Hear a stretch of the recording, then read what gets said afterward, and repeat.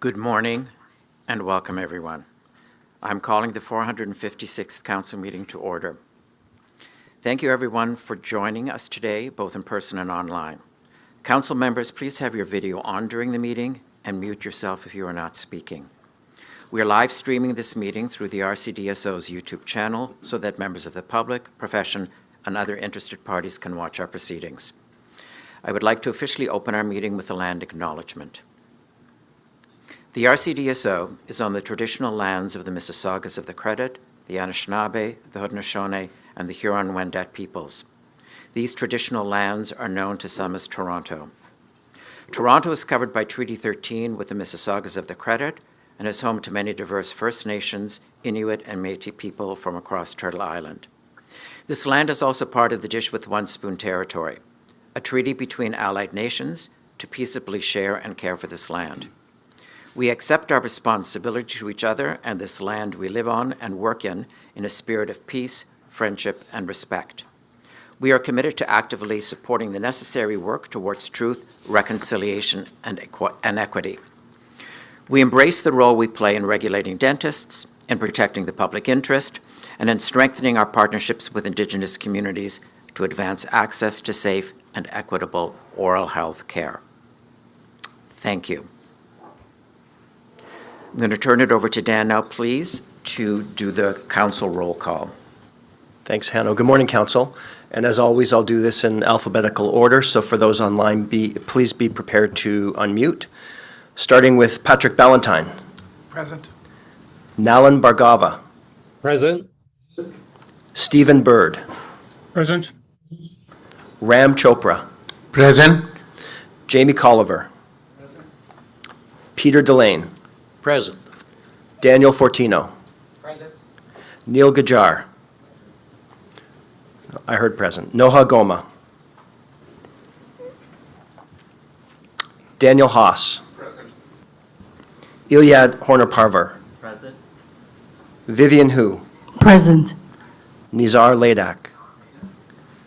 Anthony Licio. Present. Anthony Mayer. Present. Harinder Sandhu. Present. Adal Simeon. Present. Brian Smith. Present. Osama Solomon. Present. Robin Somerville. Present. Rod Stapleforth. Present. Mark Trudell. Present. Aaron Walker. Present. Judy Welikovich. Present. And Deborah Wilson. Present. Thank you. Thank you, Dan. I will now ask Dr. Harinder Sandhu to provide the President's remarks. Harinder? Thank you, Hanno, and good morning, everyone. Welcome. I always look forward to speaking to you at the top of our meetings. It's a chance for me to consider the significance of the work that we do. Today, we have a very full agenda with items that will shape the profession for many years. We do have a number of important items, Council, and we will take the time we need to consider each one of them. So I will be brief so we can focus our time on those discussions. Before I turn towards our agenda, I do want to take a moment to congratulate our colleagues. Dr. Noha Goma received the Schulich Award of Excellence in Research Innovation. The award recognizes exceptional achievements in research, creativity, and contribution to the research mission. Congratulations, Noah. Let's give her a big hand. Dr. Daniel has been recognized with an honorary degree from Schulich Dentistry for his work in dental anesthesiology and pharmacology, which has transformed dentistry in Canada and worldwide. Congratulations, Dan. And finally, I would like to note that Ellen Bromstein is celebrating a particular anniversary this year. Ellen has been providing wise counsel to this council for 50 years. Thank you, Ellen, and congratulations. Council, there are significant matters before us today. I will highlight just a few of them. Today, we'll make an important steps in the PLP divestment pending your approval and in time for renewal in the fall, the college will not collect liability costs. And again, with your approval, we should be able to hold regulatory costs stable. We have finished our 2023-25 strategic plan, and huge and important work has been accomplished. It was an ambitious plan, and we were able to do what we set out to do. And I want to congratulate the leadership, the staff, and this council for accomplishing all what we accomplished. Thank you. A full report was in the April council meeting briefing. That work helped us to create the college's 10-year vision. Thanks to your guidance, council, it is now posted on the website. Building on the vision, our deputy registrar will present a draft strategic plan to help guide work over the next 5 years. This draft reflects council's direction over the past number of months. The next step in the process is to invite feedback from dentists, the public, and other system partners through an external consultation. We had an educational session on this topic yesterday, and I'm looking forward to continuing that conversation today. As we always do in June, the finance team will present audited statements for 2025. This is a critical part of your oversight role. Connected to that key oversight is risk management, and we will be receiving a regular update on that strategic topic. Standards are at the core of good professional practice. Today we will discuss managing conflicts and ending dentist-patient relationships. The work that will be presented to you today on this standard represents extensive research and consultation. When the issues are that critical, it takes time. Over the past few years, staff and council have been working hard on governance modernization. Later this year, we take a leap forward. The call for applications will begin in August, and voting will begin in November. There will be an RCDSO Connect session on August 6th to provide members with more information on the new process. Today, we will have the benefit of 3 incredible presenters who will help us shape the future of our regulatory work. As council members focused on the public interest, ensuring that our governance practices are sound is a crucial part of our duties. Sandy Virashia, President and CEO of Satori Consulting, will walk us through our council evaluation report. Erwin Glassberg, Ontario's Fairness Commissioner, will be our guest. His office ensures that regulated professions in virtually every area of the provincial economy and service sector follow registration practices that are transparent, objective, impartial, and fair. Heather Watts, principal at First Peoples Group, will be joining to walk us through a draft of the college reconciliation action plan. We will have a number of special guests for this item. Non-council committee members are keen to learn alongside us in this important journey of reconciliation. This work, I hope, will change how we think, how we work, and how we serve. Your engagement and contribution are always appreciated. The effectiveness of this college is closely tied to the depth and quality of council's dialogue, which plays an important role in shaping clinical relationship and outcomes. At the core of our work is a shared responsibility for stewardship.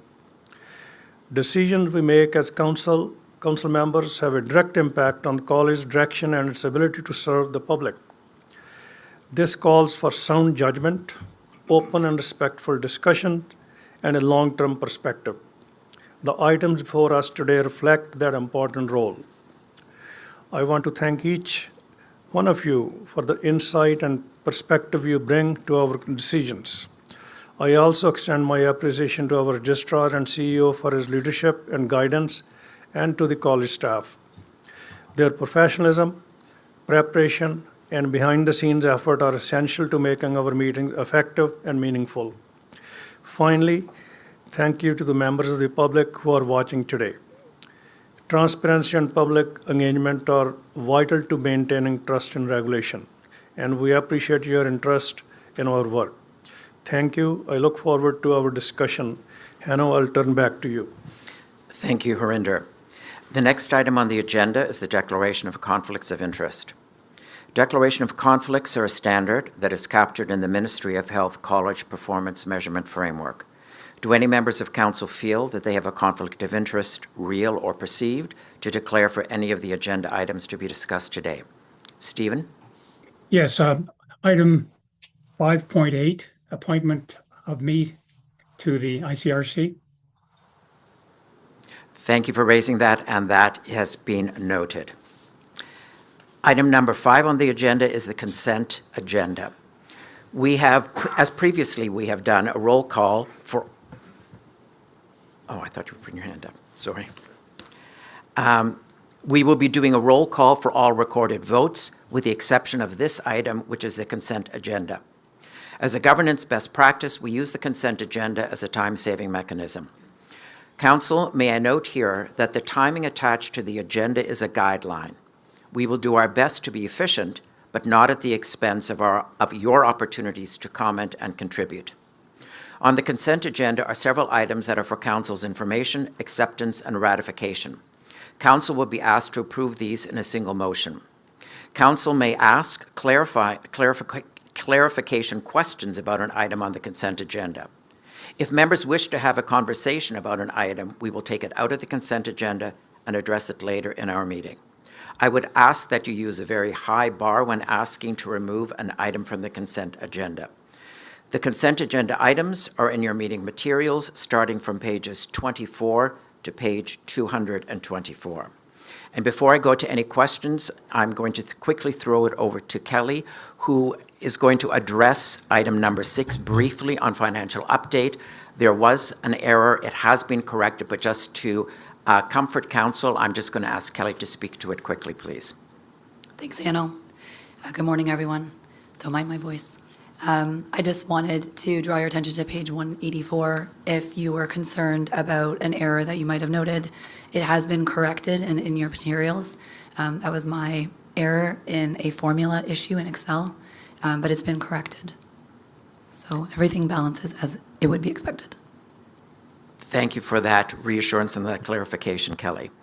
Are there any questions or comments or changes regarding the consent agenda?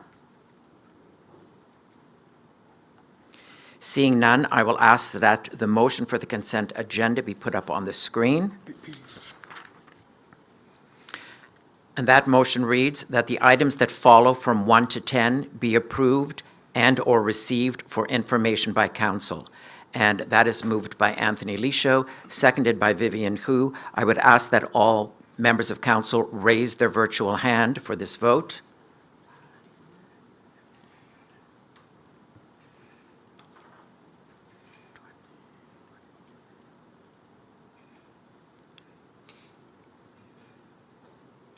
And that vote is carried. Thank you. The next item on the agenda is the Registrar and CEO's report. And Dan, I'm going to turn it over to you now, please. Thank you, Hanno. Good morning again, Council.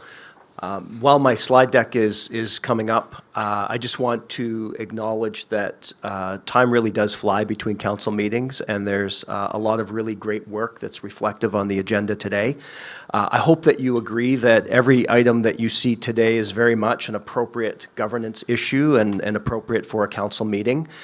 You have conversations, you will have conversations about the strategic plan, about risk, about professional standards, and about governance, and also content that represents our continued commitment to the people of Ontario in a way that is equitable, respectful, and inclusive, such as the Reconciliation Action Plan that you'll talk about this morning.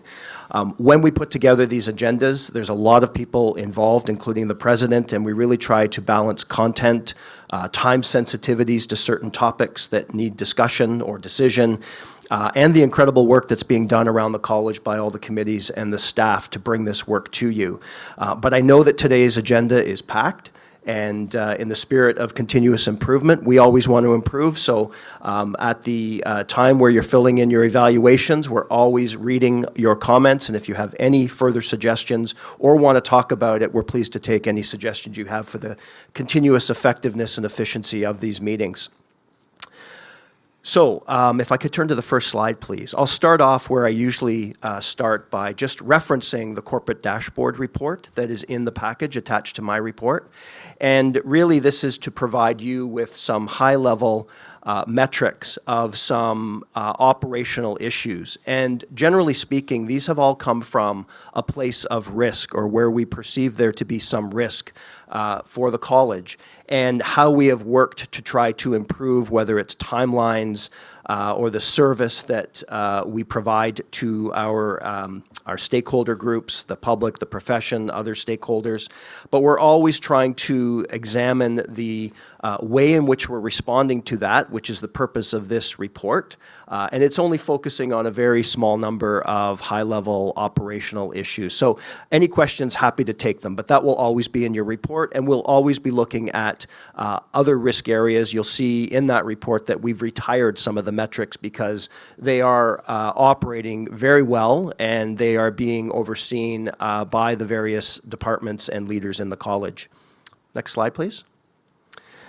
Next, I just wanted to share with you the document that has been through a lot of development and consultation and your feedback and design, and it's going to now be in the front of all of your materials. So I know that the front section before the agenda sometimes gets skipped over fairly quickly, but if you want to see the design of the document, it is there.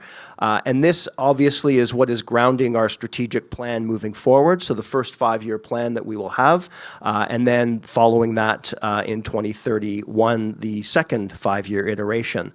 And all of that will be anchored back to this vision document that you created. So some really fabulous work that's been done by you and by the staff who've been involved in this. And I know you'll hear further today about the strategic plan for the next 5 years that is coming directly from this document. So thank you very much, everyone, for all of your hard work on this. Next slide, please. As I mentioned in my opening, the college is very much committed in this very interesting world that we all live. We're very much committed to equity, diversity, and inclusion, and that is in large part because we serve the public of Ontario, 14 million people, who deserve the same access to our services and the same respect that we want to demonstrate to all. And this picture you have, you'll see many people that you recognize. This was part of training that was done with 3 committees, the Registration Committee, the Quality Assurance Committee, and the Patient Relations Committee a few weeks ago at the college. And it was equity sequence training, which was really looking at how committees can seamlessly embed fairness into decision-making by thinking about the impact of those decisions and how those decisions are experienced differently by patients or the profession or different communities. So this was a very successful evening event. And I'm sure that we won't have a lot of time to talk about it, but if any members who attended want to provide a short reflection following my presentation in the Q&A, you're more than welcome to do so. Next slide. Next slide is actually a picture of our booth at the ODA annual spring meeting. And this is Cafe RCDSO, which was a very innovative idea. It was a brilliant concept from one of our communication staff, Amandine Viau. And it was really right down to all the touches. It provided menus of the sorts of programs and resources that we have as a college, QR codes where you could easily access the resource documents and the materials. And we were really pleased to provide this very innovative and welcoming space, and we received over 500 people attending the booth. Many were dentists because the event is for dentists, but there were also a number of people from dental teams. So you have a lot of dental hygienists and dental assistants and others who are attending the annual spring meeting. So this was just another way in which we are really trying to ensure that the profession knows who we are, knows what our job and our role is, and is not afraid to reach out to us to receive incredible resources that help them in their day-to-day practices. And as you'll talk about a standard later today, all of the different ways in which we're trying to make sure that it's easy to apply and implement those standards in practice. Also, with respect to the ODA, over the last couple of months since we met, we've met with the ODA executive, so that would be our president, our vice president, myself, meeting with our comparables at the ODA. That took place on April 29th, and it's an opportunity to talk about a lot of issues that shape both of our worlds, including the strategic vision, standards and their development and the processes, governance changes that are taking shape, foundations of professionalism, IPAC, or infection prevention and control. All sorts of issues get discussed at those tables to help us come to a common understanding of our respective positions. And also the president presented to the ODA General Council on May 22nd and brought 3 messages related to strategic vision, governance changes, and IPAC. And so that was very well received by the 150 or so individuals who attend that event. Next slide, please. I always try to comment on RCDSO Connect. This continues to surpass all of our expectations in terms of how we are reaching out to and helping dentists to implement new standards or other topic areas into their practice. In the last couple of months, we've had 2 RCDSO Connects. So on April 22nd, Rooted in Respect, Practical Pathways to Safe, Inclusive, and Trauma-Informed Oral Health Care. And then on May 20th, we had the first of a 2-part series on IPAC and the dental office. And the second part will be next week on June 24th, where we will talk about IPAC lapses. And we've been doing those IPAC sessions with our colleagues at Public Health Ontario and the Ministry of Health. These have been tremendously received. And just to give you, again, another snapshot of attendance, in 2025, we had 10,747 people join 6 webinars that were CE-offered events. In 2026 to date, so we're not even halfway through the year, we've had 14,552 attend those webinars for 6 sessions.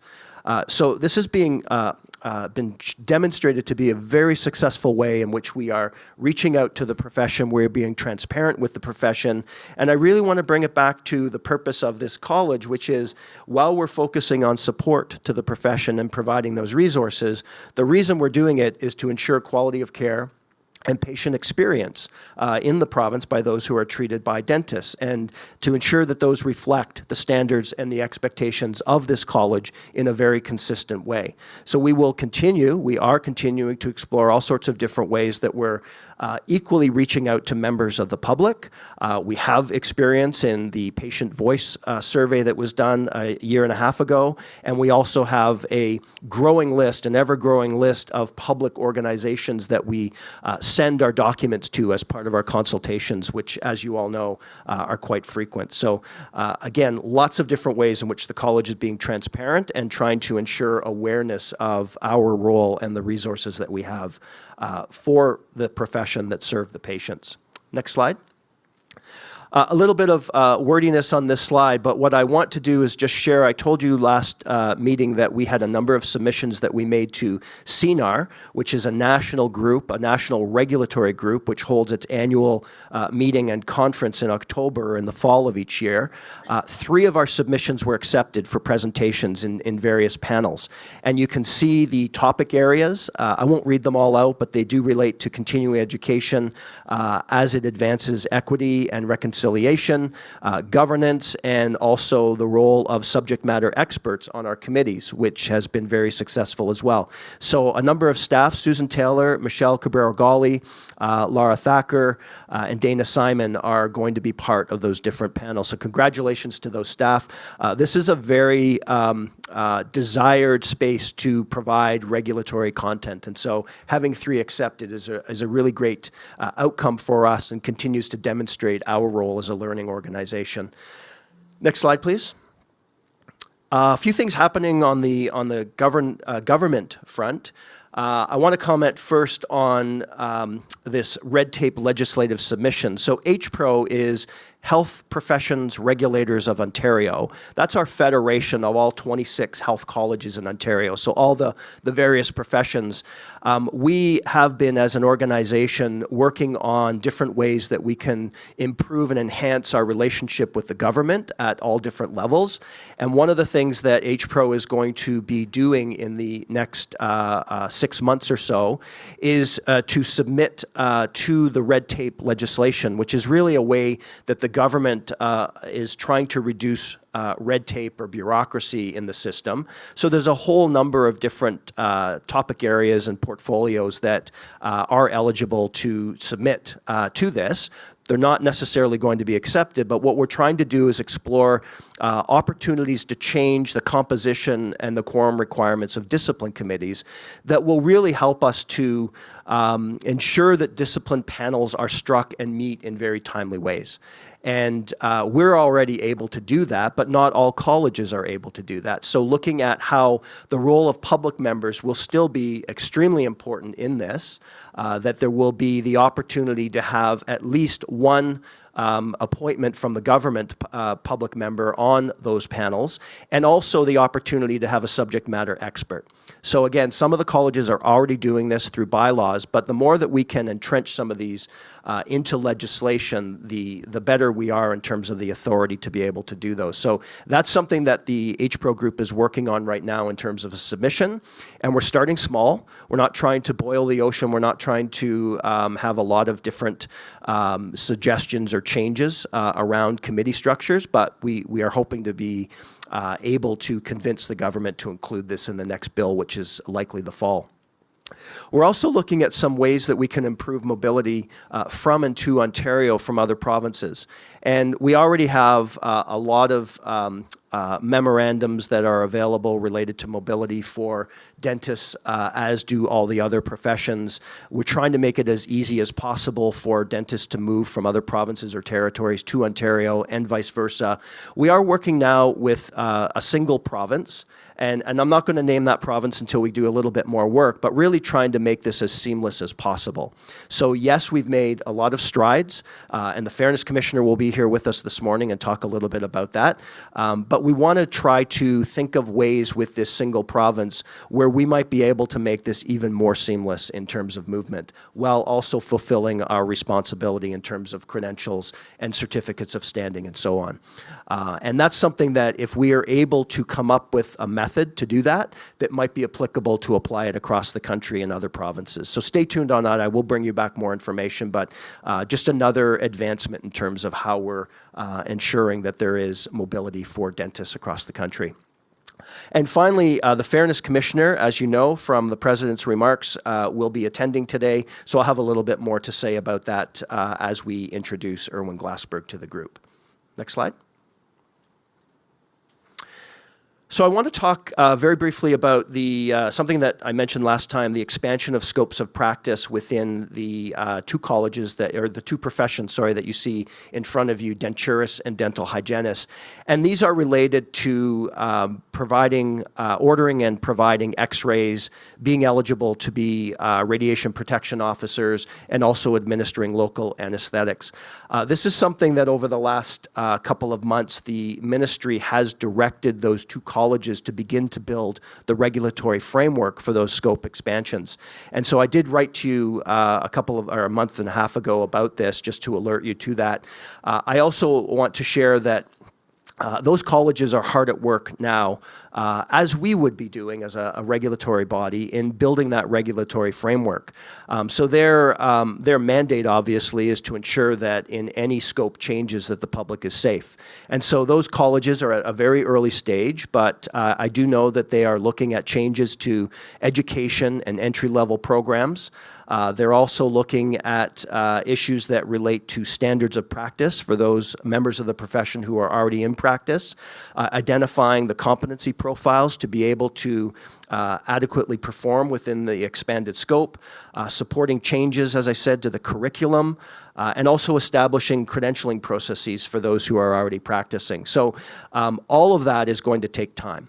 And I will be working with and talking with those colleges as they continue that process, also bringing back reports to this group. But it will take many months, if not years, to actually identify all the different pieces, and there are likely regulation changes that need to happen as well. Again, stay tuned. There will be more conversation about this at this table. And our interest is really how those changes are going to be implemented in practice and really fundamentally how oral healthcare teams are going to work in an integrated way with whatever the scope of practice is for each of those professions. So that's where we will really try to ensure that we're providing any insight that we can offer to that particular body of work that's happening. Next slide. Final thing I wanted to mention is an internal group that we have struck. So you've heard from me about some of the issues that relate to infection prevention and control. This is a standard of the college. We will be looking at the standard shortly, but it is an area where we've seen some media coverage of some lapses that have occurred. The vast majority of dentists are applying our standards, implementing them responsibly, and on occasion we do see some lapses. And so we've taken this opportunity, next slide please, click the button. We've taken an opportunity to really do a vast inventory of what we do. I have only tried to provide on this slide a few of the things that we are involved in to ensure that not only do we have a standard that's available, and we will be updating it starting this year, but also that we have a number of other ways that the profession is able to implement the standard and how we are supporting that it is being implemented. So we have membership on a provincial group. We have two representatives, Helene Goldberg and Susan Taylor, are on the IPAC Regulatory College Working Group. We have a self-audit tool that we send out in all sorts of different cases. We send it out to dentists who ask about programs and courses. We have a Category 1 IPAC course. We have competency questions within our practice enhancement tool. We have a relationship, a strong relationship with the 34 public health units around the province. And so there's almost daily interaction between one or more of those public health units with our professional conduct and regulatory affairs area, and a number of other things that we're doing. But in recognition that there are a lot of things happening, if you could click the button, please, we have also launched an internal IPAC task force. So this is, again, an operational group that we launched just a couple of weeks ago. And we want this group to really think about initiatives that will enhance dentist compliance with IPAC standards. So we've given this group a lofty mandate in a short time frame to come back with some recommendations where we can actually implement and evaluate and have short cycles where we can see if there's going to be an impact of the work that we're trying to do on implementation by dentists and be able to continue or to abandon those ideas in fairly short order. So it will be fast cycles, and we've got a really terrific group that's come together to really start us off on this project. And again, I'll have lots more to say about that as this group really launches into its work. Next slide, I think, is the last. So thank you very much, Council, and I'd be more than happy to answer any questions that you have. Thank you, Dan. And Council, we do have a few minutes if people have questions or comments. Nalan? Yep. Thank you, Dan. Great report. I just want to applaud the staff and yourself on this IPAC working group. I think it speaks directly to two of our three strategic initiatives. And so, I don't want the staff to underestimate how important new IPAC guidelines that are, clearly laid out for the profession is. So bravo on that front. Thanks, Nalan. Daniel Fortino? Thanks, Dan, for everything. That was a great summary. In terms of the scope of practice in the other professions, how do you see the RCDSO playing a role, and where do we kind of fit in the mix to make sure that the patient is really being safe, because their kind of scope will change and that affects our patients as well. Yeah. So how do you see our role in that? So I would say that the first thing that we have to consider is that the professions have their own regulator. And I said this, as we would do, we would ensure that patients are protected at all levels, and that how new members of the profession are graduating, what they're learning, and then what they're being credentialed on at the point of entry is just as important as those who are already practicing and might be considering a change in scope, and what measures, what safeguards, what guardrails would we want to put around that. That's the job of the regulators. So the CDHO and the CDO are working on that, as I said, quite extensively. So right now, what I see us trying to do is trying to make sure that we stay on top of the work that they're doing, how it's evolving and emerging. And I think then the broader place that we want to be is really trying to understand how that's going to work in practice. So, and I don't have the answer for that right now, but when you have the concept of employer-employee relationships, you have the concept of team.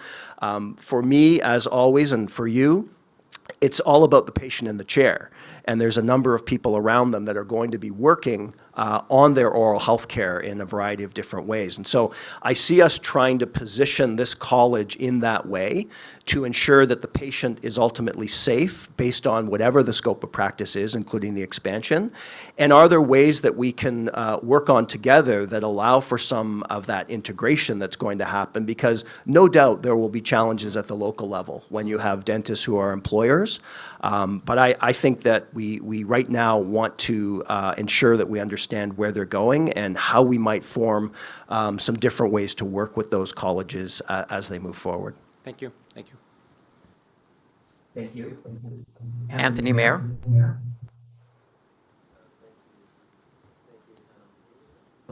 Yeah, thank you. Dan, my question is, should I keep talking?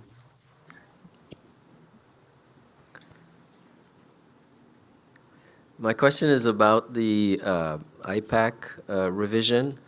I'm kind of curious to hear more about the lapses, because my understanding of the IPAC standard as it currently exists is that it actually is very robust, and I would be surprised that there could be any lapses if the standard is followed as it is written. And I suspect that the lapses that could occur might come either from not following the standard or misunderstanding the standard. So I do have a concern if a standard is rewritten to become kind of onerous to the point where it might actually create more lapses, not less. Thanks. Yeah, so I'm taking a lot from that question. I'll start with, and you'll hear more about this as we proceed into the year. I'll start with the standards. And just very briefly, we do have the IPAC standard queued up to be on our list for later this year. And what we're trying to do is to refresh that standard in a way that's going to build consistency with provincial standards, which will acknowledge that dental offices can have differences and will also be as evidence-informed as it can be, and also be proportionate to the risk that's out there with respect to the different provisions of the IPAC standard. So we don't want it to be so big that you can't possibly understand it or implement it. So that's a huge ask, and that's what we're going to try to do. And we're going to also try to coordinate with the other oral health colleges, because again, as I mentioned with teams, it's happening in a practice. And so that's the standard component, and really trying to do that will be the order of the day over the next year or more, likely more. With respect to lapses, I think you've hit the nail on the head. It's either not being followed or it's not being understood. And so please tune in to the RCDSO Connect webinar on June 24th, and there will be a lot more conversation about that. But I do think that because I'll acknowledge that there are some parts of the standard right now that are hard to interpret and hard to know what's the most important or not in some ways, and that you can get sloppiness. You can get individuals that may cut corners that lead to larger lapses over time. And so that's part of the challenge for us as a college and for our working group, is to really think about ways that we can understand that and try to support the kind of knowledge that the practice needs, or the kind of impetus that they need to follow those standards. So there's a lot in there, Anthony, so I apologize, but I think that we're trying to pull all of that together because it is one of the most important standards that we have, given the nature of practice. thank you for that thorough response. I'm very heartened by the direction you're taking. Thank you. Osama. Thank you, guys. Thanks, Dan, for great update. Regarding the scope of practice issue, I don't even have hygienists that work in the office here, but I'm just kind of curious. Are we more involved in developing that, or is it that we're monitoring this? I just think if we were to integrate early on in the process, then it would be a little bit more applicable. Like, I think it would be easier on down the road. The way I see this going is if it's going to be done separately, then and we're just monitoring from afar, then are we in a situation where it may be harder to integrate this within the oral health team later on? Thanks, Osama. I don't have a specific answer to you yet. I think we're still early days, and I think it's early days for the two colleges as well. What I can say to you in response, in part response, is that I have regular interactions with my counterparts at the two colleges. What I can commit to for council is bringing back more information about how this is evolving. But I don't have a specific answer for you in terms of what it will look like, because we are still pretty early in the process. Daniel Fortino, last person on my list. Yes, sorry, just one last question. The change in the scope, is that currently instituted, or is that still to be determined in terms of when they're actually allowed to practice that scope? So it's not instituted. Okay. It is a directive from the Minister of Health for those two colleges to develop the regulatory framework, which will likely include regulation changes which the ministry and the government would have to process. So it is not implemented right now. It is not in effect as of now. Thank you. No more speakers on my list. The next item, Council, is item number 7 on your agenda, a presentation on Council performance evaluation from Satori Consulting. Regular Council evaluation provides an opportunity to assess performance, identify gaps, and strengthen governance practices. Material on the evaluation process can be found in your package from pages 225 to 268. This item is for Council's information and for discussion. I'm going to hand this over to the Chair of the Governance Committee, Anne Coughlin, to introduce our presenter. So, Anne, over to you, please. Thank you, Hanno, and good morning, Council. On behalf of the Governance Committee, I'm pleased to introduce Sandy Verrecchia, who is joining us in person today to present the findings from the 2025-2026 Council Evaluation Report. Sandy is the founder, president, and CEO of Satori Consulting, Inc., where she leads a team providing expertise in strategy, governance, human resources, leadership, and strategic analytics. She brings more than 20 years of consulting experience, supported by a strong and diverse background spanning consulting, teaching, operations, marketing, sales, and governance. Sandy works closely with boards and organizations to apply current governance leading practices and insights, helping to strengthen effectiveness and accountability. In addition to her consulting work, Sandy is a master coach, supporting leaders and organizations in developing greater awareness, objectivity, and sustainable behavioral change. We appreciate Sandy's expertise and her support in guiding this year's Council evaluation process. Sandy, thank you for being here today. I'll now turn it over to you to present your report, please. Thank you, Anne. That's on, right? So thank you, Anne, and thank you, Council, for allowing me to be here in person. Last time I was here was in the back of the room, so I've made my way up to the front, so that's very exciting. I wanted just to walk you through how we got here today, as well as the next steps of where we're going. And I've termed the slide Building on a Strong Foundation, because that's really the starting point for me. It's, your council does things really, really well. And so, the ideas that have come, the concepts, the recommendations are all to build to that next level. And so I think you should all, take some pride in the fact that that this college does things really well and really innovatively. So today I want to go through, again, the process, which you can find on page 225 of your briefing note, and then the review, so also the performance evaluation report, as well as the council evaluation survey results, and then talk about next steps in terms of what are we going to do with this at the council level, and then how is your president going to work with each of you to develop an independent individual performance plan, because we know if we all up our game that little bit, then the council also ups its game. So it's a collaborative way of taking the learnings from this report and this evaluation and making it live. Just wanted to remind you of how we got here. So in 2020, as you know, the Ontario Ministry brought forward the College Performance Measurement Framework that has been noted a couple of times today, and that was really the backbone for what does good governance look in the regulatory space, and all in the eye of strengthening accountability and transparency and your public confidence and continuous improvement, which is an incredibly important aspect of governance across the regulatory colleges. And so using that as the backdrop and the springboard, they challenged the colleges to demonstrate, which is the important aspect of this, that effective governance, public interest decision-making, risk oversight, accountability and transparency, and continuous improvement. And so this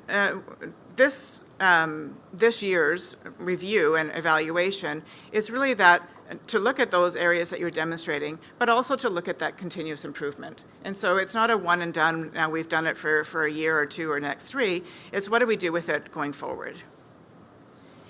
And so back in 2021, many of you will remember that I worked with you to do your self-peer assessment, and we did governance coach debriefs with each of you and action plans, and many of those conversations were really great conversations that people took to heart to say, I didn't either realize that I sort of showed up that way, or what can I do differently? And for me, that's always a testament to a council or a board in their ability to take feedback. And this council did that, and I think it was quite successful. But as you know, if those of you who are involved with it, it was a bit of an onerous process. You know, you do have a large council, and as much as I do appreciate peer assessments, we did take a different approach this year. And so this year, it was multidimensional. We had many different things that we looked at. So you'll remember you did a self-assessment, which in itself has some merit. We did a council effectiveness, so all of you rated the effectiveness of council. We looked at rating the committee chairs, the external chair, the council president as well. And so there was some peer feedback in that. And I did an independent governance review, so I watched the December meeting, I watched the April meeting, sorry, that should say 2026, but I watched those two, and we made some changes along the way in that. So that was interesting, so having the ability to review all of the pre-work, the board packages, as well as the council presentations. And then from an innovative perspective, and I loved that you showed, Dan, the cafe being an innovative approach, and I think this college really strives to be innovative. We involved the Citizens Advisory Group, so 19 Citizens Advisory Group members viewed the December 25 meeting and provided some really good feedback. And from what I understand and talking with other colleges, I think you're the only colleges that have used them in this way. And so it just gave that another lens in which to look at how this council is governing. And then you will have independent individual development conversations with your council president, which should go for the next year. And then there will be some governance action planning that is still in the development stages in September. And so very different from what we did in 2021, but looked at things from very different, many different aspects. So the current state, Back in, remember the December 2025 meeting, we brought a preliminary report to the Governance Committee in March, and so they reviewed it and questioned and offered suggestions, and we did the same thing with the final report in May, as well as we also looked at the council effectiveness evaluation with the Governance Committee. So they had a good sort of deep dive into it, which was exceptionally well received, and I think really good feedback from that. And they've also reviewed, the Governance Committee has also reviewed suggestions for how we're going to action this at a council level going forward. So originally, we were thinking that this meeting, sometime around this meeting, we would do some action planning, but there wasn't enough time. So we're really going to look at something around September where you can add your input and come up with some good plans. And so the Governance Committee is meeting in July, and they'll have some better understanding of what that meeting might look like. As well as the Governance Committee and Council Presidents have reviewed how the President Development conversations are going to go and the process, and that will unfold as well. So we've done some background work to get us to where we are today, but there's some forward work going forward. So let's dive in. On page 229 of your report is the Council Performance Evaluation Final Report. The purpose was, just to remind you, an independent assessment of how you are governing in practice, so in motion, how well you're demonstrating the public interest governance that you're mandated for. And again, there was input for the observation and review materials back in December and April, as well as the CAG group in December. Overall assessment, strong governance foundation and high governance maturity. I think that's a really important baseline to start with. It's hard to get better when you're sort of starting at a high spot, but we're sort of looking for what we can do differently. There was consistent alignment with modern regulatory expectations, which is really good. This college in particular has really taken governance to heart and has done a lot to get to this point, and I think that should be a point of pride. Very respectful, professional, and well-facilitated meetings. You know, you are a large group, but you do a really good job of facilitating your meetings. And there was a positive trajectory between December and April in terms of more visible deliberation, which partly is to do with the type of meeting agenda items that you had in December versus April, but still there was much more visible deliberation at that point. So the key strengths right now: clear commitment to the public interest mandate, strong chair model. The effective process of having an independent chair is working, I believe, well for your college. The materials that the staff bring forward are of exceptional quality. Very good transparency and accountability, a constructive culture that's very respectful and collaborative, and a very strong financial and operational risk awareness. And so I think a lot of key strengths at this college that is setting you up for future success. Let's go through a few of the areas. So if we look at transparency and accountability, one of the areas that we looked at, what's working, so very comprehensive materials and public access to the meetings. As you know, they can read the materials, they can watch the meetings, and clear follow-through on the prior questions. And what really struck me in the last meeting in April was a follow-up by staff on a question that was still lingering from the December meeting. And that's strong governance and strong follow-through, so I think that was really important. Areas for opportunity. On this one, there we go. There's some opportunity. So around decision rationale, it's not always explicit for people that aren't involved in the meetings on the quarterly basis, and so there's more opportunity sort of to tie that back. And sometimes observers need to infer how decisions were made.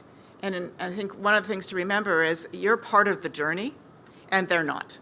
And so it's just how do we knit it back? How do we tie it back at the end to say we've done all of these things to get us to where we are today, and just so that if somebody were to pop in, they would have a clearer understanding of how you got there.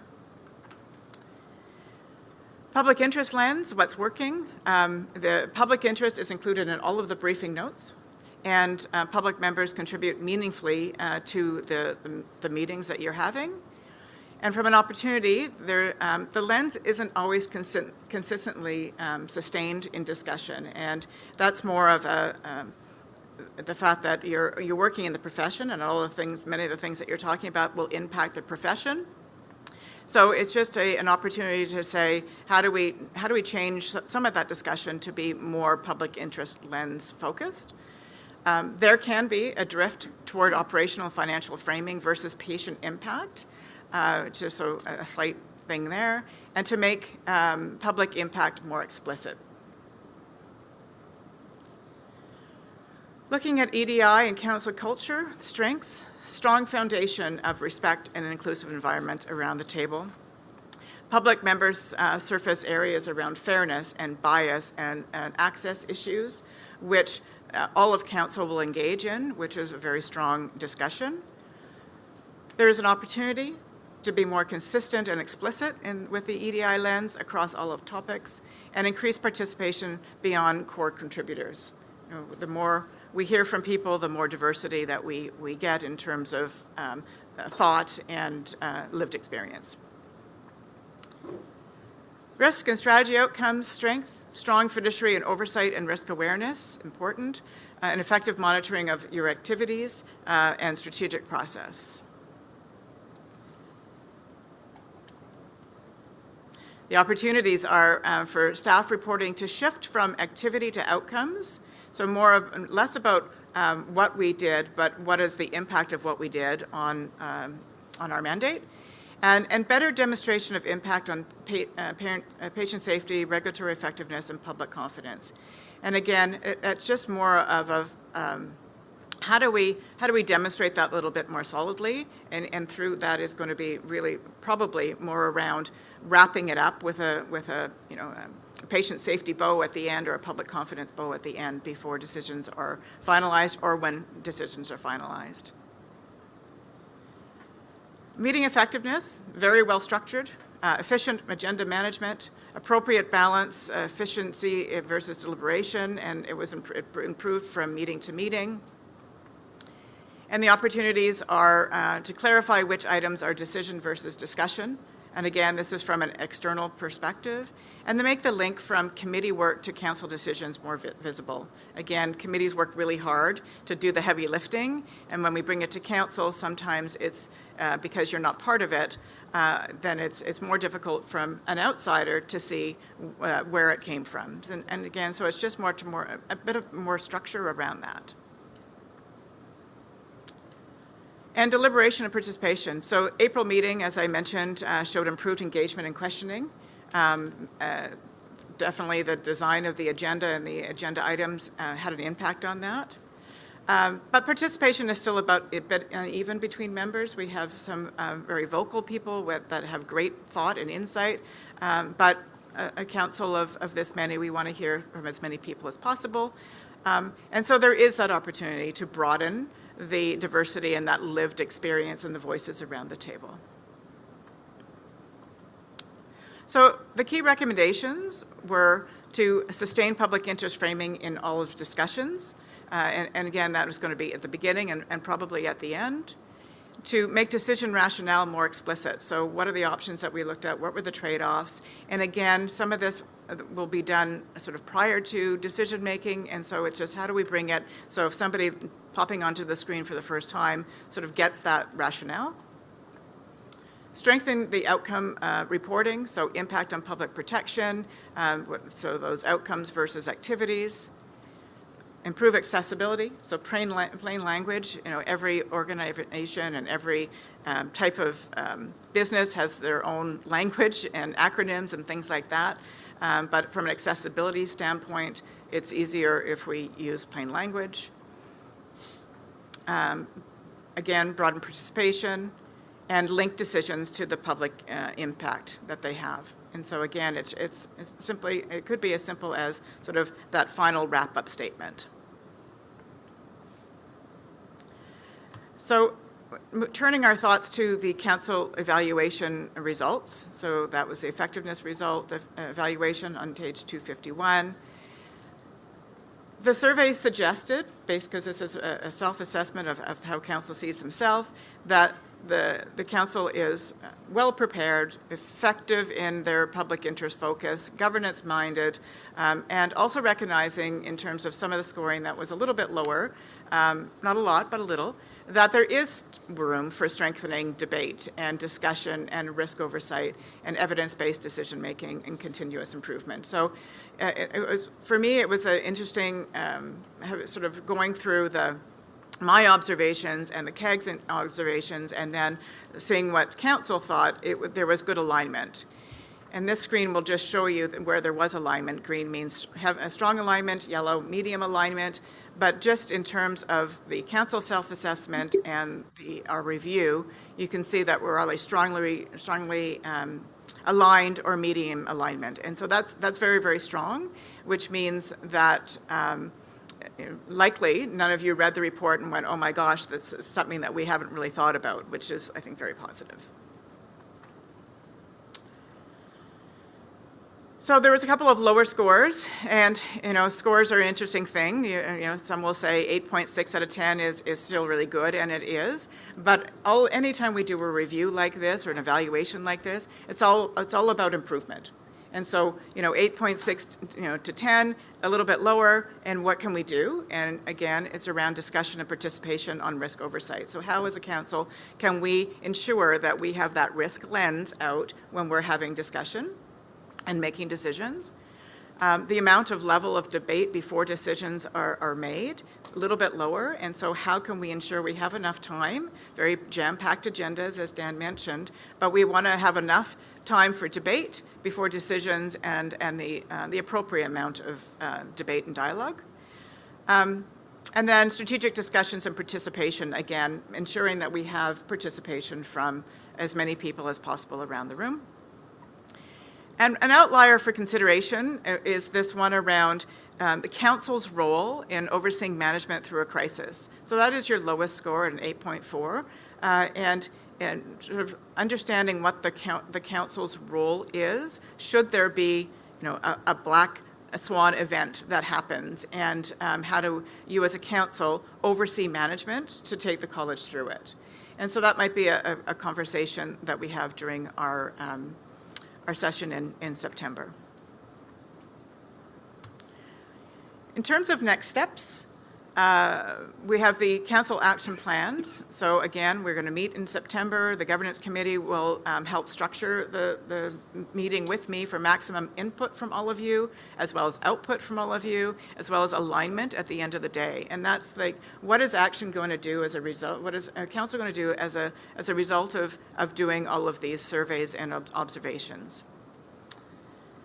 In terms of your personal action plans, each board member or council member will receive their individual self-assessments in July and August, so we'll email them directly. But they're your own, that's how you assessed yourself, remember, and so you'll have that. The council president, Harinder, will receive a skinny evaluation on all of you that will include these three areas. So what you thought were your areas of strength, what you thought were your individual areas for development, and your areas of professional development. So what he will not see is your full report. He will just see these areas. So you have your report. He has the areas of strength development and professional development, and then you're going to get together and have a guided conversation about what this means for you, what support you might need, what you might want to do differently, and create your own individual action plan through a conversation with Harinder.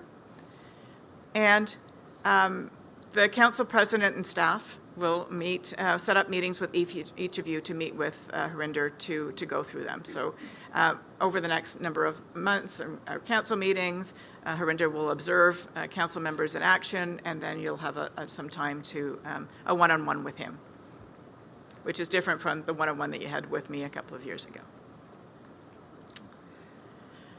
Chair feedback. So in addition to the self-assessment, we also looked at the chair. So when you have your individual report with the board president, the council president, your report will also include your peer feedback. And so you'll have a joint discussion on that. So if you're a chair on any of that, then you'll have that. And then, of course, your external chair will not have the self-assessment piece of it, so it'll just be the assessment. So Hanno will have a conversation just with your board president, your council president.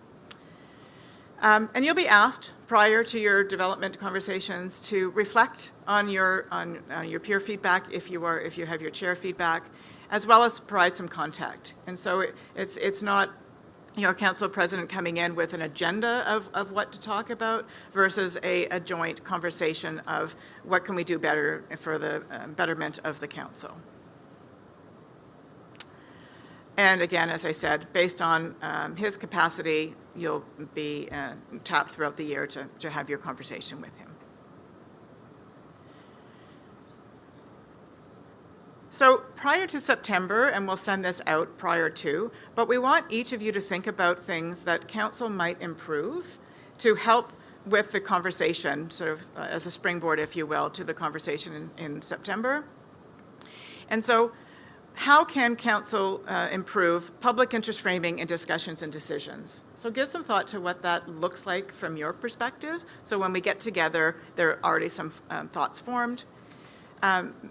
Make decision rationale more explicit to public members. How can council strengthen the outcome reporting, impact on public protection? How can you improve accessibility in your council meetings? How can you broaden participation across all council members? And how can you better link decisions to public impact? And so that's going to be your pre-work to our September session that will come out to you in advance of that. So I'll open it up for comments or questions, and I do have to say it's been an honor working with your college, the innovation, the high quality of staff and council has been a pleasure. Thank you, Sandy, and thank you for taking the time to attend today and to walk us through the report. At this point in time, I will open it up to council for questions or comments. Judy, you're the first person on my list.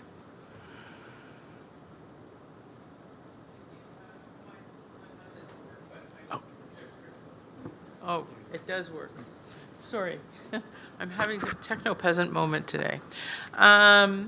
Yes, thanks so much, Sandy. I want to say that as a council member, it's a pleasure working with you. I really enjoy the substance of the work and your professionalism. I wanted to say that throughout the report and the recommendations, I'm feeling that we're starting to introduce a performative aspect to meetings, in that I think most of us around this table sit here and think, well, we're here with each other. And I don't think many of us really pay much attention to the fact that it is being live streamed. So that being said, I'm just wondering whether things like having the chair or staff lead on a topic do a brief introduction that would capture things like decision rationale up to that point wouldn't be of use. And I'm seeing your nod your head, especially when I said that you're introducing a performative aspect to it. And I think that's kind of a culture shift that the council's going to have to go through. So, yeah, I'd just be interested in your thoughts. Yeah, no, thank you, Judy, and thank you for the kind words. We don't want to become performative. And so because of that, and because they don't live in the day-to-day of this world, there appears to be a need to be a bit more of that in terms of, again, maybe it's the rationale before, the rationale after, in a way that just helps people understand. And so I think, there can be slight changes, and this will be part of our September conversation about what does that actually look like. But, we don't, I think the other thing to remember, and well, the other thing for me and what I see is that your council is very comfortable being live streamed. That isn't the case with many of the councils. And so you forget that there's public out there potentially watching, hopefully many. And so, it's just that observation of what can we do differently just to elevate it a little bit without becoming too theatrical. Thank you. Mark? Thanks, Hanno, very much. Sandy, thanks so much. Very thorough and equally important how you executed this function, this assessment. Very professional, very much appreciated. My question, I want to touch on the lowest score element, 8.4, depth of understanding to oversee management through a crisis. Do you attribute, based on the information you've collected, would you attribute that to the lack of understanding of council in regards to the subject matter at hand, distinct from the perhaps the absence of additional skill sets in how to navigate a crisis? Is it a combination of the two, or is it more so the skill sets in navigating a crisis? I don't know the answer to that because this was your assessment of, your collective assessment of council. So I think that's a conversation that needs to be had at this table about what does it actually mean, and is it substance or is it the actual issue at hand?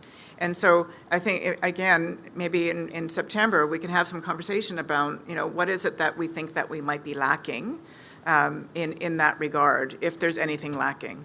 Like what might attribute it to a bit of a lower score, and hear from the people that may have scored it a little bit lower. Is there a chance, I guess, on that note then, and duly noted, good point, I get it. Is there a chance to see what the spread looks like in terms of the data? That is to say, whether there was, collectively we landed at a rolling average of 8.4, or whether there were a couple of self-assessments by a half dozen folks on council where it was dramatically low, and that would skew that rolling average? Yes, we can certainly give you the spread of them. I always caution, and numbers are one of those interesting things, because 8.4 is not a low score, and we don't want to pick it apart because it's that lower of the of high scores, but we also want to not dismiss it because it's an average and maybe there's some outliers. So I think whether it's a long conversation or a short conversation, I think there could be a conversation that could add value. All right, thank you. Thanks, Sandy. Thank you. Harinder? Thank you, Hanno. Thank you, Sandy. I just want to, I'm looking forward to your feedback. I mean, thank you for your feedback, what you presented, but basically looking for direction from you when we have a meeting, and I want to assure you that I want to take this very seriously, the feedback, and then conversations with all the council members. Great. Thank you. Thank you. Brian?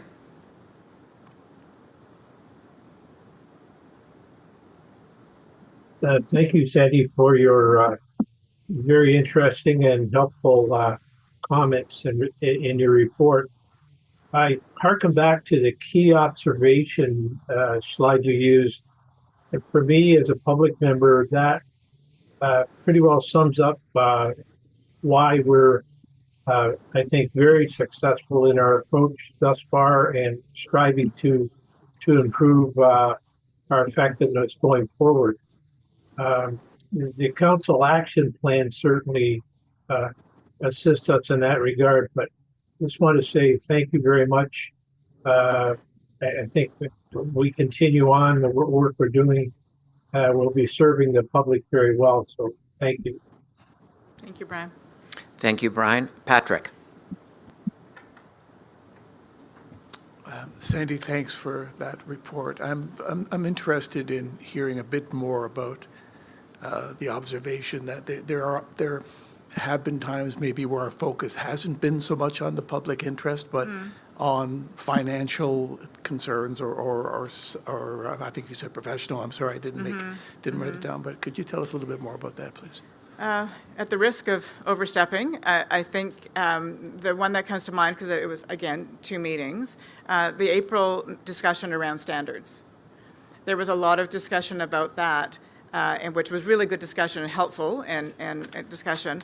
I think from a public lens, it felt very very dental surgeon focused and dentist focused, and less about the public. And so I think for me, it's having those conversations, but then having an ability to sort of wrap it up with what all of this conversation means in order to serve the public better.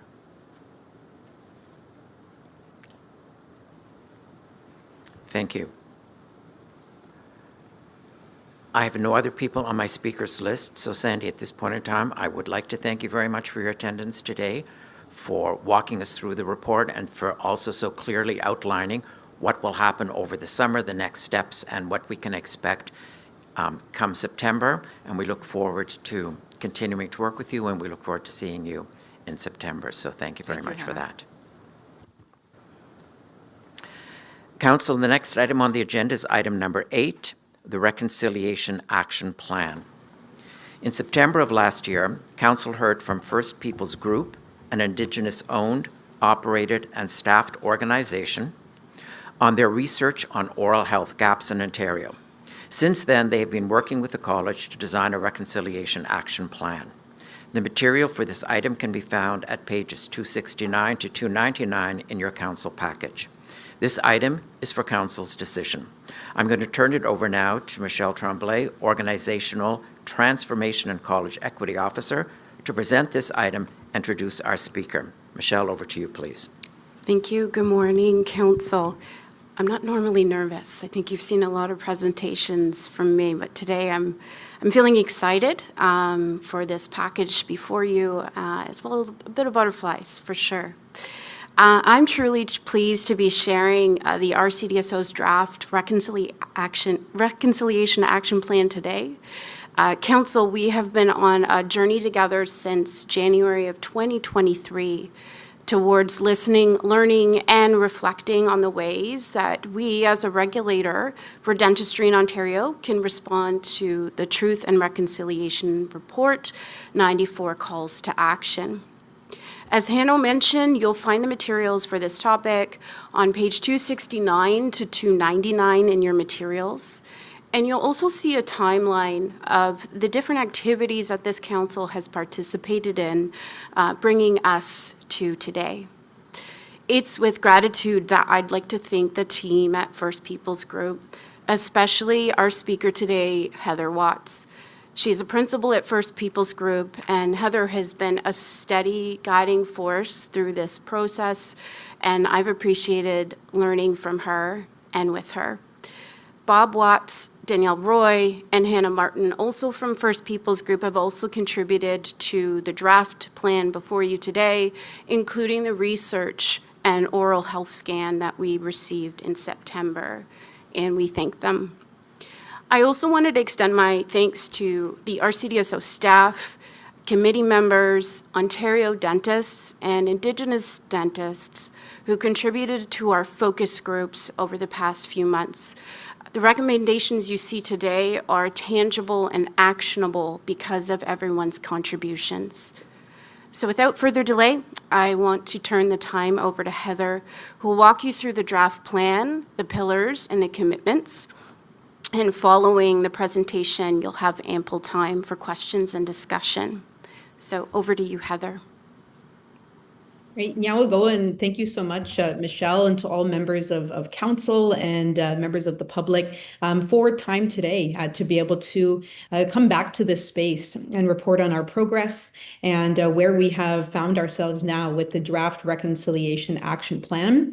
As was stated, I'm Heather Watts, principal and partner with First Peoples Group.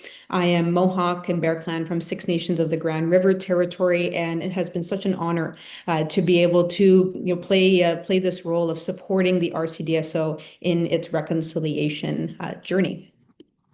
So just to kind of map out our time, and really it looks like a big agenda, but I'm going to walk us through this in about 10 to 11 minutes. I think I got it down to just over 10 minutes last night when I was rehearsing.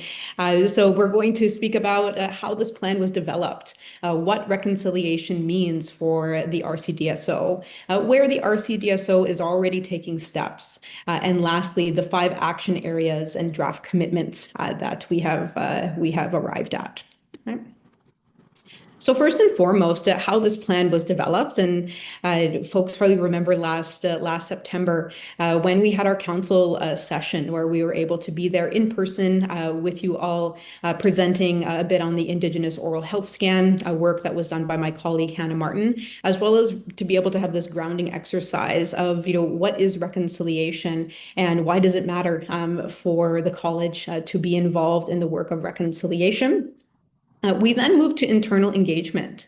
And so we had 4 virtual sessions that took place with all areas of staff between January and May.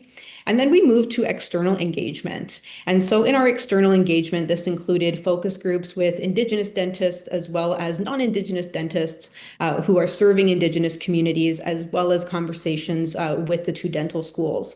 Now, I'll have to say, when the email blast went out to the membership in terms of the opportunity to sign up for focus groups, we had one self-identified Indigenous dentist focus group that we had allotted time for, and another focus group for non-Indigenous dentists, and about like 15 seats for each session. And I'll have to tell you, we were just so blown away that within 24 hours, all of the seats were filled for the session for non-Indigenous dentists who are serving Indigenous communities, that we created an additional session. So that response was just so, I think, indicative of the appetite for this type of work, and I think also really indicative of the passion that so many of folks within the profession, both who are actively practicing, and we did speak with a few folks who are in early retirement as well. So just want to acknowledge all of those offerings and gifts that people shared during engagement. And then lastly, this did lead us to a What We Heard report, where we were able to synthesize all of the opinions and learnings from those sessions. Right? So what does reconciliation mean for the RCDSO? It means acknowledging harm that has taken place historically within health and oral health systems, understanding our lane, and we've had a lot of conversations about that in terms of the mandate of the RCDSO and where are there opportunities where there may be collaboration or it may be uplifting work rather than solely owning a piece of work alone. Also moving to improving outcomes, right? When we're speaking about protecting kind of the public interest as it relates to oral health care, thinking about what oral health outcomes we want to see in terms of progress as it relates to Indigenous populations. That this work is beyond equity, diversity, and inclusion. Oftentimes, Indigenous peoples, kind of get conflated as, being an equity-seeking group. And while indigeneity is within, it is also beyond equity, diversity, inclusion, given that distinct constitutional relationship that Canada does have with Indigenous peoples. And then lastly, that this is a shared responsibility, and we heard a lot of this also in engagement, that it can't be just one person, right, who is taking up this work, but the collective, and that being staff, the membership, as well as council, owning and championing this work moving forward. Right.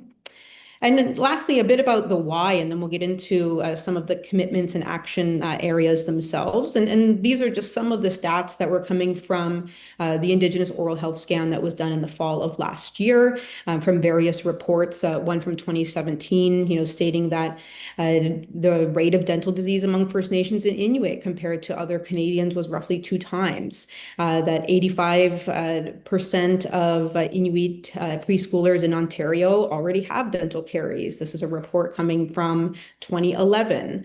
Over to the right, looking at the prevalence of dental caries among First Nations adolescents versus the rate for non-Indigenous adolescents. Right.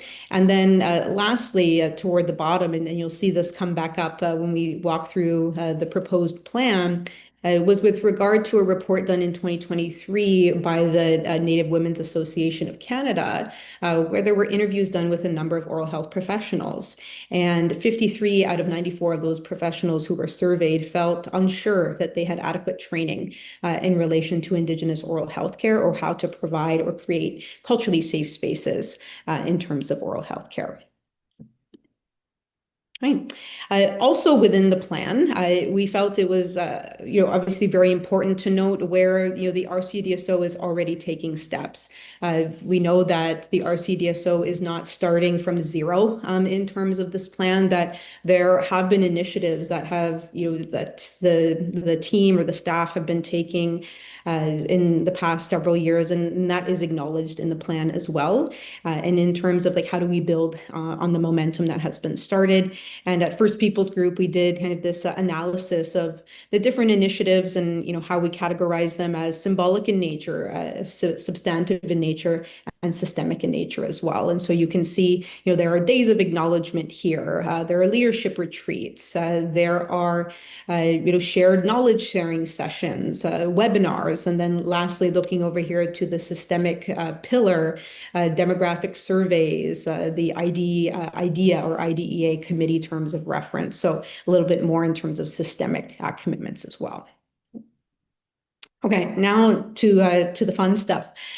So through our analysis and synthesis of all of the data that came through the various focus groups, we have arrived at these 5 proposed action areas.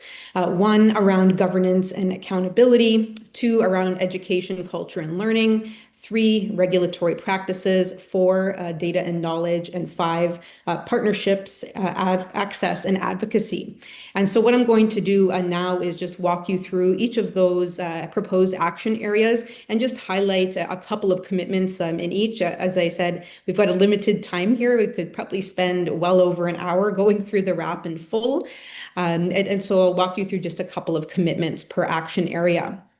Something that you'll notice on each of these slides where we go through the action areas is we've pulled direct quotes from engagement to really serve as the rationale or the why behind that action area. And then we have the proposed commitments to the right. And so a couple of quotes here for action area 1 under governance and accountability. We do a really good job as an organization of coming up with ideas. And what will it take to allow us to actually take those actions? Do we build it into people's job descriptions? Do we have an organizational goal that trickles down into everyone's goals? And so this really led to the idea of 1.1, a dedicated reconciliation action plan coordinator. Throughout our internal engagement, we felt that there was so much passion in terms of wanting to move the work of reconciliation forward, but also folks wanting to ensure that people had bandwidth, that there was capacity and resources to really stand behind this commitment in a proper way. The second quote on the screen, we need an Indigenous dentist group with the RCDSO to maintain connections. The RCDSO needs to commit to finding more Indigenous dentists and having more of these conversations. I would love to be present for those discussions. And so this is coming directly from our Indigenous dentist focus group in terms of thinking about what is that networking? What does that look like in terms of Indigenous dentists being able to share resources, share perspectives, share opportunities with one another in terms of growing that camaraderie within the sector. And so you see that as 1.4 here on the slide, the creation of an Indigenous dentist resource group. Okay, we'll move forward here to action area 2, which is around education, culture, and learning. And one of the quotes coming from engagement being that this education needs to be designed and run by Indigenous people. It has to be done right. And so this leads to point 2.2 here around Indigenous-led learning and continued professional development standards.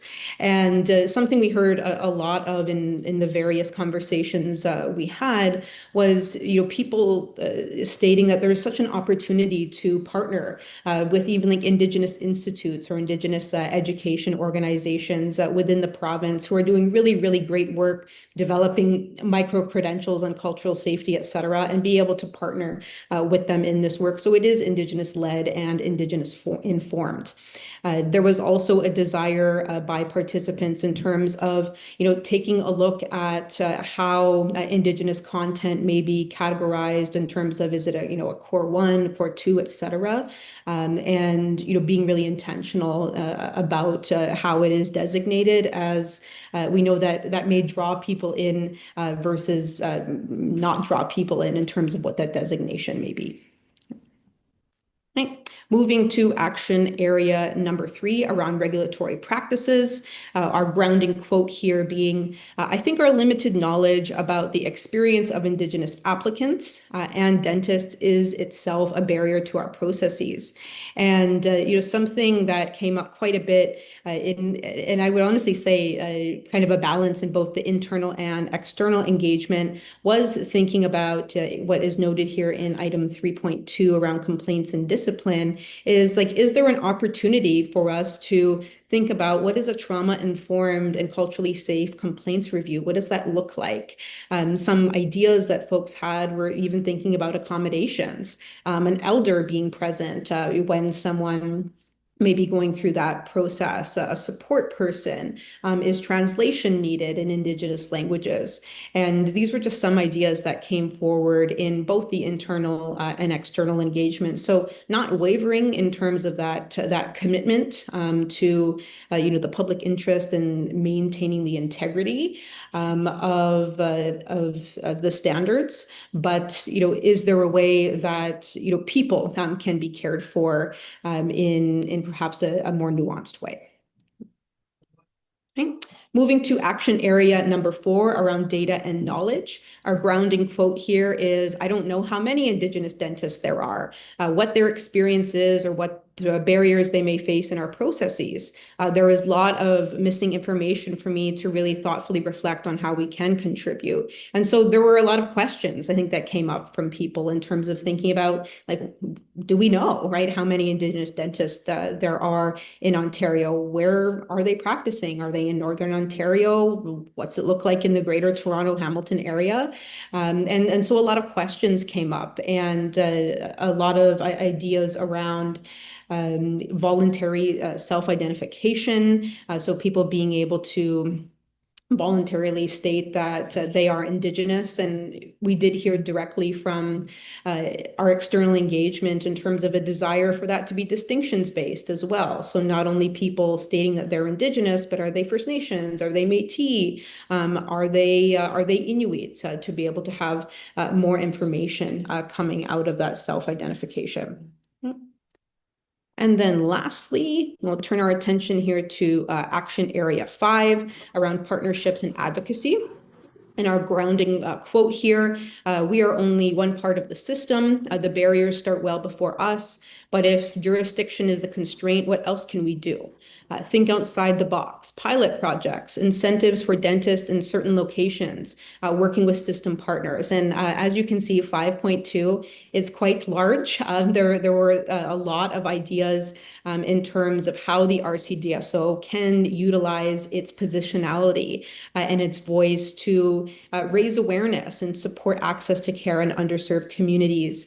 And one of the areas that I'd like to highlight that came through in the Indigenous dentist focus group was around the support or the desire for support for credential flexibility for border and remote communities. And there was one dentist who shared with us that they practice in Kenora, and how being able to hire a dentist or staff from Manitoba would be something that there would be so many hoops to have to jump through in terms of credential and licensing, and physically that person may be closer to be able to bring that person on, but someone who is in the most southern part of Ontario is eligible, right, to go and practice in that community. And so what might it mean to partner with colleges in other provinces, right, in terms of trying to reduce some of those barriers for those border communities. Right. And I think that that is all that I have for this presentation. Michelle, if there was anything else you wanted me to highlight, I want to extend my gratitude as well to the entire council, to all of the staff at the RCDSO who just gave so fully, I would say, to the engagement sessions, and sometimes even after the session, we would receive emails with additional thoughts. And then, lastly, to the dentists themselves, who, even if they couldn't be on for that focus group, we set up one-on-one sessions when it worked best for them. And so really grateful to those folks for the care that they gave to these conversations as well. So with that, I'll turn it back over to you, Michelle. Thanks, Heather. And thanks for that presentation and walking us through the draft. Hannah, I'll turn it to you to support the Q&A, discussion, and the motions. Thank you. Thank you both to you, Heather, for attending today, and to you, Michelle, for your work with Heather on this item. Council, I'm going to ask that motion number 2 be formally put on the table, and once it has been moved and seconded, I will then open the floor for comments or questions. If I could have motion number 2 on the screen, please.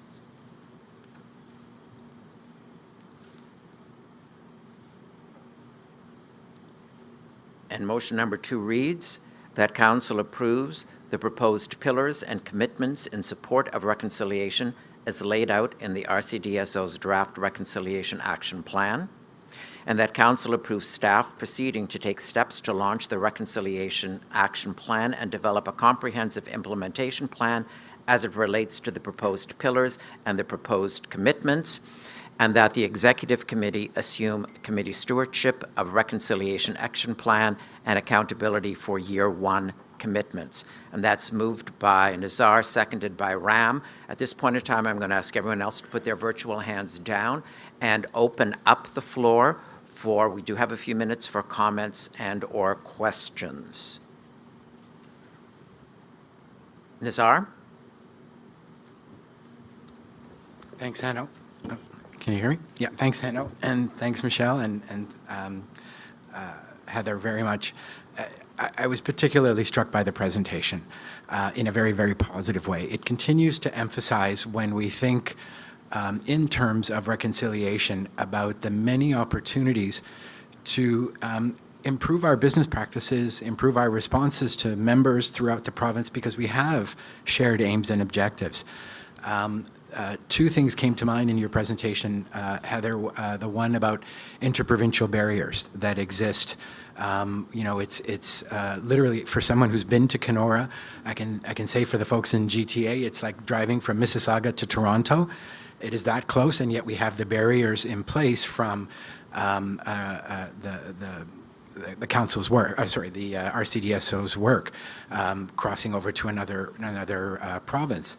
The other thing that struck me as well is when we think about innovative and somewhat very pragmatic solutions, there are huge benefits to the strategic plan of the organization.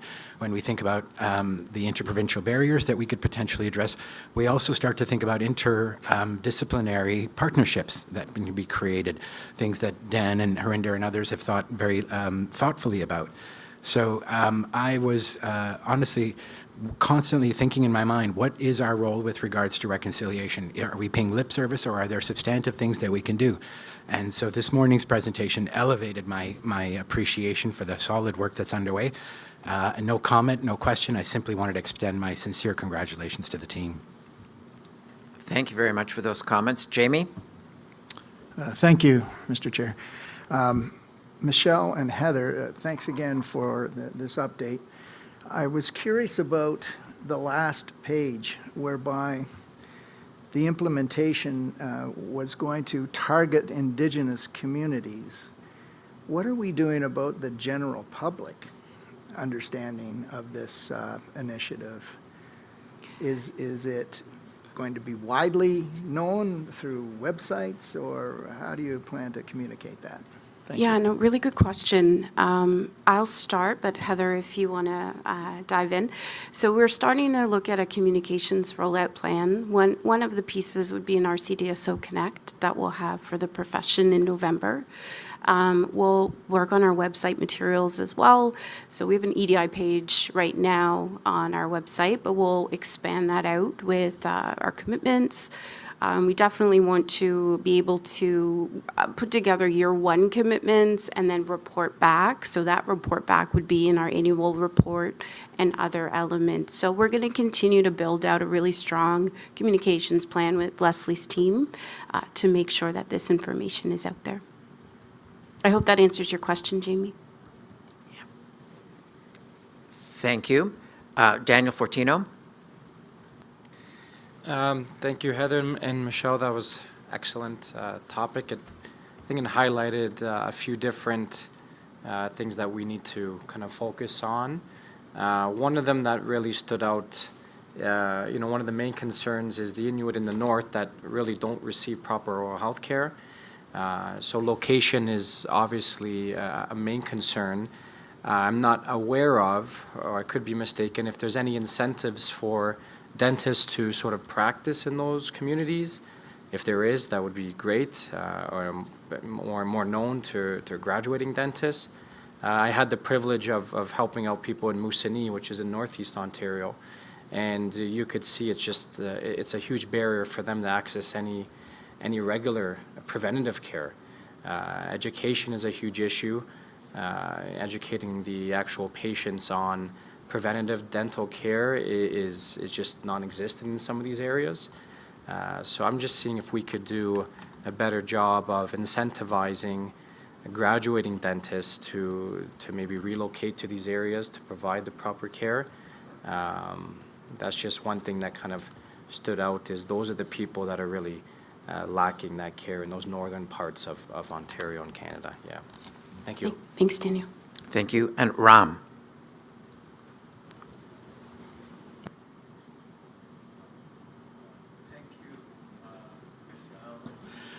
For bringing this great draft plan in pursuing the reconciliation process.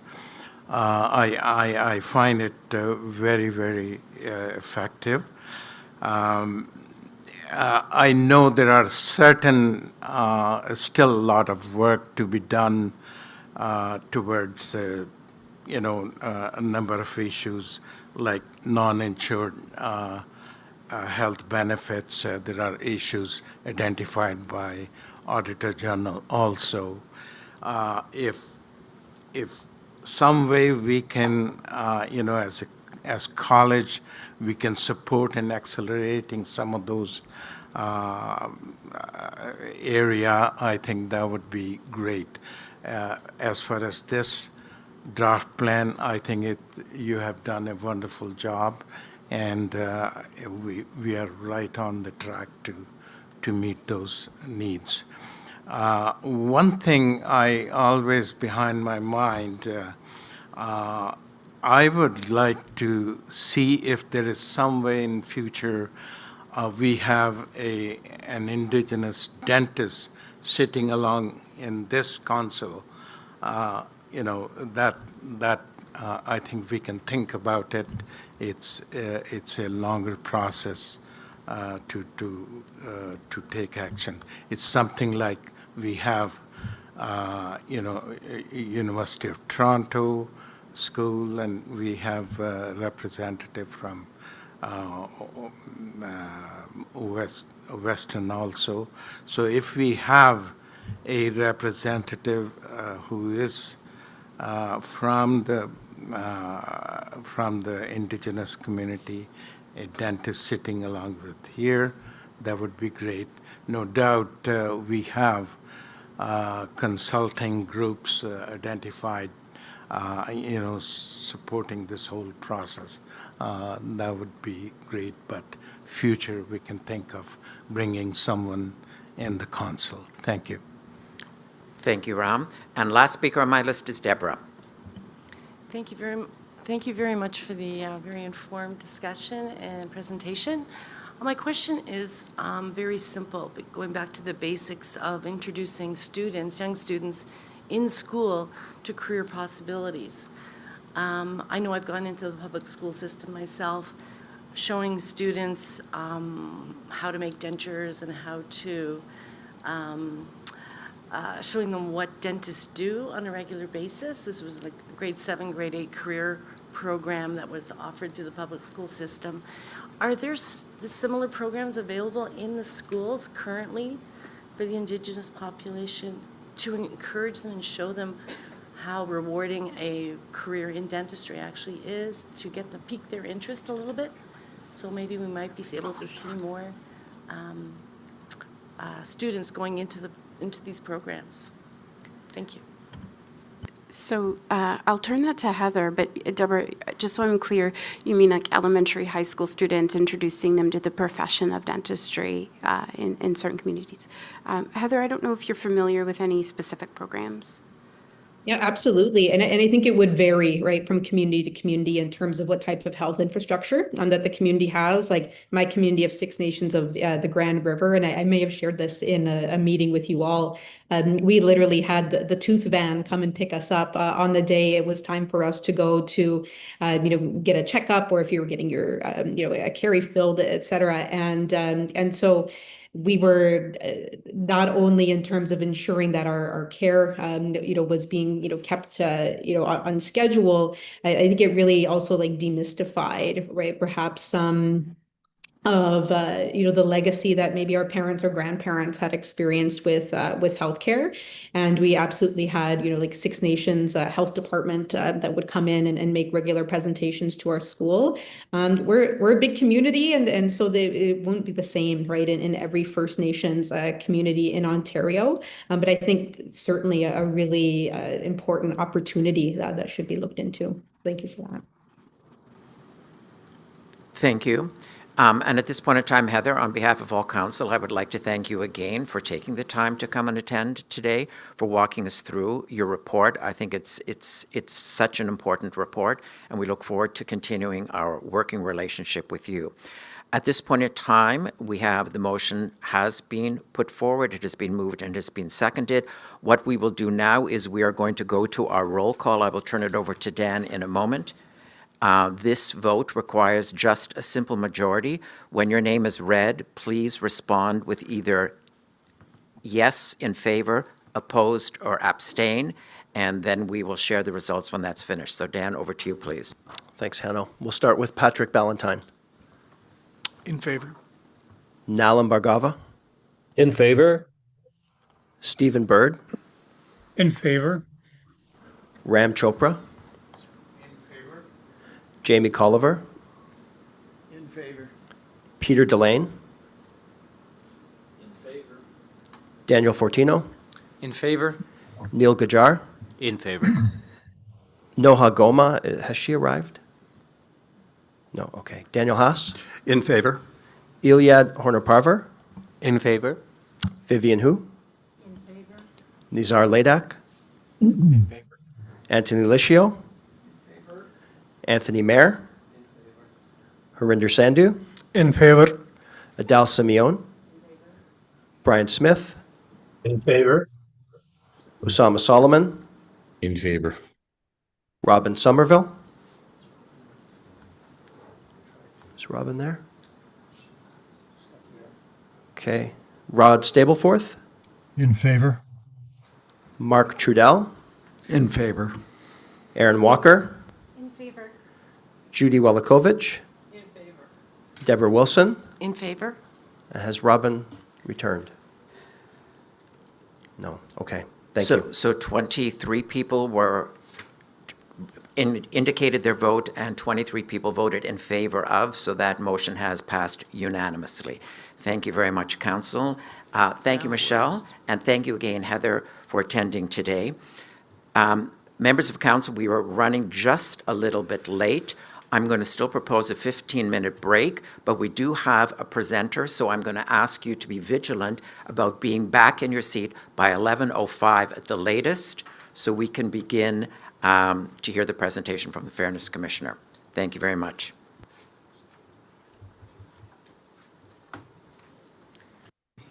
Oh, now it works.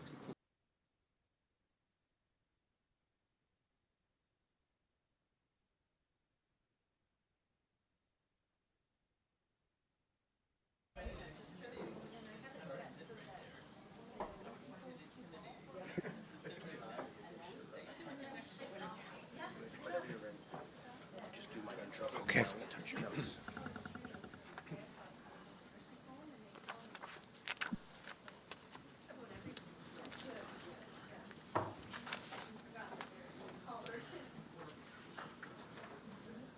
Welcome back, Council, and to everyone joining us from live stream. The next item, item number 9, is a presentation from an esteemed member of the regulatory ecosystem. The Ontario Fairness Commissioner is an independent office established under the Fair Access to Regulated Professions Act 2006. This item is for Council's information and for discussion. I'm going to turn it over to Dan now, please, to introduce our guest. Thank you, Hanno. And I thought I'd use the podium. Erwin Glassberg will use the podium as well for his presentation. So we're really pleased to have Erwin Glassberg, Ontario's Fairness Commissioner, with us today. And we're also joined by Mariella Orellana, the director at the back of the Office of the Fairness Commissioner. And council members, you've heard me talk on many occasions about our work with the OFC and the various ways in which our offices interact. We have an obligation to provide an annual report to the OFC. We respond to risk-informed assessments of our college, and we keep the OFC updated on advances in certification, licensure, registration, mobility, and many other topics. And so this session has been long planned. It's an opportunity for council to understand a little bit more deeply about the work of the OFC and directly from the most responsible person in that office. I won't go through all of Erwin's bio. It's quite extensive, illustrious career. He has served as the Fairness Commissioner since January of 2020, and that oversees the registration practices of 41 regulated professions and health colleges. He has been involved in a number of ways with the Ontario Ministry of Labour, the Ontario Workers' Compensation Board, the Office of the Information and Privacy Commissioner, and was at a time the Assistant Information Commissioner. He also has been Ontario's Deputy Attorney General. And I wanted to mention, to connect to our last item just before the break, that he co-chaired the Debwewin Jury Review Implementation Committee in conjunction with Grand Chief Alvin Fiddler of the Anishinaabe Nation. So certainly our last item would have been of great interest to Erwin himself. And finally, in recognition of his contributions to public service and the legal profession, he was awarded the King's Counsel designation in 2023. So Erwin, we're really pleased to have you with council this morning, and I'll turn the podium over to you.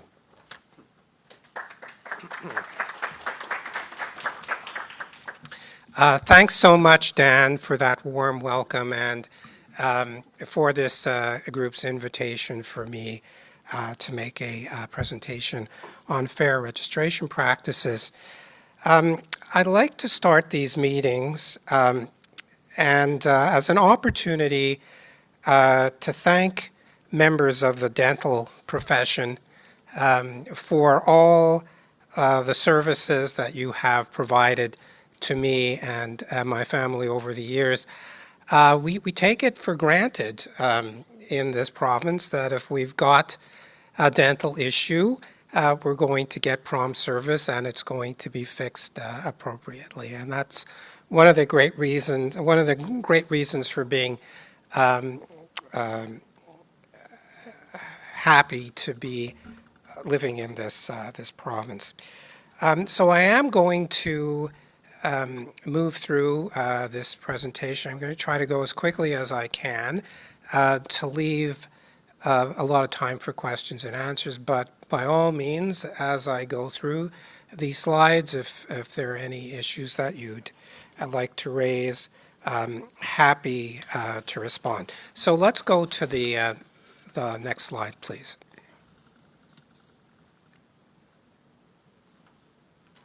So Ontario was the first jurisdiction in Canada to develop a fair registration practices regime by enacting the Fair Access to Regulated Professions and Compulsory Trades Act, which we refer to as FAIRPACTA for short, many of whose provisions were transferred over to the Regulated Health Professions Act, under which this college is regulated. And you can see in this slide that a similar sort of regime now exists in every province in the country. So it has become a fundamental component of the self-regulatory landscape. Next slide, please. So I want to talk a little bit about the original legislation and how it has evolved. And so the intent of this statute was really to break down registration barriers to enable more internationally trained professionals to work in their field and contribute to the economy. The legislation also addressed potential restraint of trade scenarios where regulators could artificially place constraints on the supply of new registrants, thereby allowing existing members to retain their pricing power. So as this legislation has evolved and based on a changing landscape, we believe that there are three policy pillars upon which this legislation is based. And the first would be it would involve the need to establish competencies for professionals to protect public health and safety, and that is the traditional mandate of a college. The second is to help ensure that an adequate supply of professionals are licensed. And to give the classic example, where an emergency ward closes because there exists an inadequate supply of nurses, that creates a pretty palpable public health and safety risk. And the third consideration is not to degrade the province's immigration objectives. And by that I mean the country and the province do their best to welcome the brightest and most competent internationally trained professionals. And the entire system needs to row in the direction of finding a way to register as many of these individuals as possible, or that fundamental goal in the context of the dental profession, for example, where we don't graduate a sufficient supply of domestic candidates to fill these roles, it's extremely important. And as you'll know, most recently, the government has taken steps to enhance domestic labor mobility, that is interprovincial mobility, to help counteract U.S. tariffs, boost competitiveness, and enable the free flow of talent within the country. And that constitutes another foundational element of the role of all government entities, how we can make that happen. And I would say that over time there have been some remarkable successes in the system, but still some persistent challenges. Next slide, please.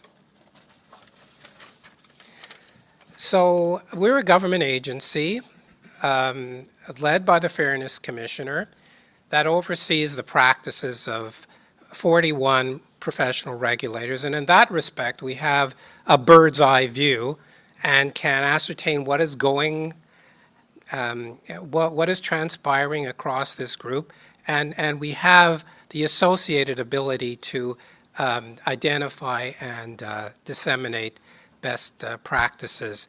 It's our function, among other things, to assess the registration practices of a college based on its obligations under the legislation, monitor third parties that a college relies on, advise a college or third party on matters related to registration practices under the legislation, and provide advice and recommendations to the Minister of Health where we feel that there has been a contravention of the legislation. We feel that we add most value as a public body in terms of serving as a strategic advisor to colleges, as opposed to acting upon our traditional compliance responsibilities. Next slide. So, as Dan mentioned, the legislation affords our office a broad array of powers. We can request reports of various types. We can review a college's registration practices and or order that an audit be undertaken, which the regulator must pay. This audit function is really an authority of last resort, and our strong preference is to engage in conversations with regulators to help persuade them to go down a particular avenue as opposed to taking more stringent steps. Let's go to the next slide. So this slide underscores your obligations. As a college, you need to develop registration practices that are transparent, objective, impartial, and fair, provide information to applicants, oversee the work of third-party service providers. Your provider would be the National Dental Examining Board. Ensure that registration decisions are issued in a timely fashion, apply new as-of-right domestic labor mobility provisions, and work in consultation with the Minister of Health to ensure, as a matter of public interest, that the people of Ontario have access to adequate numbers of qualified, skilled, and competent regulated health professions. So that's your set of responsibilities in a nutshell. Next slide. So I wanted to talk to you about what our office is up to. I will be speaking a bit about our risk-informed compliance framework shortly, but suffice it to say we have moved into the third risk assessment framework. Your college and others provide fair registration practices reports to us, where you share some key statistical information and details about your accomplishments, and we are aggregating that information to report on system-wide trends. We continue to work with higher risk regulators on their compliance action plans. And we intend, because we do have an educational role, we intend to run 4 webinars this year on critical success factors to enable effective change management, system-wide data trends and emerging regulatory issues, methods for regulators to assess labor market shortages, and familiarizing the health colleges with several amendments that were recently introduced on the non-health side of our mandate. We are also coming up on the 20th anniversary of our legislation and plan to do an event towards the end of the year to mark that accomplishment. Let's go to the next slide.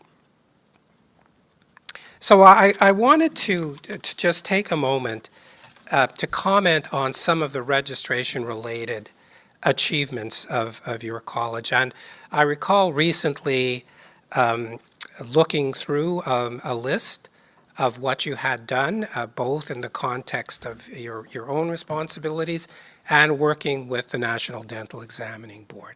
And I thought that this list was really quite comprehensive and speaks to the competence of your leadership and the engagement of this council.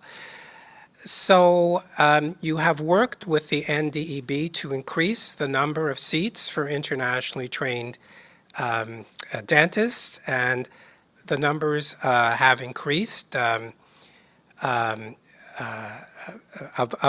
those individuals who have successfully completed the equivalency process from 321 several years ago to 455. You've also taken a leadership role and collaborated with the Association of the Canadian Faculties of Dentistry to provide an alternative bridge training opportunity for internationally trained dentists, which are a landmark achievement. And then the next challenge for all the players will be to scale up this program. You've amended your registration regulation. You have launched a resident demographic data collection project, seeking a consultant to lead that work, and approved a partnership with the Indigenous-led First Peoples group to help the college develop its first reconciliation action plan. And Dan mentioned that before I started my presentation. So again, congratulations to all of you. That's a full list, and it focuses on one component of your mandate. So before I go in to have a discussion about our risk-informed compliance framework, does anyone have any questions about what it is I've said to date?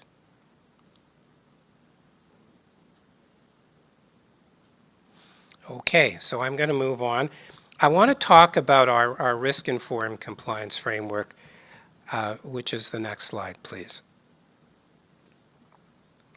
So as our agency's situation has evolved, our primary compliance tool is our risk-informed compliance policy and framework. And through it, we periodically assess registration-related risks and work with higher risk regulators to develop action plans to address them. And we adopt this approach to improve upon a compliance framework that had historically focused on monitoring how regulators met procedural requirements. And what we found based on our analysis was there wasn't always a strong correlation between ticking all the specific legal requirements and the adoption of fair registration practices. There were other variables involved, like the culture of the organization and leadership and those sorts of things. And focusing on risks is something that you will do, broadly speaking, in your own regulatory context. So the objectives of the framework are to establish a forward-looking process for identifying targeted legal risk factors that impact a regulator's ability to achieve fair registration practices, formulate criteria for evaluating the likelihood and impact of these risks, and reducing unnecessary barriers on high-performing regulators to better allocate our resources. Next slide.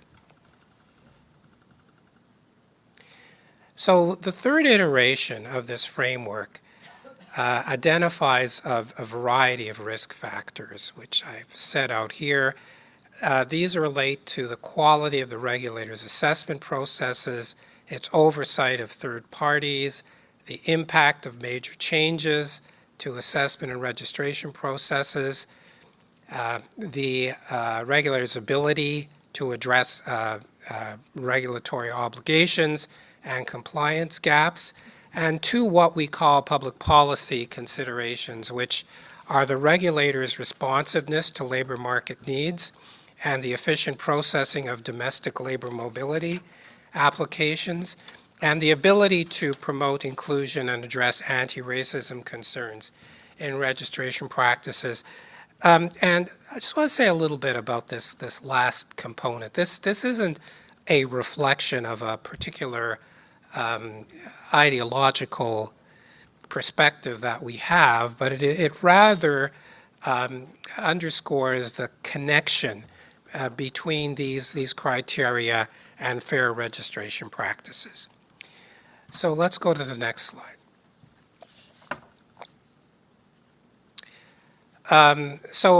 Through our framework, we place regulators in one of three risk categories, which are low, moderately low, and moderate to high. And we have conferred a moderately low risk rating on the RCDSO during the current risk cycle. And this is the middle risk category in our framework. And thus, we would work with the college and have worked with it to develop a compliance action plan.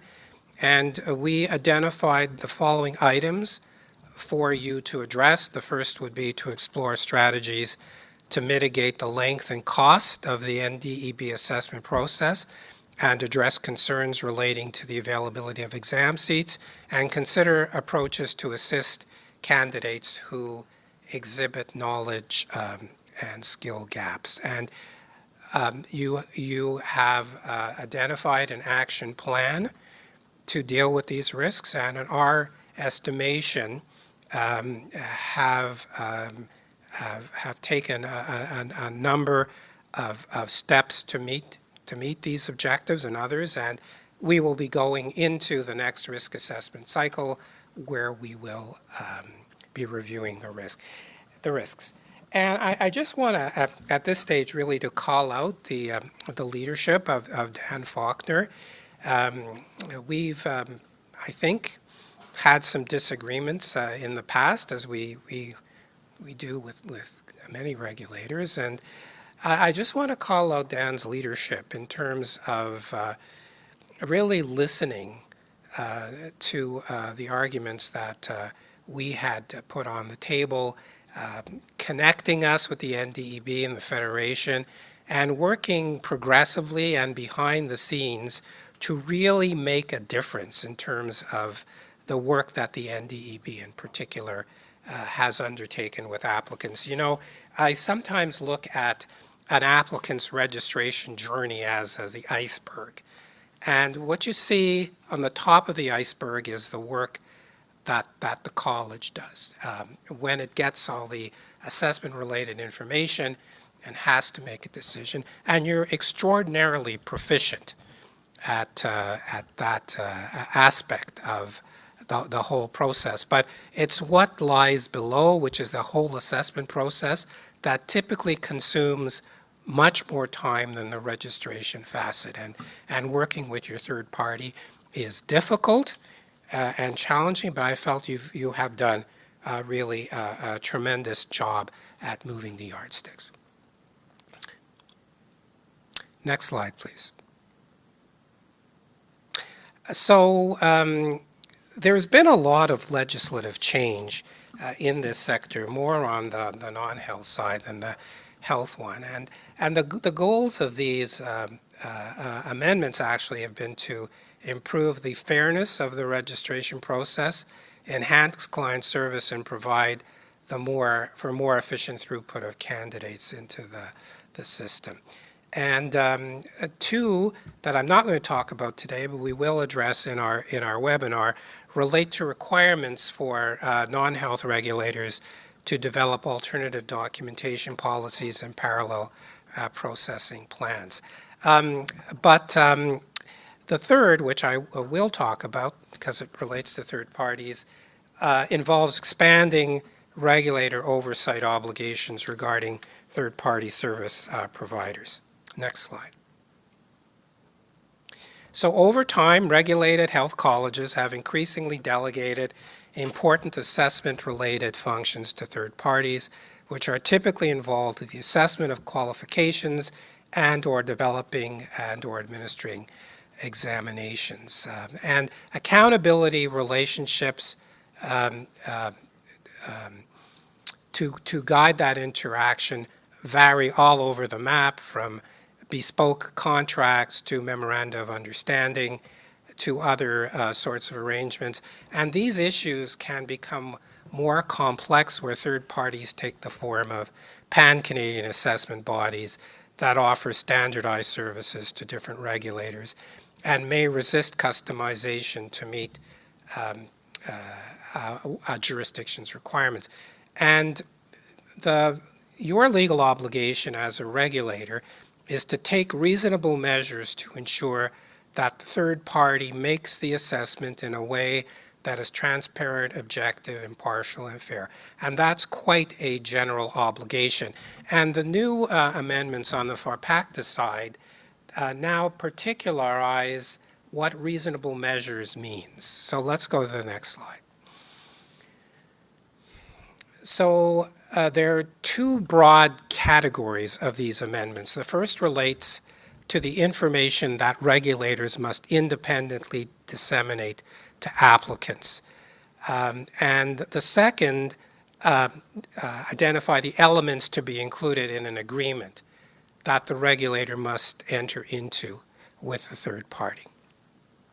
So the obligations of regulators are to provide complete and accurate information about a third party's roles and responsibilities, including timelines, assessment criteria, alternatives to traditional documentation that applicants must submit, fees, and responsibility for third parties to issue reasons for assessment decisions, and as well as information about how to seek an appeal or review of a decision.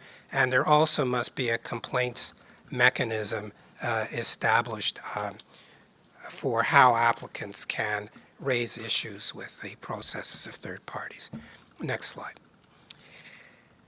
And the agreements which regulators must enter into must deal with items such as assessment criteria, the frequency of exam. There is a requirement for these exams to be offered at least 3 times a year unless the regulator can establish that it's not feasible. Timelines for completing the steps in the business process, timing for making decisions, and again, the process for seeking a review or appeal. And interestingly, also third parties are required to provide aggregate data on success rates, trends, and the time it takes applicants to complete assessments. Next slide.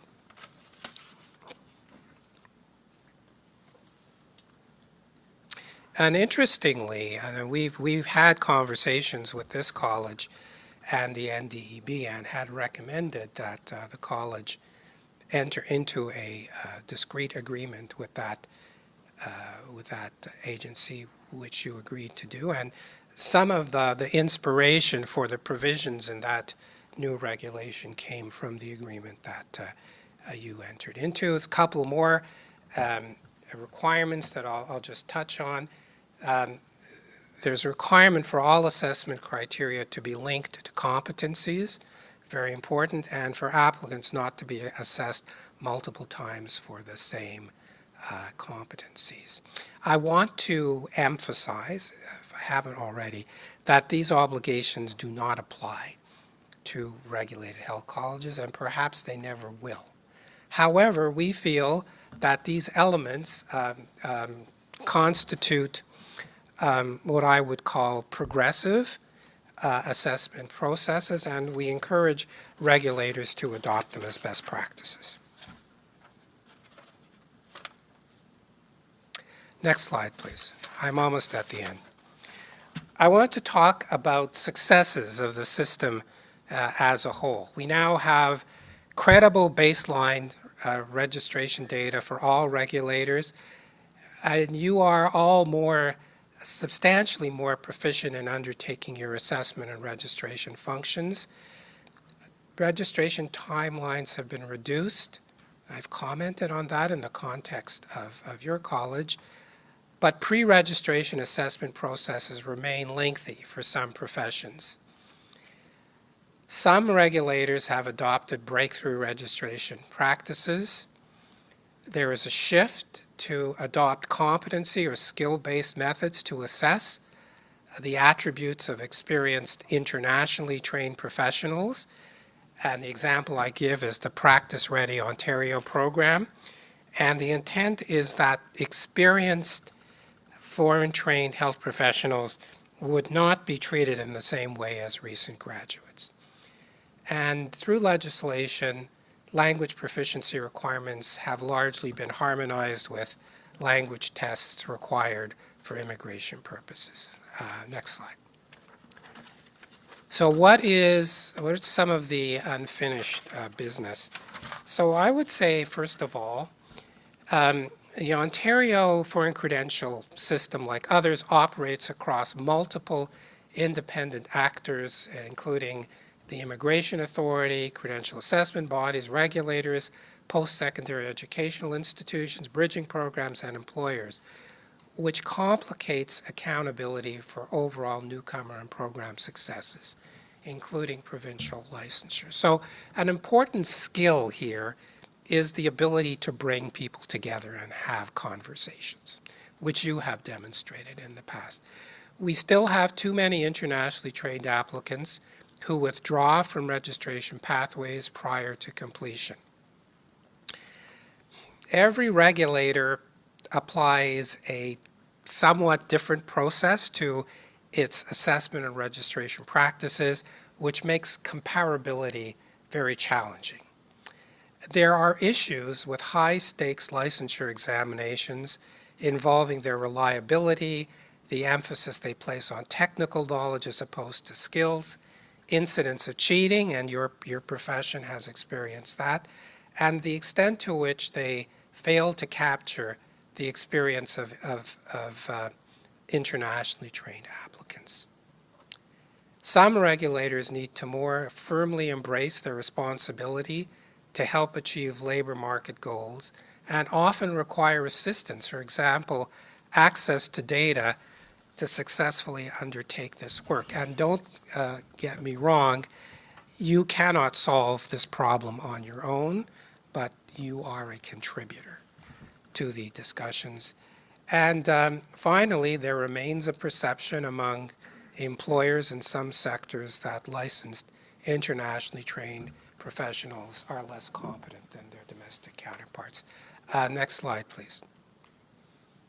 So this is just a cheerleading slide where I talk about best practices for success. I've already gone on too long, so I can read that at your pleasure. So, questions?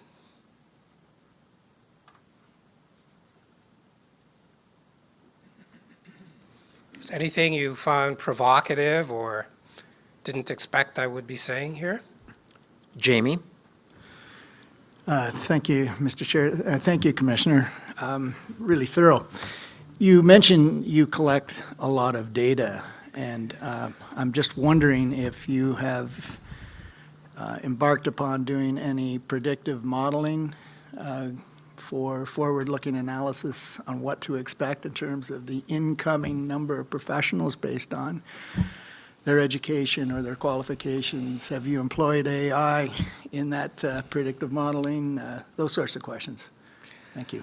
I think it's a great question, and one of the things that we want to do this year is work with some of our more, I guess, sophisticated regulators that have strong databases and use business intelligence tools to provide kind of information that could be pushed out to internationally trained applicants. For example, if you've received a dental degree from a particular institution, what are the odds that you're going to be successfully registered? How long is it going to take? And what is it going to cost you? I think many immigrants come to this country, and it's very courageous to take that step with a view that they can achieve anything. But and sometimes are given a false bill of goods about how easy or difficult it is to join a profession. It is typically very challenging to maneuver all the steps in the process. And so having that information in hand about the success rates and the nature of your journey, we feel would be very, very important. And the use of AI, I think, in the context of regulated professions is still evolving. But I think the data that regulators have and what we have put together cumulatively could be excellent sources to begin to guide that discussion. Thank you. Nizar? Thank you, Commissioner. I should share as well that I'm the board chair of the Touchstone Institute, and you mentioned Practice Ready Ontario. Yes. I wanted to know, given my cross-appointment, are there opportunities or things that you noticed in PRO that potentially could benefit RCDSO and spark some sort of a collaboration? It's a great question, because it's a model that where the province is able to harness the skills of internationally trained physicians with experience and get them into an underserved community. So it's a win for everyone.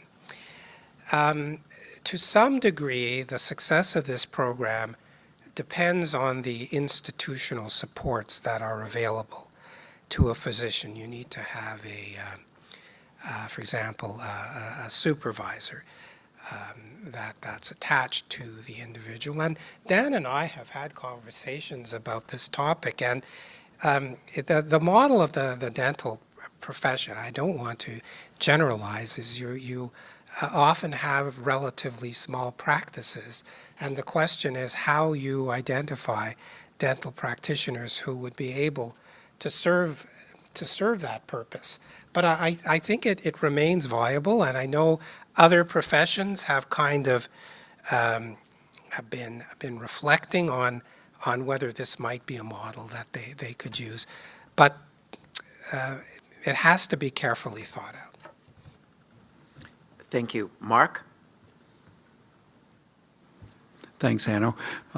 Thank you for the presentation, Commissioner Glassberg.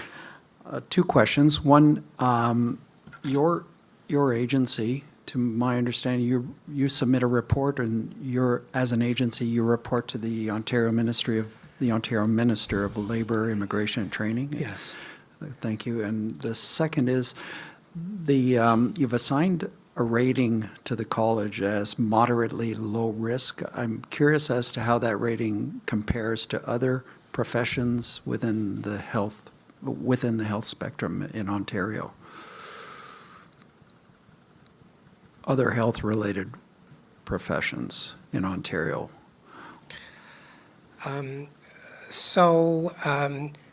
We are an agency of government, and hence have are subject to certain accountability measures, including publishing annual business plans and annual reports. Our annual report is I feel, particularly comprehensive, because we are trying to document the successes in the sector.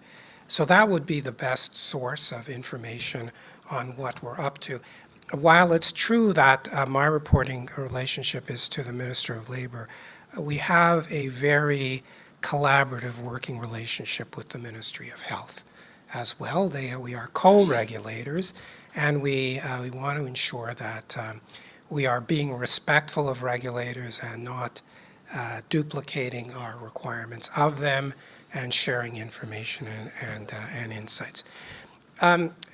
So in terms of comparability of risk ratings, I want to make the point first that an elevated risk rating is not synonymous with a regulator that is performing in a substandard fashion. It could be that a particular risk profile, where, for example, there's a lot of initiatives on the go and there's other considerations, may place someone in an elevated category because of the potential impacts of all of that work on applicants. So this never meant to be punitive, but the great majority of regulators are in the low risk category. I think it's probably around 85%, and we've got perhaps 5 to 6 in the moderately low category, and 2 would be in the moderate to high risk category. And I just want to emphasize that this risk assessment and the risk rating is a snapshot that we have taken almost 3 years ago. And times have changed. Regulators can go and and seek a reassessment of their risk rating, but we're kind of right now in the gravitational field of the next risk assessment cycle. So we will carefully look at what the college has done and adjust the risk profile if we consider it appropriate. As I mentioned, your college has done a lot in this period. So my takeaway from that is, as a board member, that there's opportunities for continuous improvement, distinct from the necessity for the implementation of radical measures, corrective measures. Well, I mean, it's also contextual. I want to just give you a quick example with the College of Nurses of Ontario and their situation sitting on a burning platform and getting a directive from the Minister of Health. We want your process to become more efficient. We need more internationally trained nurses to be registered. So they had data. They're a data-rich organization, and they decided to remove their educational equivalency requirement. And basically, their position was if a nurse, say in the Philippines or India, received a baccalaureate degree from that institution, they were in the gate. And what they substituted was a 3 or 4 month course on the practice of nursing in Ontario to give nurses, based on data they've received from employers, insight about the relationship between nurses and physicians, issues of consent, privacy, the things that you need to know about how to practice nursing in Ontario. So that was radical because they were in a supply and demand crunch. I would agree your assessment that it is this slow and steady progress which you have undertaken, which I think is very important. On the other hand, some of this work has been punctuated by new ways of thinking and taking a risk and trying something different. So I don't see those two components as mutually exclusive. I would like to see a little bit of both if I had my way. Thank you for that comment. Thank you. Dan Faulkner wants to add to this as well, please. Yeah, thank you. I only wanted to contextualize it a bit more, and some council members are newer. The moderately low risk ranking of this college probably dates back to, I'm thinking 2022, 2023. So again, a lot has happened since then. I'm not trying to suggest that, what the outcome would be for the next version. But a lot has happened since then. We've developed the Memorandum of Understanding with the NDEB. We've worked in partnership to develop and design the bridge training program that Commissioner Glassberg referred to earlier. Harinder and I will bring more information in September about a project that we're talking about that's looking at a more supportive pathway for internationally trained dentists. So again, I just wanted to contextualize that it's not a new ranking, and it is something that we've worked with the OFC on and the Ministry of Health, and it's developed into a number of different activities and initiatives that you've heard about. Thanks for that, Dan. Peter? Thank you. Question I had to do with language and language skills. And I'm wondering, imagine I'm a dentist in Finland. I'd like to come to Canada. Keeping in mind Canada is not a melting pot the way the U.S. Might be.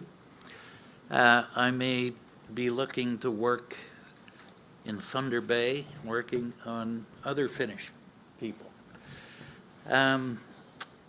How good does my English have to be, or how competent do I have to be as far as the English language goes? Would it be possible, for instance, if I was writing an exam, to ask for the Finnish exam or the exam to be translated into Finnish so that I made sure I wouldn't be making any mistakes, even though perhaps my English is passable on a social level? Technically, it might not pass the professional level. So I'm just wondering if there are any concessions that way for people who don't speak English all that well? So, it's a great question, and it reflects the diversity of population in this country. You may have, I don't want to generalize, perhaps South Asian, East Asian patients would prefer someone who speaks their language. And the new regulatory change is, doesn't actually speak to your point, but it is basically that if an applicant has passed a language proficiency exam administered for immigration purposes, a college cannot ask the candidate to do another exam, but can raise the score. So this was designed to prevent multiple applicants having to take multiple exams for multiple purposes, and to put some controls on what we call timeout provisions. There was this arbitrary rule that, if you weren't registered and 2 years had passed, you had to take the exam again. So let me tell you how the College of Traditional Chinese Medicine deals with your issue. And that college is interesting because, unlike others, its origin was not in Europe, with a Western-centric philosophy, and English and French being the dominant languages. So there is a test in one of the Chinese dialects for individuals, and practitioners are able to see clients with translators in the room. That's an unusual model in the grand scheme of things, but I mean, it's up to the college, right? And certainly, generally speaking, a certain level of proficiency in English and French is required, but I don't know, I think this is an issue that you should raise with this table and see if there's maybe bring the other college in to let you know how they do your work. Thank you. Daniel Fortino. Thank you, Commissioner. I appreciate the presentation. My question sort of pertains to registration or licensure and the authority of the regulatory body to put conditions, especially in regards to geography. Obviously, in certain bigger city centers, there's almost a surplus of dentists, whereas on the outskirts or northern areas, there's definitely a deficiency in practitioners. Is it sort of kind of aligning with Ontario's fairness practices to put a condition for registration for geographic area?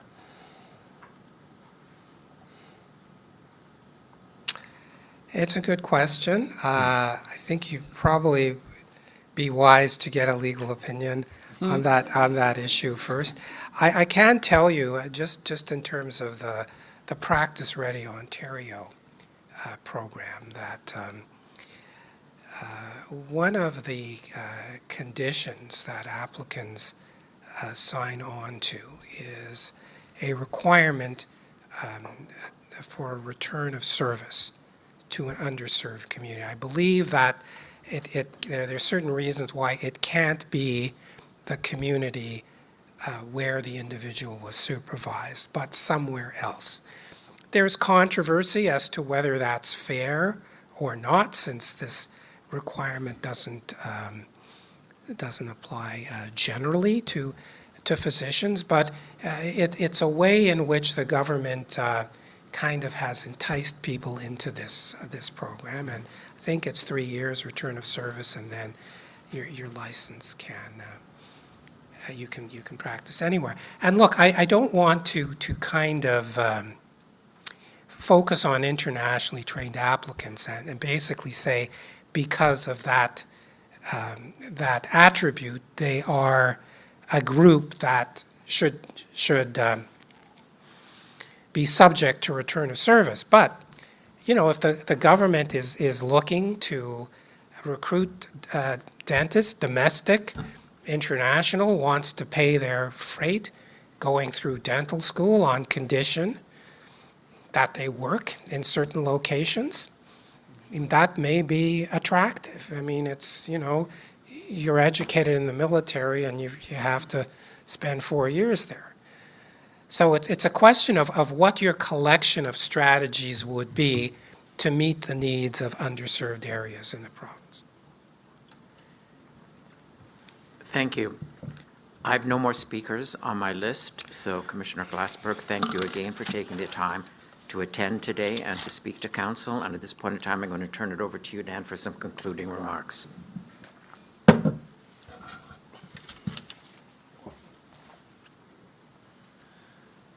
I really want to express my appreciation on behalf of Council, Commissioner, for you attending today.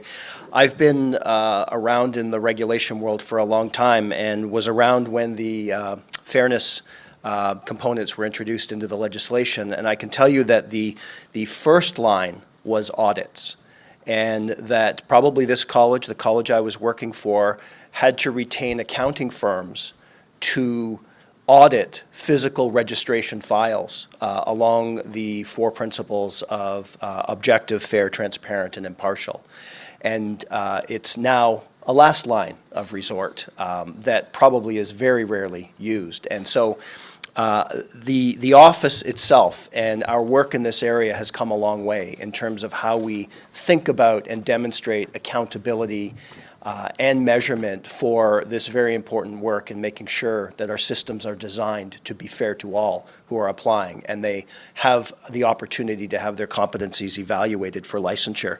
So on behalf of council and our staff, a sincere thank you, Commissioner, for taking the time to speak with us. Your insights, expertise, and how you've moved this office forward are very much appreciated. And your presentation today has provided council with a valuable perspective on our continued accountability for living those 4 principles. So we're grateful for your time and your advice. Thank you very much.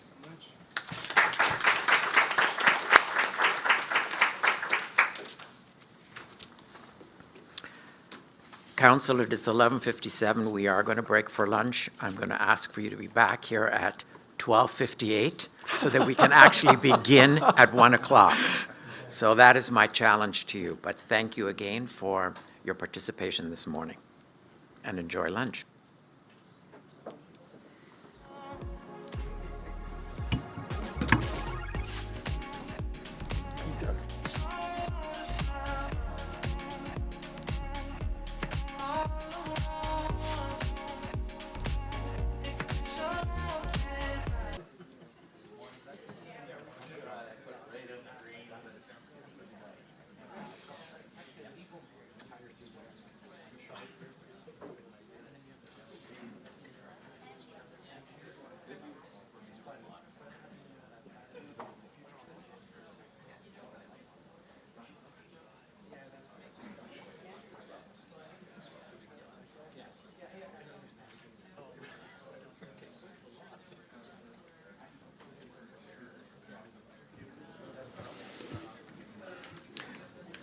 Welcome back, everyone. If I could direct your attention to item number 10 on the agenda, which is in regard to the college's audit financial statements and the appointment of the auditor. As part of compliance and good governance, the college undertakes an audit each year. The material in your package can be found from pages 330 to 370.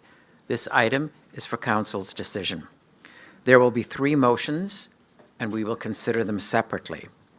Mark Trudell, Chair of the Finance, Audit and Risk Committee, will make some introductory remarks, and then Kelly Tripp, Director of Finance, will first walk us through the audited financial statements and the appointment of the external auditor. So Mark, I'm going to turn it over to you now, please.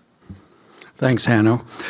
Good afternoon, folks. I'm pleased to report on the audited financial statements for the college, which you may find on page 330 of your document package.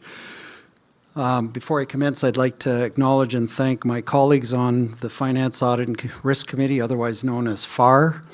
Those members being Miriam Pajeski, Neil Gajar, Peter Deline, Neil Silver, Jamie Colliver, Harinder Sandhu. Thank you to each of you for your commitment and your support. It is so much appreciated.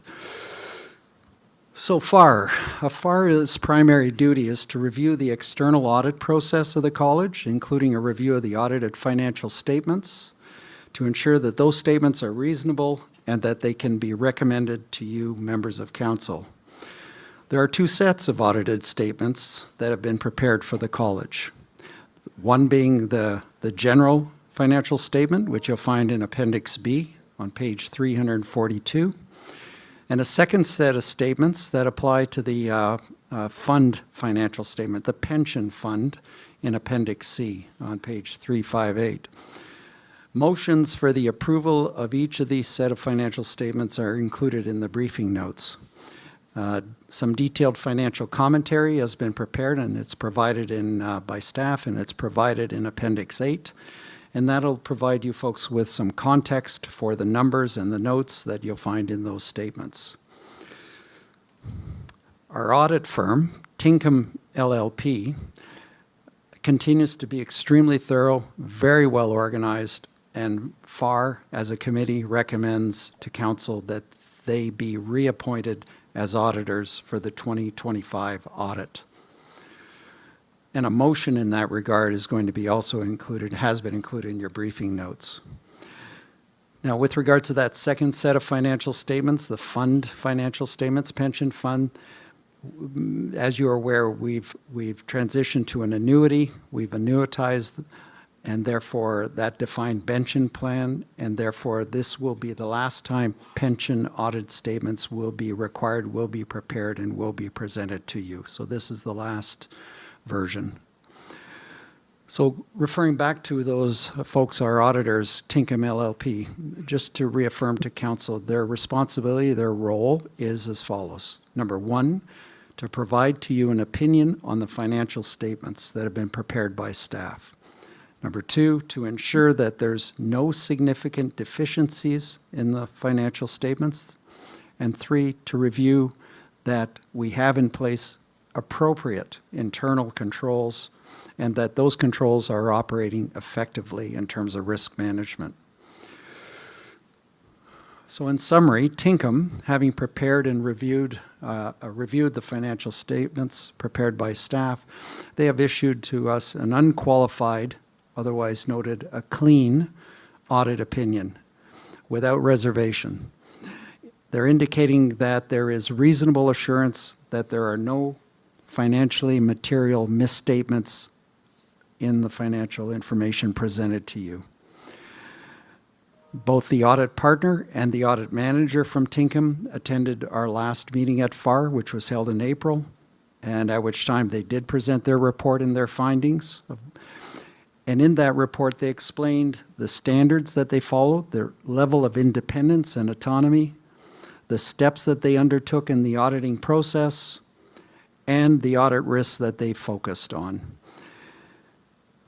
FAR, the committee, had also an opportunity to meet with the audit partner and the audit manager, both together in camera, at which time we discussed the performance of the financial staff, the team responsible for the preparation, and their coordination with the audit firm Tinkham. And Tinkham reported they had no issues of concern whatsoever with members of staff in relation to the preparation of these financial statements. So in summary, that's a general overview of our findings. And at this point, I'd like to call upon Kelly Tripp, the college's Director of Finance, to make some brief comments and highlights about the financial statements. And following Kelly's presentation, we'd be pleased, both Kelly and I, to respond to any questions you may have. Kelly, over to you, please. Thanks, Mark. So as stated, this item presented today is for council's decision upon the recommendations of the Finance, Audit, and Risk Committee, who reviewed these statements in depth at their April meeting.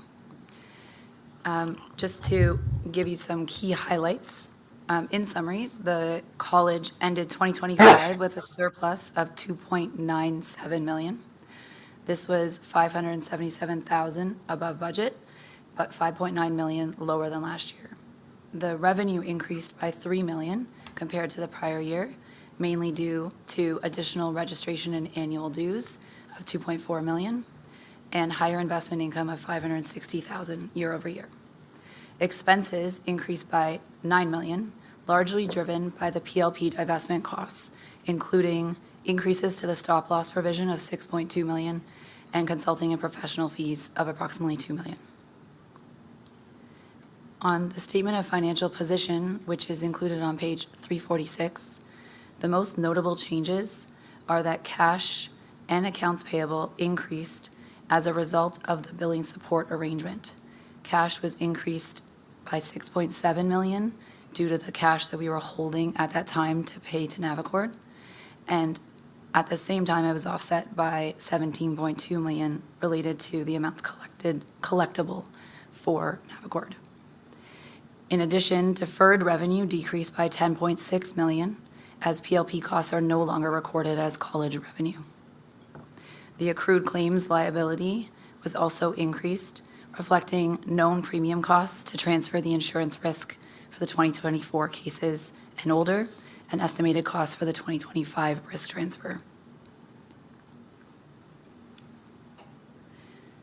In addition, this year's financial statements included some additional disclosures that were both related to the PLP divestment and changes in audit standards. These were reviewed in detail with the FAR committee at our April meeting.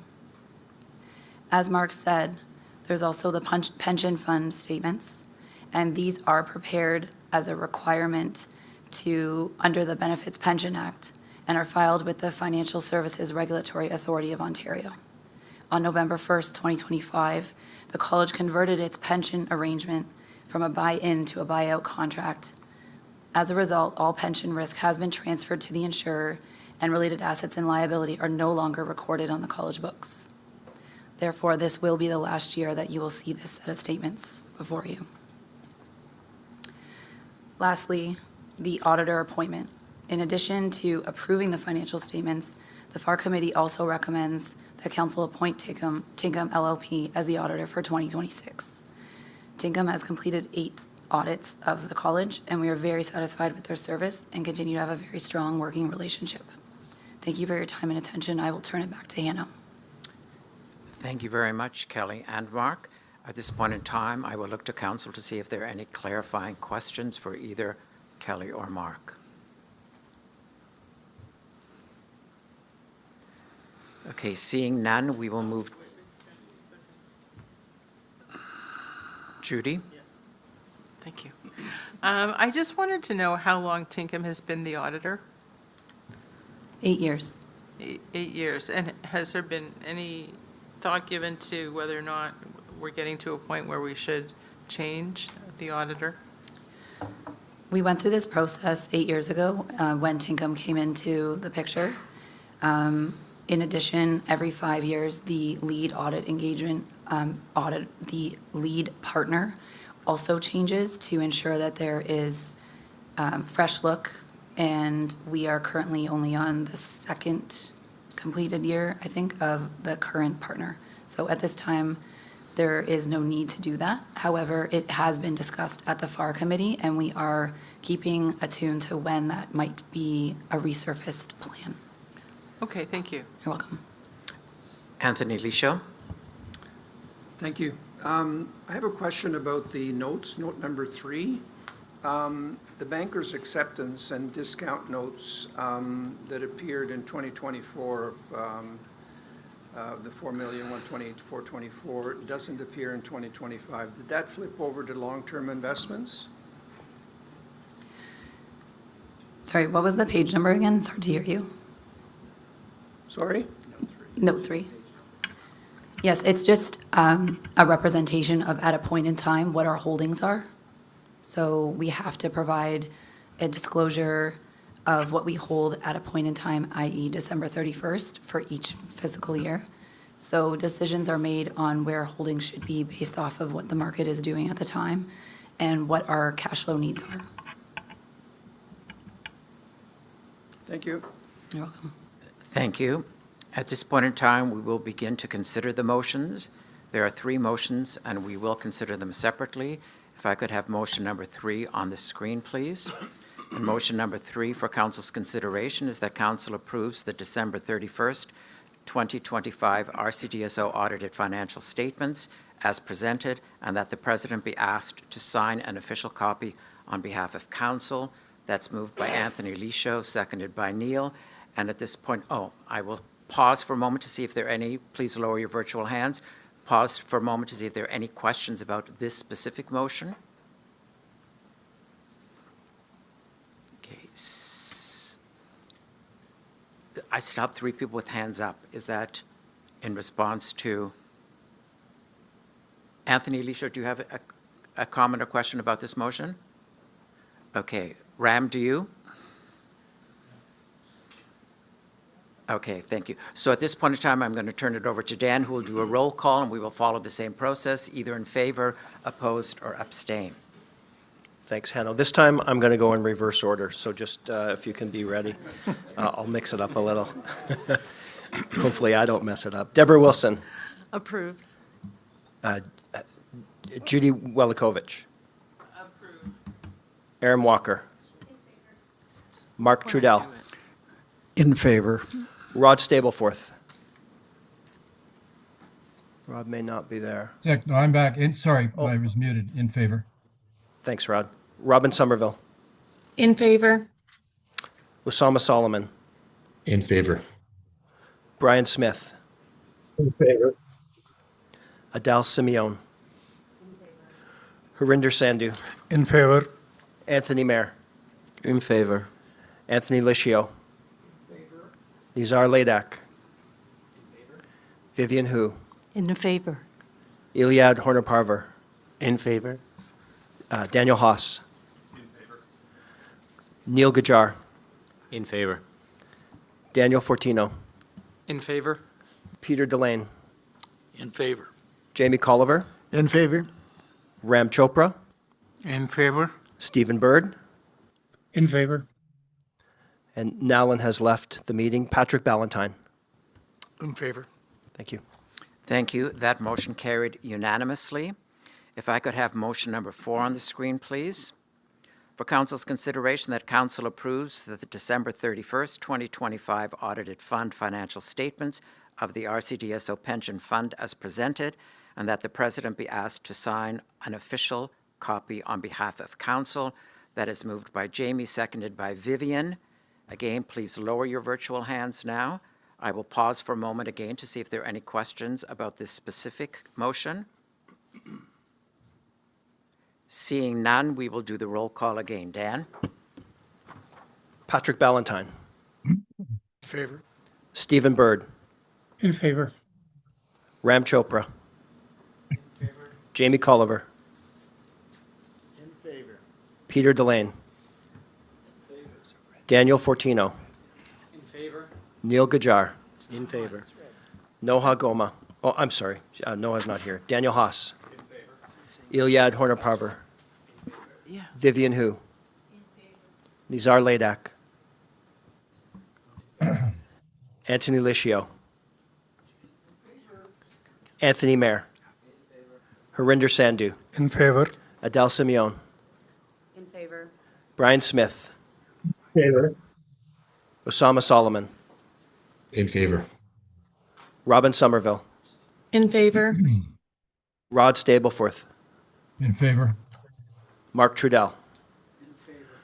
Aaron Walker. In favor. Judy Welikovich. In favor. And Deborah Wilson. Thank you.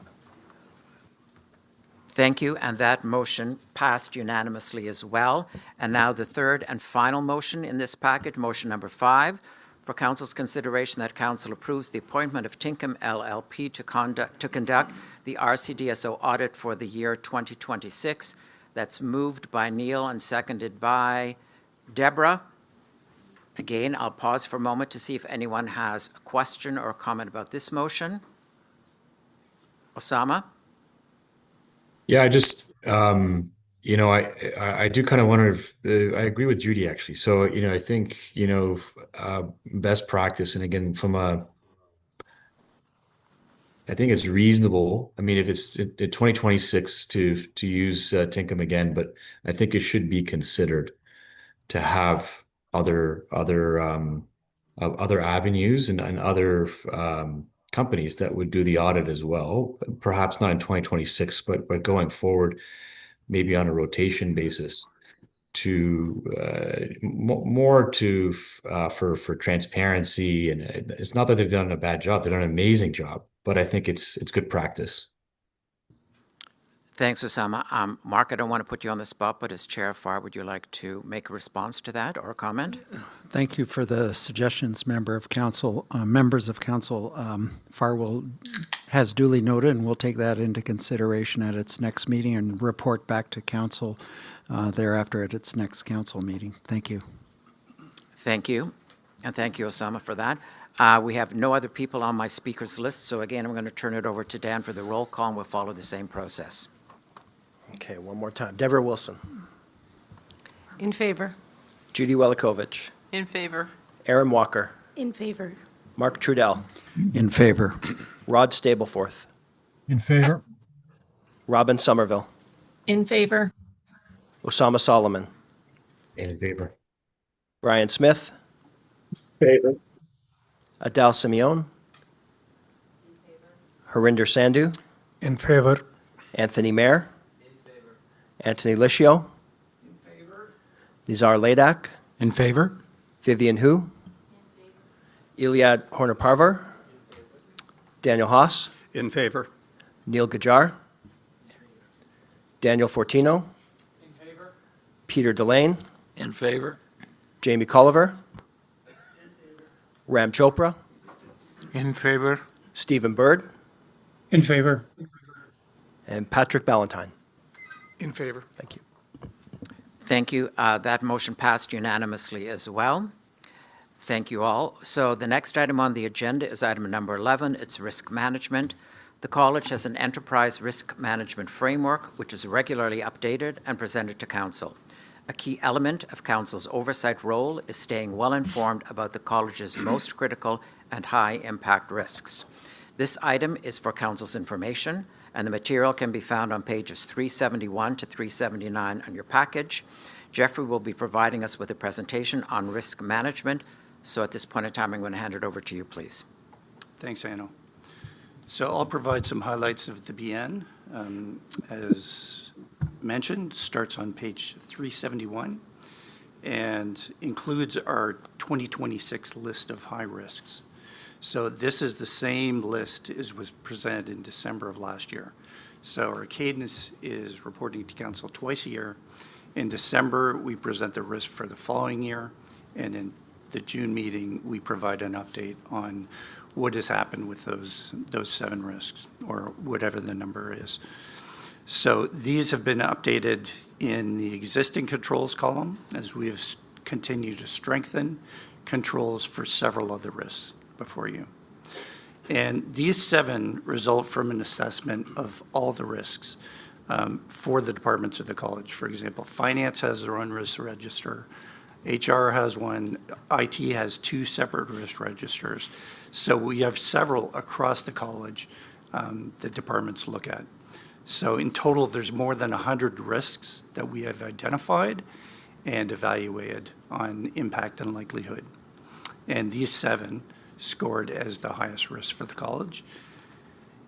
We've also identified 3 second-tier risks, and they have high inherent risk, but very strong controls to mitigate the likelihood of those happening. They're described in the BN, and in summary, they're complaints reaching unacceptable levels, unfavorable government policy, and not yielding benefits from technology investments. We've also included a chart from the World Economic Forum, which illustrates the global risks landscape for years 2 and 10. And you can see outside of climate change, many of the risks are the same as what's on our risk register. One last piece of information referred to at the BN was the development of a crisis management plan, a playbook in 2025, and that helps us react quickly if a crisis happens. This supplements other documents we've prepared, including a pandemic plan and a disaster recovery plan. So as I mentioned, our cadence is to come to council twice a year with an update on top risks after FAR is reviewed, and FAR looks at this in more detail. But in line with the Satori report, we thought we would solicit some feedback. As council members, do you feel you're getting the information you need to meet your requirement of overseeing the college's major risks? So we'd appreciate some feedback on that, and happy to take any other questions in the report. And I'll send it back to you, Hannah. Thank you very much, Jeffrey. Comments, questions?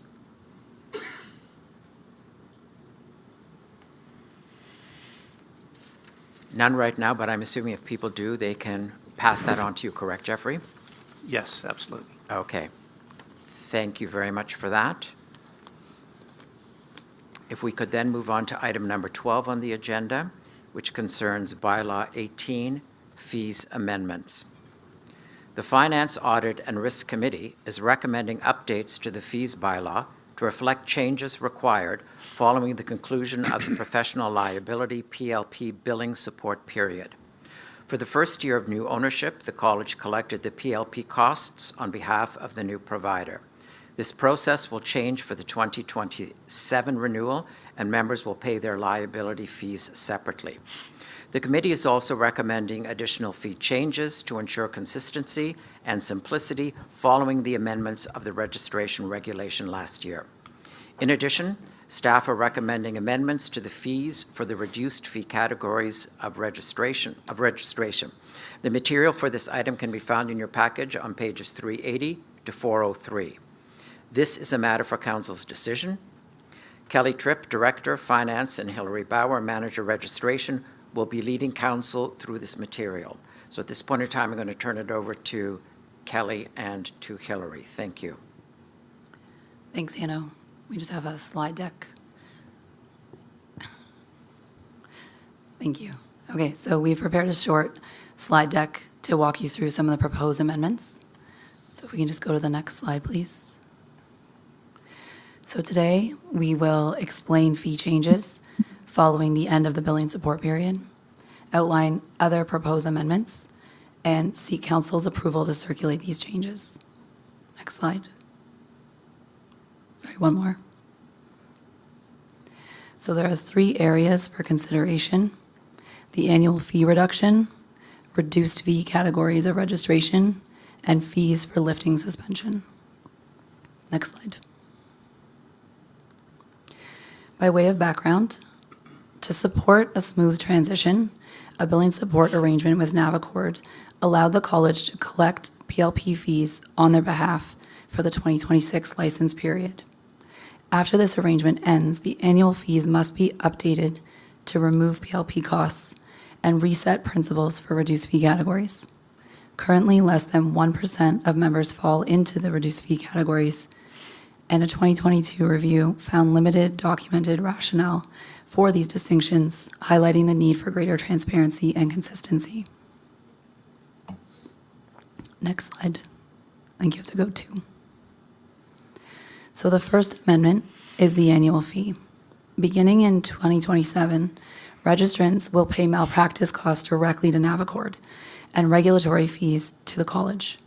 As a result, the annual fee will be reduced to reflect only the regulatory portion, from $36.70 to $21.70. We also recommend suspending the CPI adjustment for 1 additional year to maintain consistency with the 2025 and 2026 rates.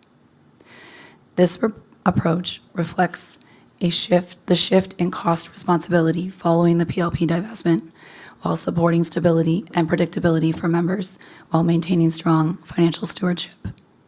I'll now turn it over to Hilary to walk you through the next 2 areas.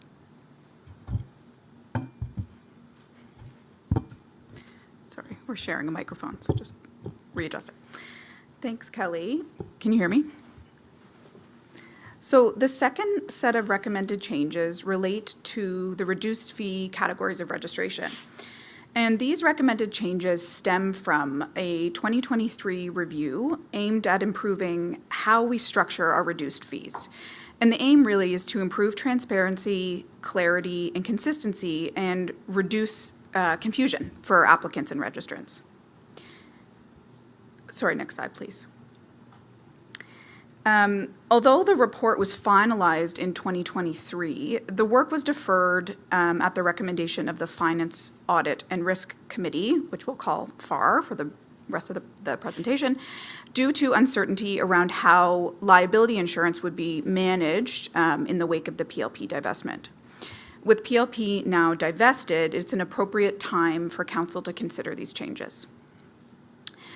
So these recommendations are guided by a set of principles based on public interest, financial responsibility, consistency, simplicity, and a risk-based approach.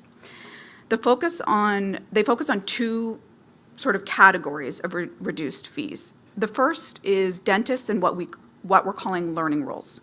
So those who are not earning an income from the practice of dentistry while they're engaged in a program, and where we're generally supporting education of Ontario dentists, which is in the public interest. The second is in support of access to care and the public interest for dentists who are engaging in charitable dentistry or in the emergency class in the event that that category is ever opened. Overall, the financial impact is minimal. As Kelly mentioned, less than 1% of registrants are registered in a reduced fee category. It's less than 100 people. And the estimated annual revenue reduction is around $14.2 thousand annually. So in your review of these recommendations, you may have questions about the classes of certificates and how and why they're structured in the way that they are. The classes of certificates and rules associated with those are outlined in our regulation. But for today's discussion, the focus is on creating a consistent approach to how we're charging fees for those certificates, which are set out in the bylaws. So it's a bit of a separate focus. Next slide, please.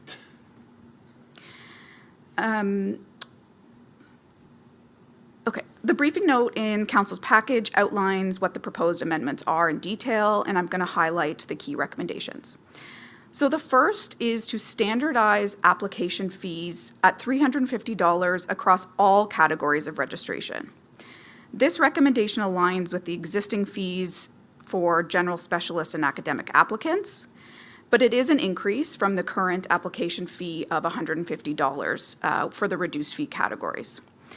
And the reason we're recommending this is really to reflect our administrative process. It's the same regardless of the type of application a dentist is applying to.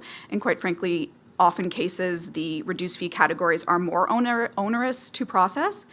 And it simplifies the process to ensure consistency and financial responsibility, which is the focus of the goals for today. The second recommended change is to set all of our reduced fees at 10% of the full annual fee, rounded to the nearest $5. This recommendation is rooted in research and best practices across colleges based on jurisdictional scans.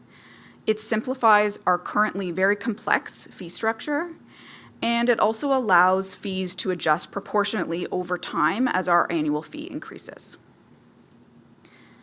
The third recommendation is to introduce a prorated fee in two instances.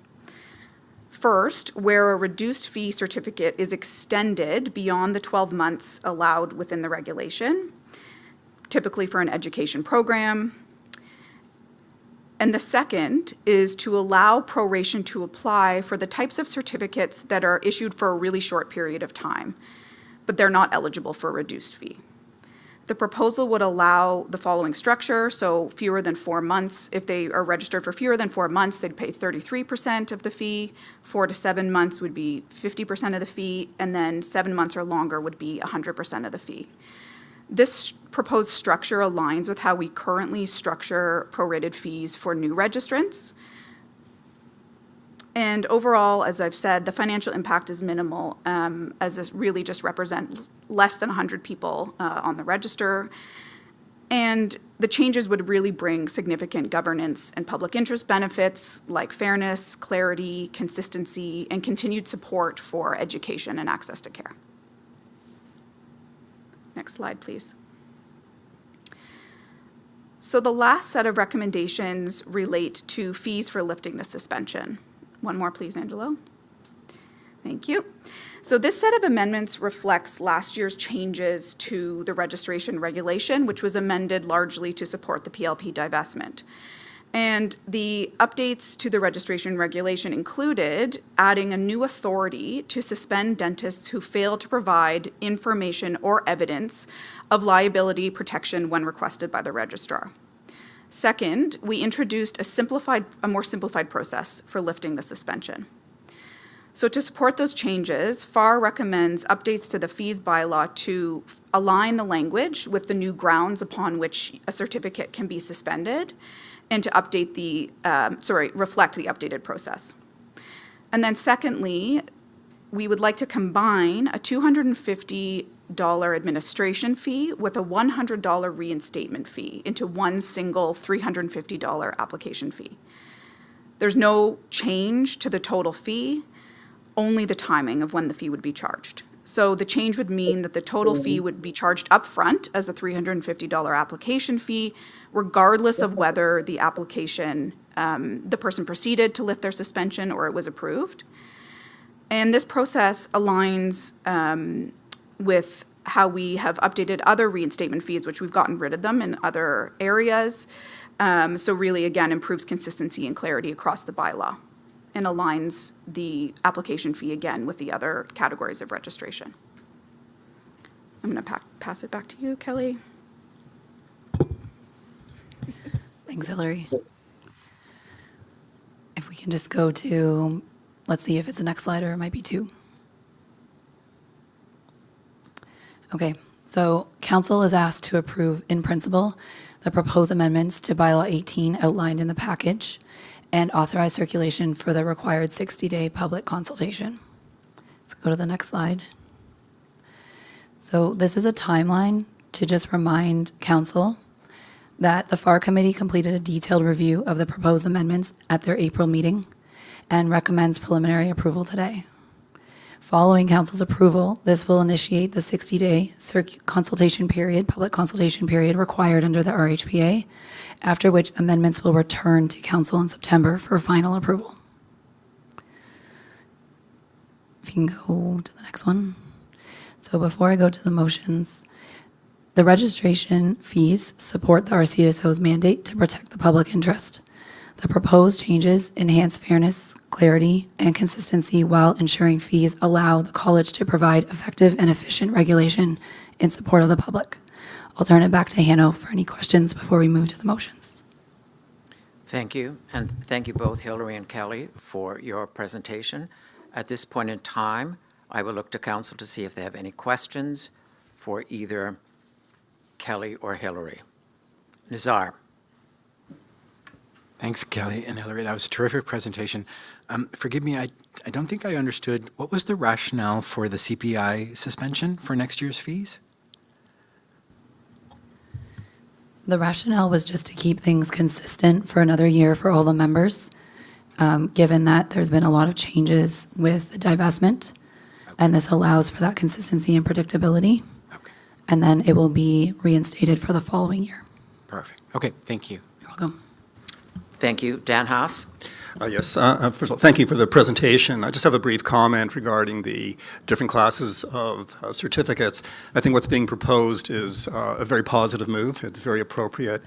In particular, aligning the education class along with the graduate student class and the post-specialty training class, they really should be the same. So what is being proposed is very appropriate and much better than what's on the books now. So again, I'm very supportive of that. Thank you.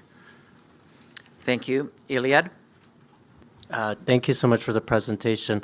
I just had a question. In terms of the prorated fee, is that also going to be reflected in terms of liability? Like, is Novacord also going to charge a prorated amount for short periods?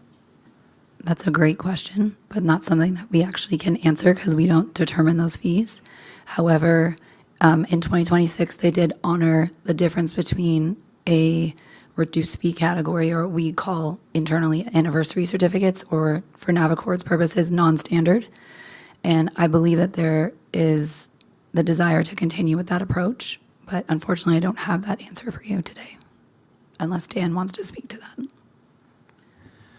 I don't have an answer for you either, but we do have an oversight committee that was part of the agreement with Navicord. So we sit with Navicord monthly or bi-monthly and talk about various issues. So we will raise it at the next meeting or one of the next meetings.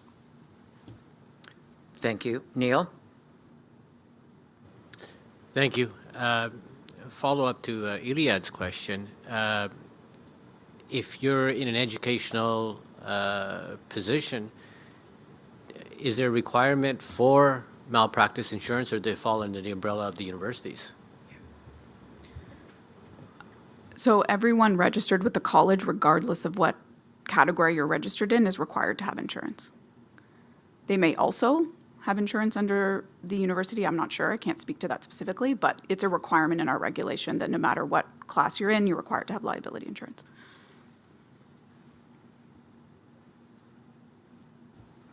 Thank you. I have no more speakers on my list, so at this point in time, if I could ask to have motion 6 on the screen, please.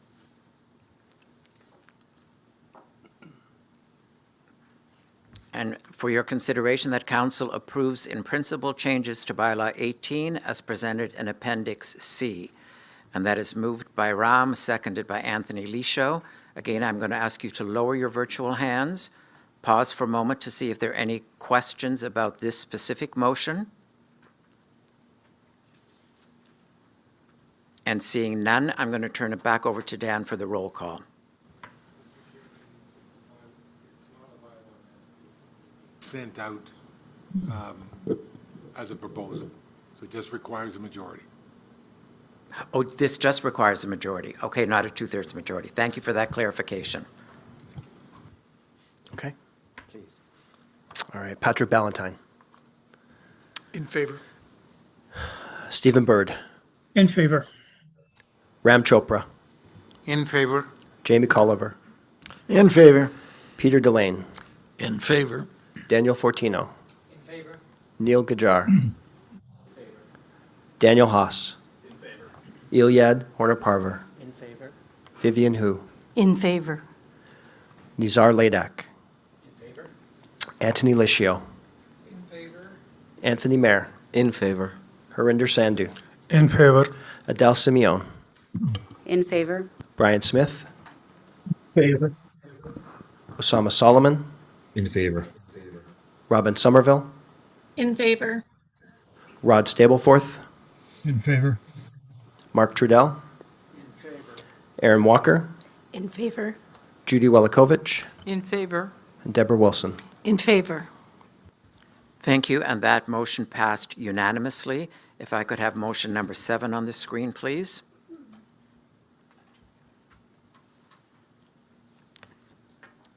That council approves the amendments to be circulated for the 60-day consultation period required by the Regulated Health Professions Act 1991. That's moved by Nazar, seconded by Anthony Lisho. And again, before I turn it over to Dan, I'm just going to give people a second to see if there are any questions specifically about this motion. Okay, seeing none, Dan, over to you again, please. Okay, we'll start with Deborah Wilson. In favor. Judy Welakovich. In favor. Aaron Walker. In favor. Mark Trudell. In favor. Rod Stapleforth. In favor. Robin Somerville. In favor. Osama Solomon. In favor. Brian Smith. In favor. Adele Simeon. Harinder Sandhu. In favor. Anthony Mayer. In favor. Anthony Lischio. In favor. Nizar Ladak. In favor. Vivian Hu. In favor. Iliad Horner-Parver. Daniel Haas. Neil Gajar. Daniel Fortino. In favor. Peter Delane. In favor. Jamie Colliver. In favor. Ram Chopra. In favor. Stephen Bird. In favor. And Patrick Ballantyne. In favor. Thank you, and that motion passed unanimously as well.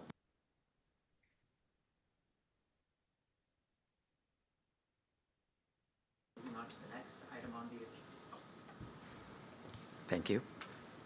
That passed unanimously. And thanks again to Kelly and Hillary. And we are moving on to the next item on the agenda, which is item number 13. And this item deals with a governance committee policy in regard to committee appointments. There was no pre-read on this item, and this is for council's information. So we are privileged today to have 4 council members on the governance committee who will be presenting: Dr. Dan Haas, Nizar Ladak, Dr. Anthony Mayer, and Judy Wilakovich. I would like to call on Ann Coughlin, Chair of the Governance Committee, to launch the presentation. Over to you, please, Ann. Thank you, Hanno, and good afternoon, Council. On behalf of the Governance Committee, thank you for the opportunity to speak with you today. Today's session is intended as an educational overview of the Governance Committee's committee appointments process and the related policy. We recognize that some council members are newer and may not be familiar with the policy or the process that was last updated in 2023. This session is meant to provide context and clarity.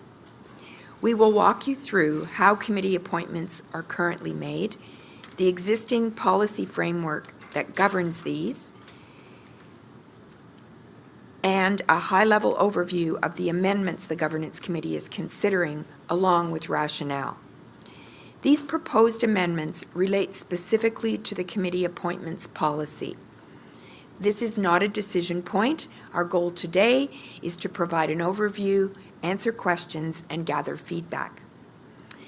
The Governance Committee intends to bring forward formal red-lined policy amendments for Council's consideration and approval in September. As Hanno indicated, there are no materials included in today's package, as this session is focused on early context and discussion. Overall, this is an opportunity to ensure Council has a clear understanding and can provide input before any formal changes are presented. I'll start with a brief overview of the policy and how it functions today. The Governance Committee's authority to recommend committee appointments comes directly from the college's bylaws. The policy we're discussing builds on that authority by setting out a structured, transparent process for how those recommendations are developed. Specifically, the operational policy of the Governance Committee, committee appointments, guides the Governance Committee in assessing candidates and bringing forward appointment slates to Council. In terms of how this works in practice, the committee considers a broad range of factors when making recommendations. These include things like the requirements set out in the bylaws, but also competencies, diversity and representation on committees, practice areas, availability to serve, and ensuring a balance between experience and fresh perspectives. There is also an emphasis on succession planning and meeting the evolving needs of each committee. Candidates themselves play an active role in the process. Current council and committee members and candidates are asked to self-assess against established competencies and answer competency-based questions. The Governance Committee reviews all of this and then recommends a full slate of committee members and chairs. That recommendation is made to Council for approval. The policy also includes some important guardrails. For example, there are limits on the number of multiple appointments, with the expectation that council members generally serve on no more than 2 committees unless there are clearly explained exceptional circumstances. Where there are equally qualified candidates for a chair role, there is a preference to broaden participation by selecting someone who is not a member of the governance or executive committees. And chair roles themselves are flexible. They can be held by council members, non-council committee members, or subject matter experts, depending on the context. Finally, the policy also addresses how vacancies are filled between council meetings, allowing the executive to step in if needed, with those appointments later brought back to council for confirmation. Overall, the policy is designed to ensure the process is structured, fair, and aligned with the organization's governance objectives. Now I'll turn it over to Dan Haas to outline the changes the Governance Committee is proposing. Great. Thank you, Anne. So I'm going to turn now to the policy amendments that the Governance Committee is currently considering. At a high level, these changes are about increasing clarity, consistency, and alignment with committee and organizational needs. One key shift is moving away from references to individual preferences and instead emphasizing objective criteria to ensure appointments are clearly driven by what each committee needs to function effectively. Another important update is the move from biennial to annual committee appointments, and this aligns with the new annual election cycle. The policy will be updated to clarify that the Governance Committee will consider both appointments and reappointments every year, and this creates more flexibility and responsiveness. We're also proposing to clarify that the criteria used for appointments will similarly apply to reappointments, and this will ensure consistency across both processes. The amendments introduce a stronger focus on performance, continuity, and succession planning, and this should ensure that committees remain effective over time while still making room for new perspectives. Another area of focus is cross-appointments and conflict management. My colleagues on the Governance Committee will outline how these proposed changes are designed to essentially do three things. One, establish a more transparent, structured, and principles-based approach to both appointments and reappointments. Secondly, align with recent and ongoing modernization efforts. And thirdly, reinforce the public interest principles that form the foundation of the policy. At this point, I'll turn it over to Anthony Mayer to explain why we're bringing forward these policy amendments at this time. Anthony. Thank you, Dan. So why are we bringing these amendments forward now? There are a few recent developments that make this the right time to update the policy. First of all, last June, Council approved an updated competency and diversity profile for council members. A key element of that profile is a strengthened focus on the public interest, specifically the expectation that council members understand and prioritize the college's public interest mandate above all else. That principle naturally extends also to committee service, reinforcing that these roles are all about serving the public first. Second, in December, Council approved the shift to annual committee appointments to support yearly elections and staggered council terms, with the goal of improving continuity, stability, and institutional knowledge. Together, these changes reflect a move towards a more modern approach to governance. And as a result, there's a clear need to update the policy so it aligns with this evolving framework. Next slide, please. Okay, so stepping back, this work is part of a broader shift in governance expectations across the whole healthcare sector.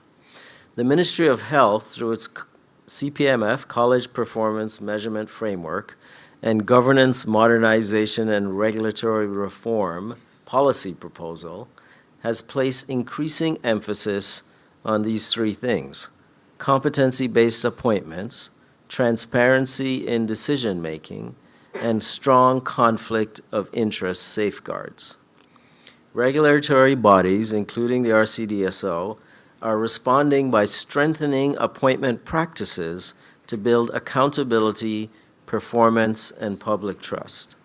For us, that translates into a clearer focus on objective competency-based assessment, principled and transparent processes, and a consistent focus on the public interest.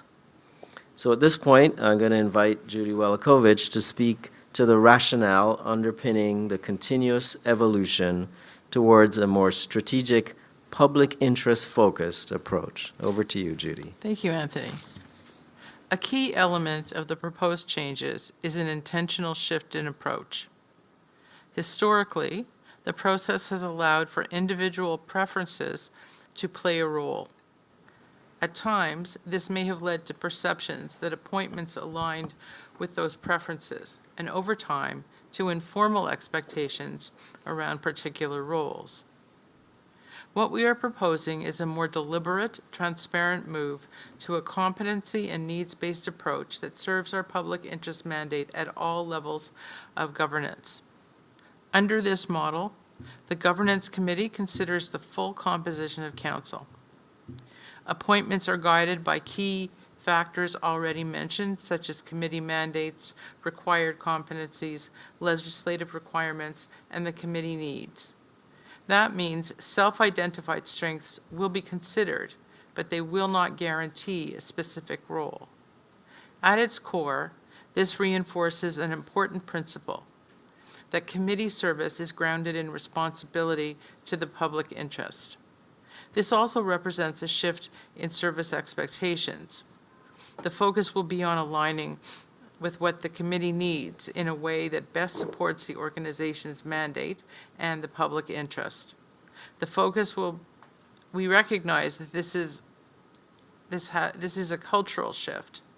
To support this transition, we are committed to clear and transparent communication, a fair and consistent application of the process, and ultimately, this approach is about strengthening trust, clarity, and effectiveness in how appointments are made.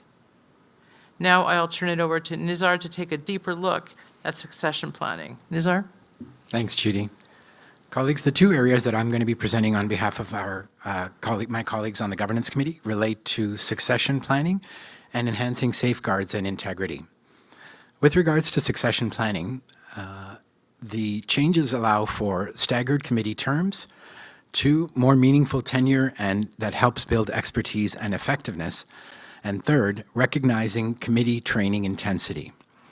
Succession planning is really key to all of this. A definition of succession planning includes the strategic process of identifying, developing, and preparing individuals to fulfill critical roles, ensure leadership continuity, and organizational stability.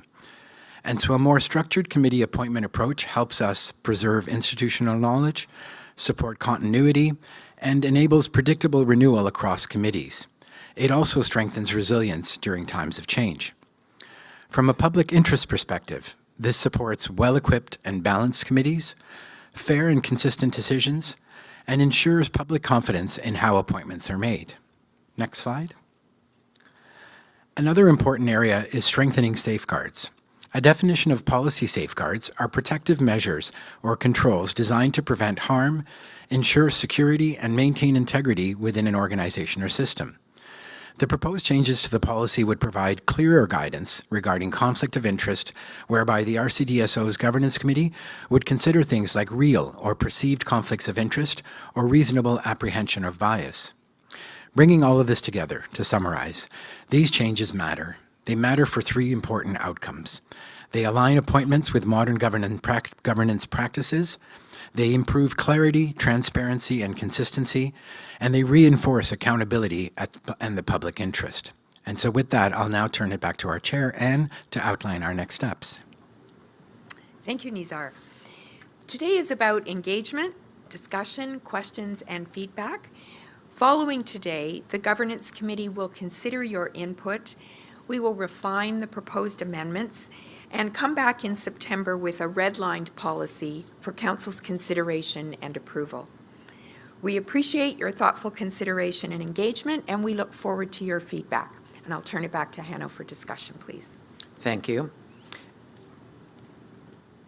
And thank you, Anne, and thank you, Dan, Nizar, Anthony, and Judy for your presentations.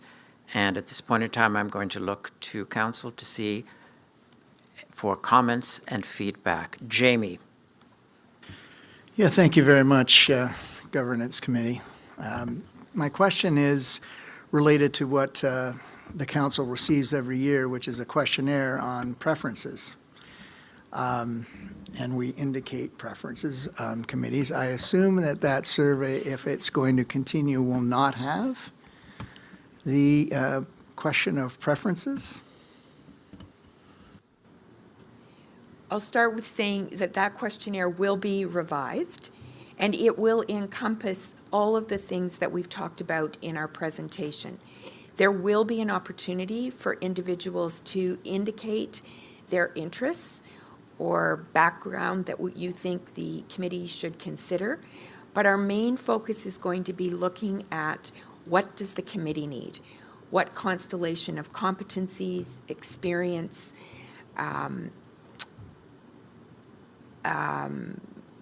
professional background, what are the things that that committee needs in a given year, and how can we best populate all of the committees? Because as you can imagine, this is a little bit of a game of dominoes. We need to make sure that every committee is populated in a way that ensures its best success. Supplemental, if I might. Does that mean that the appointments will be made by the governance committee or the executive committee? So the governance committee brings a slate to recommend to council. The final appointments are made by council. Thank you. Stephen?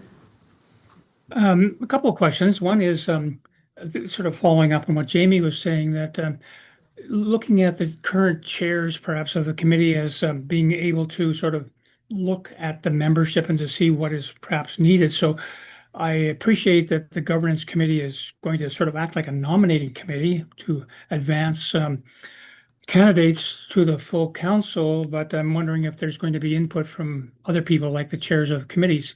So that's one comment. The second one right now refers to, I think, Anne's comment about multiple appointments. And I was wondering, currently, are there many that have more than 2 appointments, or are there a few that have less than 2, most at 2, or is there a percentage breakdown that you could sort of give me, like 60% at 2, 20 and 20? So that'd be my question, please. Starting with your last question, I don't have that information. I don't, Laura, do you have information about?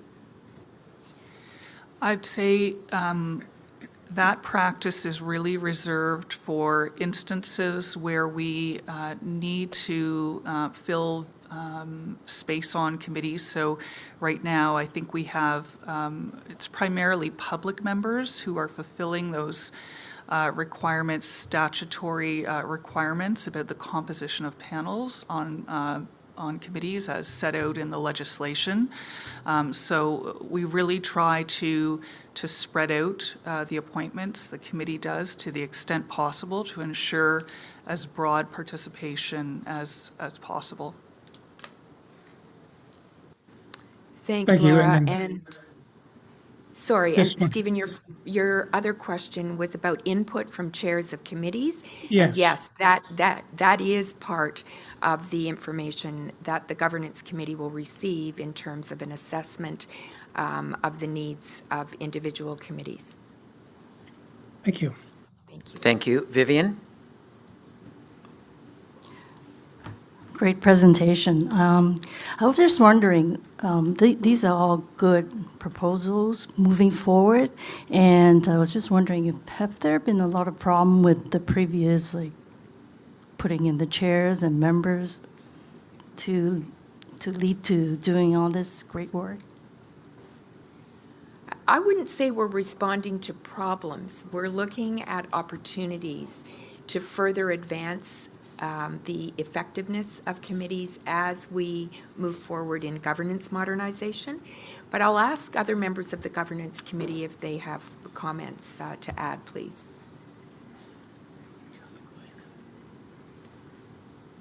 I see Anthony ready there. Yeah, I would not say we've had problems. There have been issues that we've had to discuss through, but we're taking this, we're taking it proactively just to make it better and more transparent and more obviously in the public interest, but there haven't been major issues to date. Thank you. Great to hear. Aaron. Yes, thank you. I support these changes, and I think it's great that we're looking at a competency and a needs-based approach.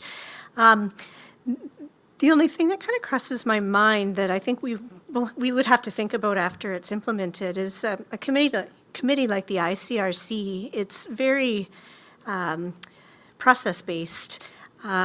So the training that we do with the committee is quite extensive because we have to get everybody set to go. And so our first plenary, usually we cover the basics that everybody needs to know to get up and running. And then throughout the 2-year term, that training tends to be cumulative. So we grow and we expand on what we've learned as everybody gets more used to being in their roles.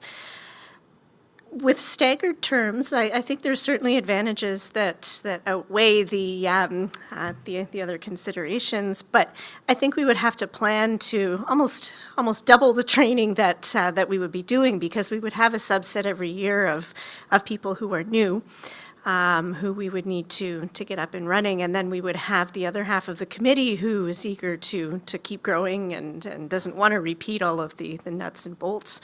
So I think we'd have to budget a little bit more training time if we did it this way. But on the whole, I'm supportive of this, and I think there's a lot of great opportunities here. Thanks very much, Erin. And I think as we move forward with the policy, we will have to look at implications like you have highlighted. My understanding is that we're talking about 1 or 2 positions a year on a committee that would be affected by staggered terms. But you're absolutely right, it's something we'll need to keep an eye on. Thank you. It's okay. Thank you, Judy.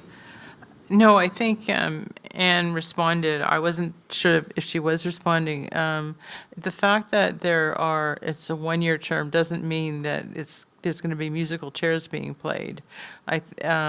Probably most members of a committee will return to that committee, and there may be some changes based on the needs of the committee and succession planning, but for the most part, committee members will stay where they are unless there's a reason to change it.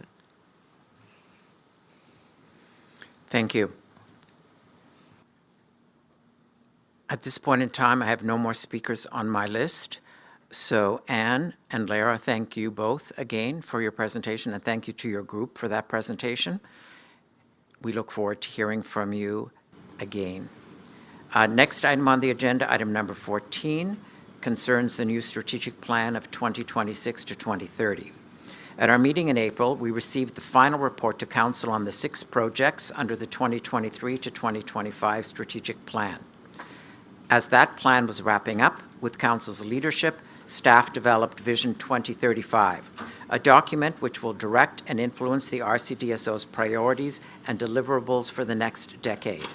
We will have 2 consecutive 5-year strategic plans to execute Council's Vision 2035. The first of those, the 2026 to 2030 strategic plan, is before Council today in draft form. The material can be found from pages 404 to 411 in your package.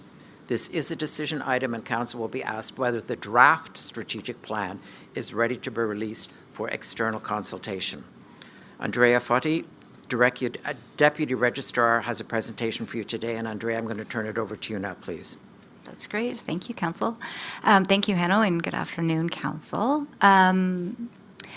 I'm going to take you through a deck today, and I'm going to try to move as quickly as I can through it. My role, and Angela, if you wouldn't mind advancing, it's really, first of all, we'll get into sort of a visioning and strategic planning mindset. I'm going to take you through a few things, briefly touch on some background. I'll give you an overview of the strategic plan that is in your packages, and then some of you know, or you would have seen the notice, we had a great discussion session last night at the council dinner, and I'll recap that for anyone who wasn't able to make it. I'll give you some highlights from there. And then really it's to you, and we welcome your thoughts and comments. So if we go to the next one, Angelo. This slide, and you've seen this before, and those of you who attended last night, it looks familiar. This is just really a single slide capture of the pertinent background. So Hanno just highlighted many of these things, but we had embarked on, over the course of many months, a process with you to develop the Vision 2035, and Dan showed you that really nice designed copy that we now have, and it's in your binders. And from there, we started work on this draft strategic plan. So that's really happened with senior staff who've been sort of kicking around ideas.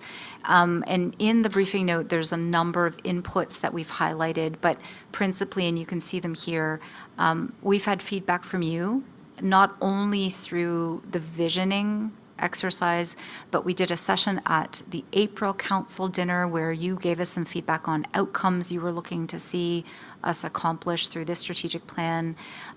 We had a great conversation with our executive committee in May, and then of course the dinner session last night.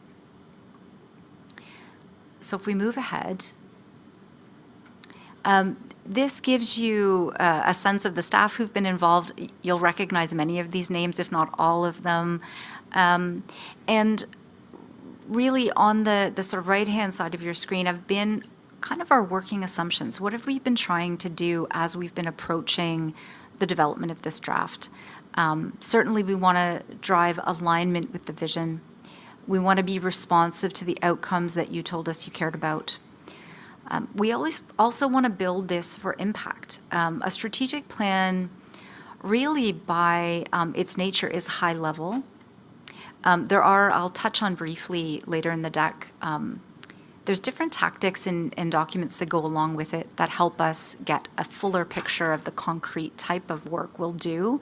But we do want to make sure that we're sort of positioned in a way that you and other readers can see the impact we're striving for. And then building on some lessons learned, and we're thinking very actively about a new way that we can approach measurement. And again, that's really drawing on the feedback you've been giving us over the past few months. I won't read through this. You've seen this slide before. This is just a way to represent how we have built connection between the vision document and the draft strategic plan in front of you. And you can see there's many, many points here of connection. If we move ahead, this is a very high-level recap of what you shared with us from the April dinner session. What we've done, and my colleagues who helped facilitate that session, Susan Taylor, Cameron Thompson, and Angelo Avicius, really worked to pull together top themes that you told us, and they're here. You can see some consistency. Data and analytics is something that we really have top of mind, and that's great to hear. Access to care and equity, and many others, as you can see. The structure, you may have noticed it looks a little bit familiar. We've really borrowed and maintained some of the elements from our current strategic plan, and those are on the left-hand side of your screen. What we've added for this draft is a series of statements under each pillar that we've referred to as commitment statements. And it was really a way to try to bring a degree of a concrete feel, a little bit more specificity, while still maintaining a high level that's appropriate for a strategic plan. And so here, this is just a couple of words about how do some of those components work together. I would say under each pillar, where we have the strategic objective, we have areas of focus, and we have commitment statements, they all work in partnership to create for our readers a picture of where we're trying to go. So obviously the strategic objective is sort of that Still fairly high level, a little bit more concrete than the vision, but it's that goal. What are we trying to accomplish? The areas of focus, of course, being what are those topic areas where we think we will do work to achieve that objective? And then the commitment statements, again, as I said, a little bit more concrete, getting into some detail about how we will move forward, what actions might we take. The goal here has been to still retain some agility. This is a 5-year plan. A lot of things can shift, and we want to make sure that this plan will allow us to adapt as things come at us. If we move ahead, Angelo. So Hanno flagged for you the page numbers. So if we move one more forward, Angelo, I'll just now get into some highlights of what is in your package in terms of the draft plan. So here, my main message with this slide is, these are those opening components of this draft strategic plan: vision, mission, and values. The values are consistent with what we've had in our previous strategic plan. The mission is quite consistent. We've modernized some of the language to try to really draw out that connection to the public and our mandate. And the vision is that theme or tagline which we've taken from Vision 2035, I should say. I won't read all of this out. I wanted to try to put on one slide all of the content encapsulated under each pillar. So we'll just briefly touch on them pillar by pillar, starting with healthy system. What I want to draw your attention to, I think particularly, is in the strategic objective, you'll really see that sort of focus on public interest, so equitable access to care, prevention, and then also that system component. We heard from you over a number of months your interest in system level work, integrating oral health into other healthcare. So if we move ahead, Angelo, to pillar 2, right touch regulation. And again, that objective kind of encapsulates some of the key elements to this if you're not familiar with right touch regulation. And we got some good feedback last night that will help us here. This is principally a risk-based approach. And we have been working this way for the past couple of years. So this pillar really represents a continued commitment to doing so. So this is about taking a risk-based approach, being agile, being proportionate in our regulatory work. And you can see here, sorry, Angela, just one back, thank you. You can see here that we've really tried to represent an outcomes-focused approach to different aspects of work, really embedding elements of quality and so forth. And data and analytics are woven throughout each of the pillars. And then, yes, Angela, on to the next, if you could. Pillar 3, prepared professionals. Again, we do a lot of work in this space already. This is a way of bringing it together and formalizing it.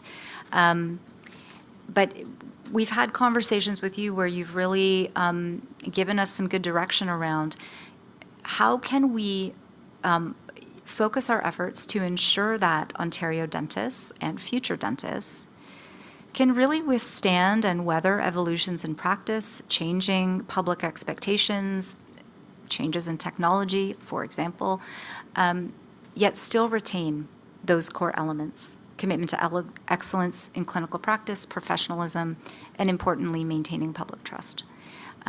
So some familiar elements of work here: practice models, corporate dentistry. This was a project you'll remember that we started under the last strategic plan, and Denny Ogarindi was our lead on that. And then our standards work also fits in really well here. So if we move ahead, I mentioned there's a couple companion pieces of work that will go along with this strategic plan. And we've started to think about both of these aspects, but our efforts have focused firstly on developing the draft strategic plan for you. We've been talking internally about how do we approach metrics to have an outcomes-focused approach? How do we really integrate all of the work that might be happening around the college that can help further us along in achieving those strategic objectives. So it's at the idea stage. We're going to do a lot more thinking internally, and then we're going to come back to you with some ideas on that and have a conversation with you. That'll be later this year. And then I'll just pause on each strategic plan we've had. We have developed a companion action plan, which is really an operational document.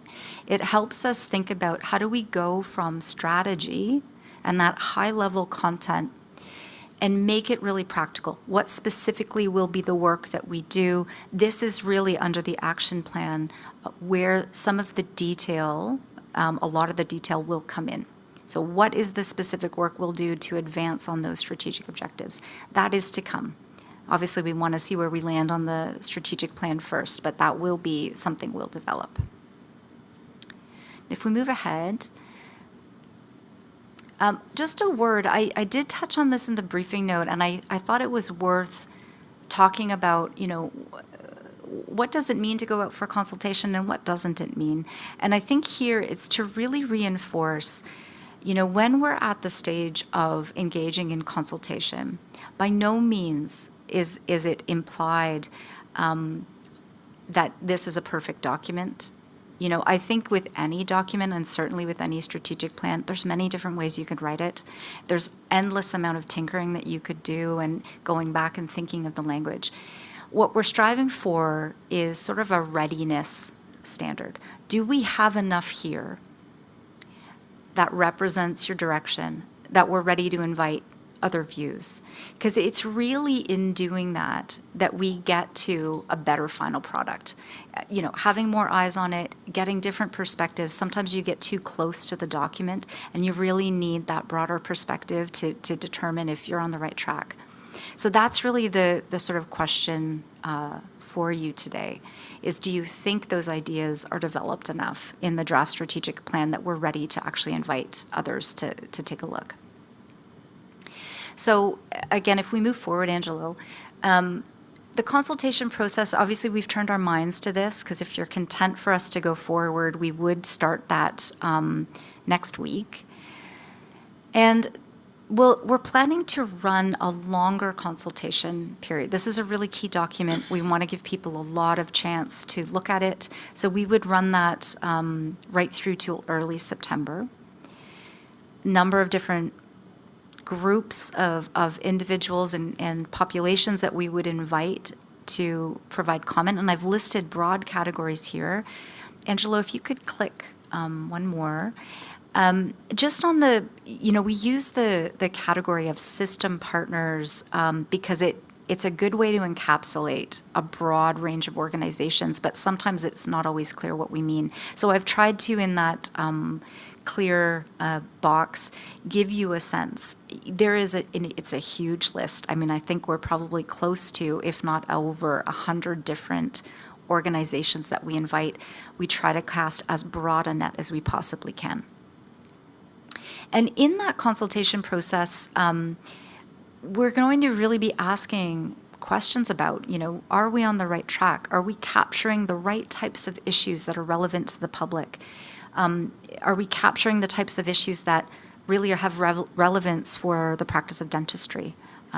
What about our impact? Are we positioned well to make an impact? Those will be the types of questions we ask of participants. And if we move ahead, Angelo, I wanted to give you a sense of some of the milestones. Again, if you're content for us to proceed today, we would run that consultation through till September. And then the idea would be we'd come back to you in October for the council meeting then with a sense of what we heard from participants and how we think we need to modify the strategic plan in response. And then later in the fall, heading toward December, we'll come back to you with an update on our approach to metrics and details around an action plan. So that just gives you a little bit of a pathway. What does the next few months look like? If we move ahead, Angelo. So today, really, these are the types of pieces of input we're looking for from you. bit of a pulse check. Are we on the right track? Does this look and feel like it aligns with what you've been telling us? What advice do you have for us, suggestions? And I mentioned this last night at the dinner, and by the way, these were the same questions if you didn't attend the dinner. These were the same questions we asked at the dinner because we wanted to maintain that consistency. What we would plan to do is to collect your feedback today and from last night, and really consider that alongside anything else we hear externally, and wrap that all up in our analysis for what revisions we need to do. So with that, I think we'll move now to I only have a couple more slides. Angela, if you can move ahead. This was what took place at the dinner. So again, it was an informal discussion. We did a World Cafe exercise like we did in April. No decisions were made, of course.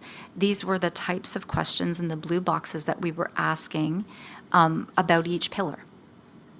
And so I'll recap then what we heard. If we move one more forward, Angelo. Generally speaking, we heard a lot of support from all of the attendees last night for the draft strategic plan. And consistent agreement that folks felt it was ready to go out at this point and get more eyes on it. And that importantly, that it reflects what you've been telling us over the past few months. I'll move ahead into just pillar by pillar. I know there's a lot of words on the slide, but really wanted to kind of do our best to reflect what those of you who attended last night told us. For each pillar, you gave us a sense of where the strengths were in the draft and some advice about how we could strengthen it, things to think about.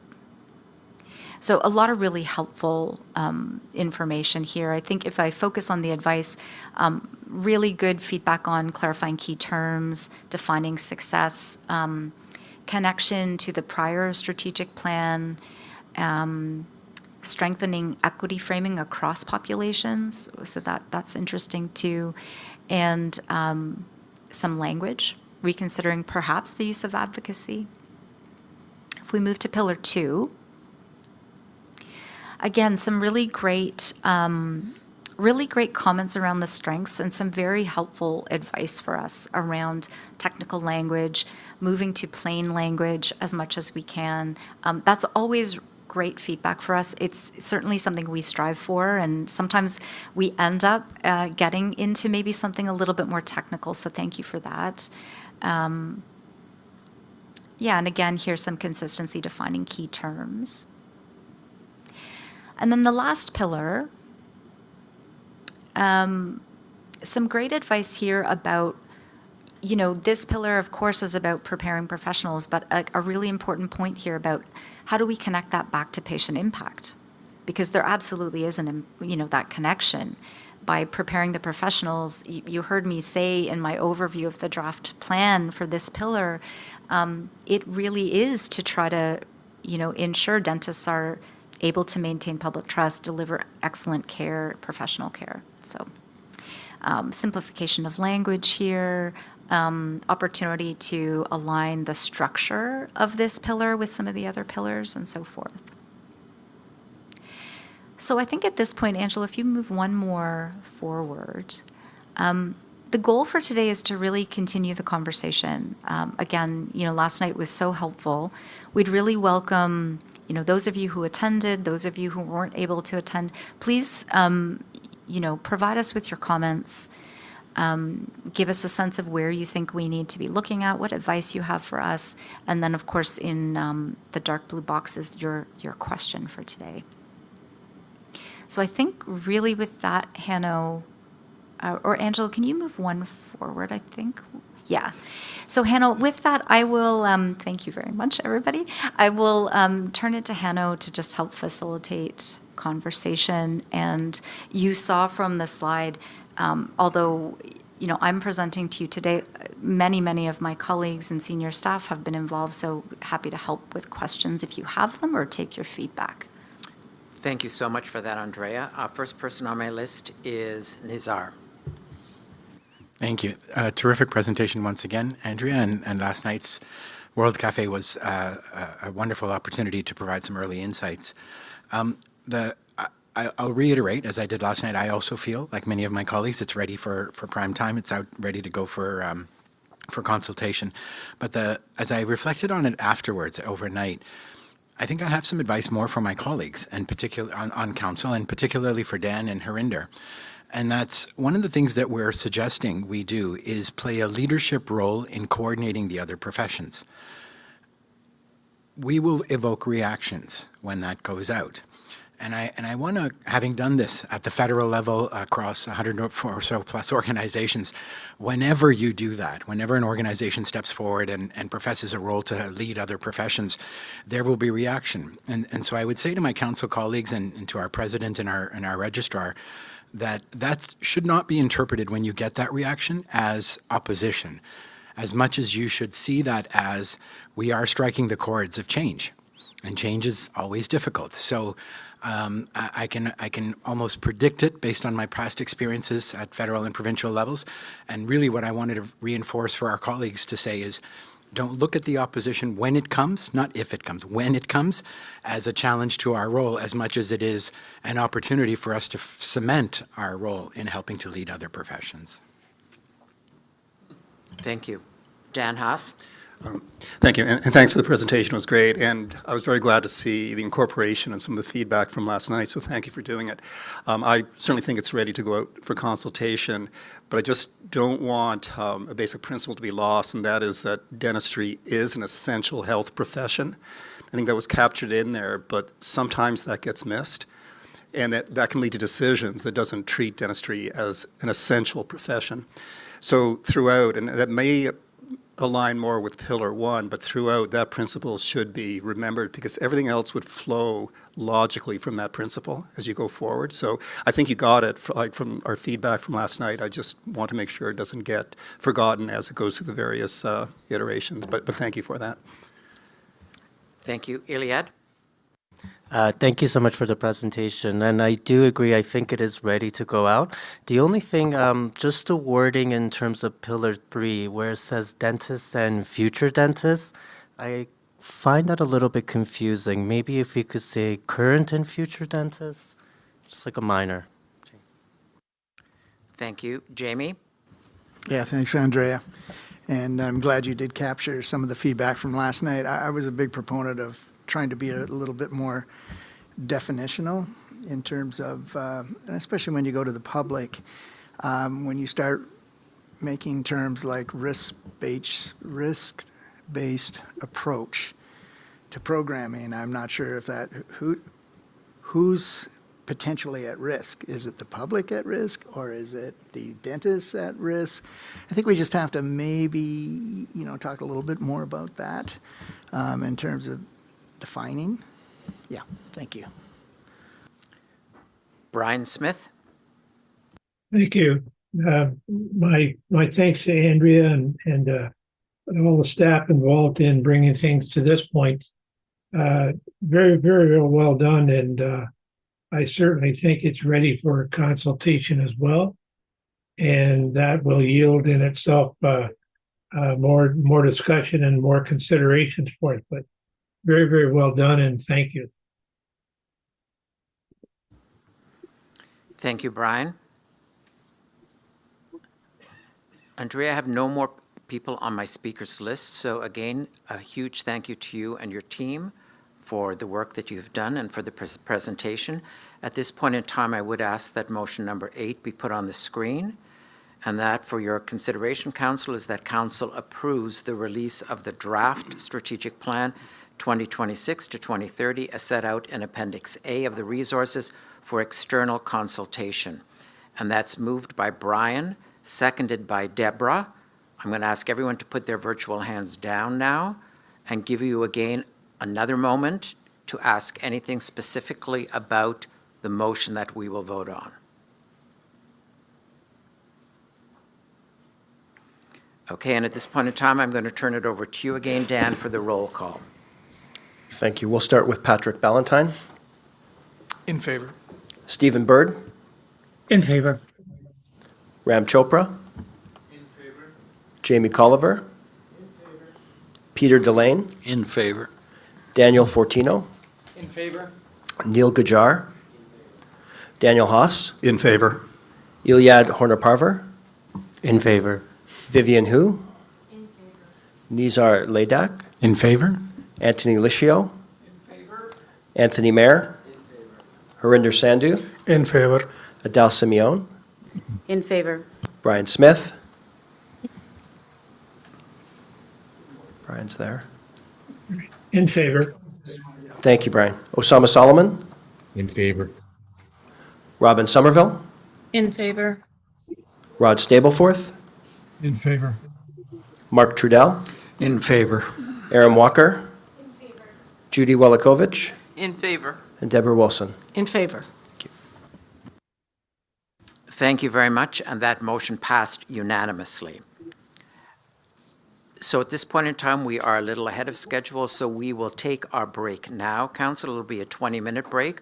So I would ask that at 2:52 exactly, we be back in position to start on the final phase of today's agenda. Thank you very much.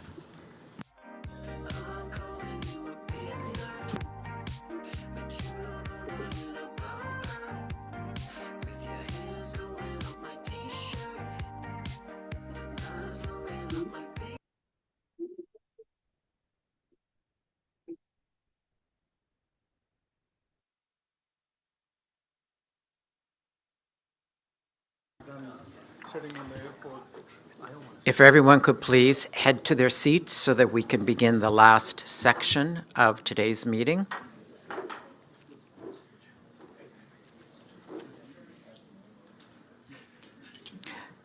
Our next item is in regard to the continuing work on the modernization of practice standards.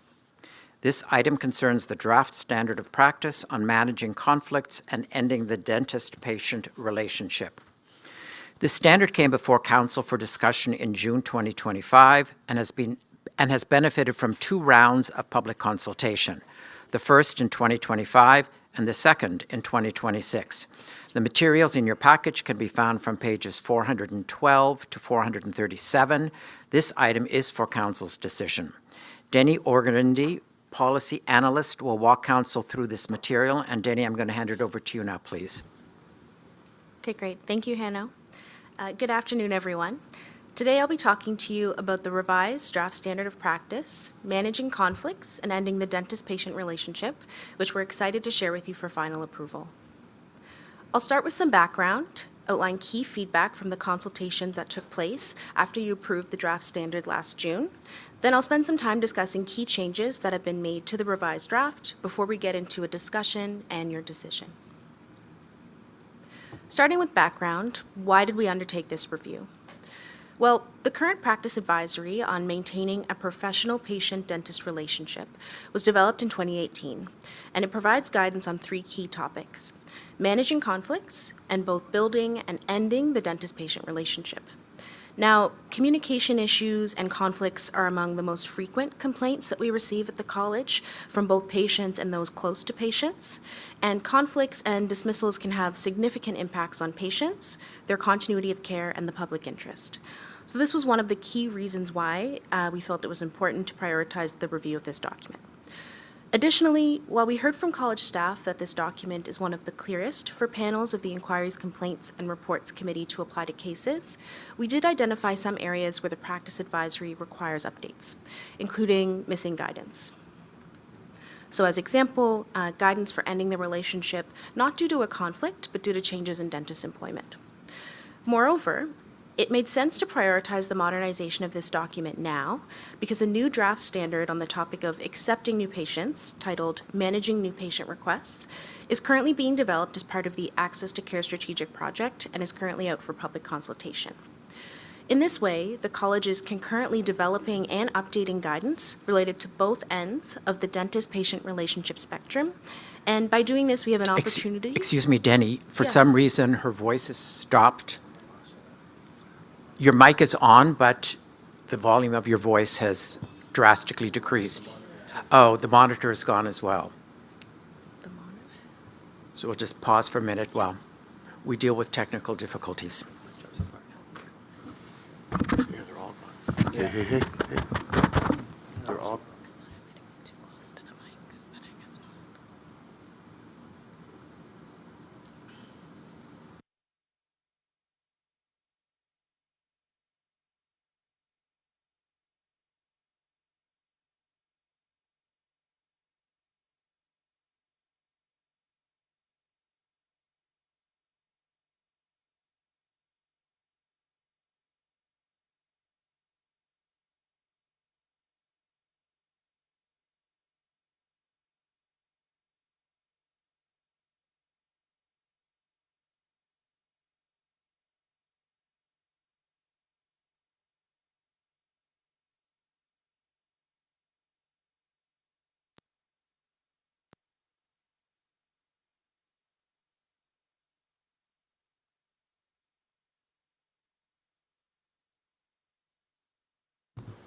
Hey, check.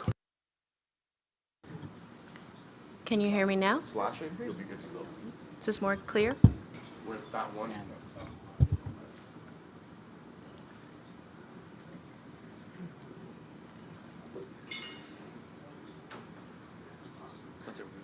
Okay, you can hear me okay now? Okay, Denny, I think you should be good to go, so thank you for that. So I'm turning it back over to you, Denny. Okay, great, thank you. I'll just wrap up the last bullet on this slide and then move to the next. So in this way, the college is concurrently developing and updating guidance related to both ends of the dentist-patient relationship spectrum, and by doing so, we have an opportunity to ensure the documents are well aligned. The new draft standard was developed with 3 key changes in mind. We updated the document for the policy team's new drafting conventions, which include, among other improvements, introducing an executive summary, principles, and definitions to our standards and guidance, and the use of clear and streamlined language. Additionally, we focus more narrowly with this document on conflict management and ending the relationship. As Council may recall, we felt it would be more appropriate and effective to move guidance in the current practice advisory related to building the relationship to another resource. Finally, we clarified and expanded on various requirements for managing conflicts and ending the dentist-patient relationship. Based on desktop research, preliminary consultation, and advice from our clinical leads, Dr. Helene Goldberg, who is here with us virtually today, and Dr. Mary Colaveras, who is in person to my left, we updated guidance related to managing conflicts and ending the relationship about a year ago in a new draft standard of practice. In February and April of last year, we shared the draft standard with the Standing Policy Working Group on 2 occasions, yielding helpful feedback. And in May and June of 2025, we shared the draft standard with the Quality Assurance Committee and Council, respectively, for approval to release the draft for general consultation. The general consultation was administered via an online survey, which was open from July to September of last year for a period of 60 days, which is our usual consultation period. Given the wide variety of reasons for conflicts and patient dismissals, the consultation sought feedback on supplementary or companion resource topics, which you can see the results of in Appendix D, as well as specific provisions within the draft standard itself. In total, we received 624 responses, which is a higher response volume, and you can see the distribution of those who responded to the survey directly and via email on this slide. Additionally, we sought and received feedback from college staff and members of the Professionalism Working Group. The latter was to ensure that the draft aligns with the new draft managing new patient request standard, which the working group is leading. When breaking down only external respondents, we see that we received feedback from 580 dentists, including 90 orthodontists, 20 members of the public, including 16 members of the Citizen Advisory Group, which is a group of patients and caregivers, as well as feedback from 2 organizations, the Ontario Dental Association and the Ontario College of Social Workers and Social Service Workers, in addition to 8 other respondents. I will note at this point that we received just over 300 responses by about 2 p.m. the day the consultation closed, and we received almost the same number of responses in the last 10 hours of the consultation. The reasons for this, as we understand, are twofold. One, the Ontario Association of Orthodontists sent a reminder to its members the very last day of the consultation. So we do see a larger portion of this demographic captured in this consultation. And 2, there was also critical discussion online about the draft, including some misunderstandings, which I'll speak a little bit more about shortly. When we look at the overall assessment of the draft, we saw that most respondents, or 70%, agreed that it was easy to understand. But as you can see, feedback was much more evenly distributed among the response options regarding both the reasonableness and the comprehensiveness of the draft, with approximately 42% and 47% of respondents strongly or somewhat agreeing that the document was reasonable and comprehensive, respectively. It follows then that constructive feedback was largely focused on the draft's reasonableness and comprehensiveness. More specifically, there was general agreement that definitions were not as clear as they could be, in particular the definition of a conflict, which some respondents thought was wordy. Guidance for managing conflicts was viewed as appropriate overall, though respondents suggested that some examples of reasonable efforts to resolve conflicts may not fit all situations and that the requirements were complex. Concerns were raised about some of the steps for ending the dentist-patient relationship, including requirements to provide reasonable assistance to patients to find a new dentist and to ensure a patient's condition is stable prior to dismissal. As I noted previously, there were some misunderstandings about the draft. Those misunderstandings primarily concerned situations where dentists must not end the dentist-patient relationship. Many respondents interpreted this section of the draft to mean that they were prohibited from ending the relationship in the situations we had outlined. As an example, one of the provisions was that dentists must not end the dentist-patient relationship where patients are non-compliant with office policies, unless the policies were previously communicated to the patient and they apply to all patients of the practice. It was largely qualifiers like this bolded language here that were not well understood. Finally, regarding emergency treatment, there was misunderstanding that dentists were required to provide emergency care to dismiss patients directly, but that was not the case. Our intent was to require dentists to provide at least one option for emergency care after the relationship ends, and one of those options may be that the dentist offers to provide this care for a period of time. Now, moving on to organizational feedback. The ODA provided a few specific comments which are set out in more detail in the briefing note, but they include that the RCDSO should acknowledge dentists' autonomy and professional judgment, and that we should reduce administrative for dentists. When looking at groups that provided more patient-centric feedback, the Ontario College of Social Workers and Social Service Workers noted that they actually found the draft to be clear, reasonable, and comprehensive, and they had suggested some topics listed here and in more detail in your briefing note to support building positive professional dentist-patient relationships. The Citizen Advisory Group, which provided the majority of all patient and caregiver voices in this consultation and looked at the requirements through a public interest lens, generally felt the same. They felt the draft was easy to understand, and if anything, suggested that additional efforts be considered by dentists to resolve conflicts and to support patients when ending the relationship, depending on the situation. So it was reassuring that patients, caregivers, and another health regulatory college did not have notable concerns with this draft from a public interest perspective. The major changes that we made to this draft were that, sorry, one moment here. Okay, sorry. So one of the things that we did was we revised the draft standard.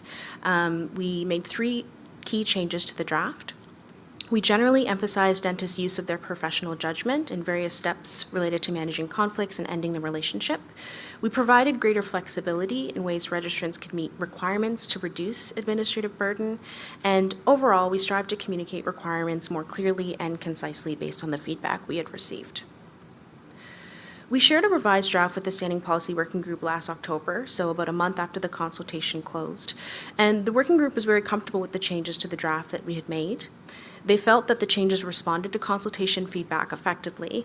However, the group suggested that given the feedback we had received, in particular the volume and its critical nature, they suggested that we reconsult on a revised draft with the aim of demonstrating responsiveness to consultation respondents and ultimately registrants. We brought that suggestion to the Quality Assurance Committee for their decision in January of this year, and the committee had a very similar perspective. They were very pleased with the changes that had been made to the draft, but they also agreed that reconsulting on the revised draft for this particular document would be a useful step. As a result, and based on this direction, we held an abbreviated additional general consultation from February to March of this year.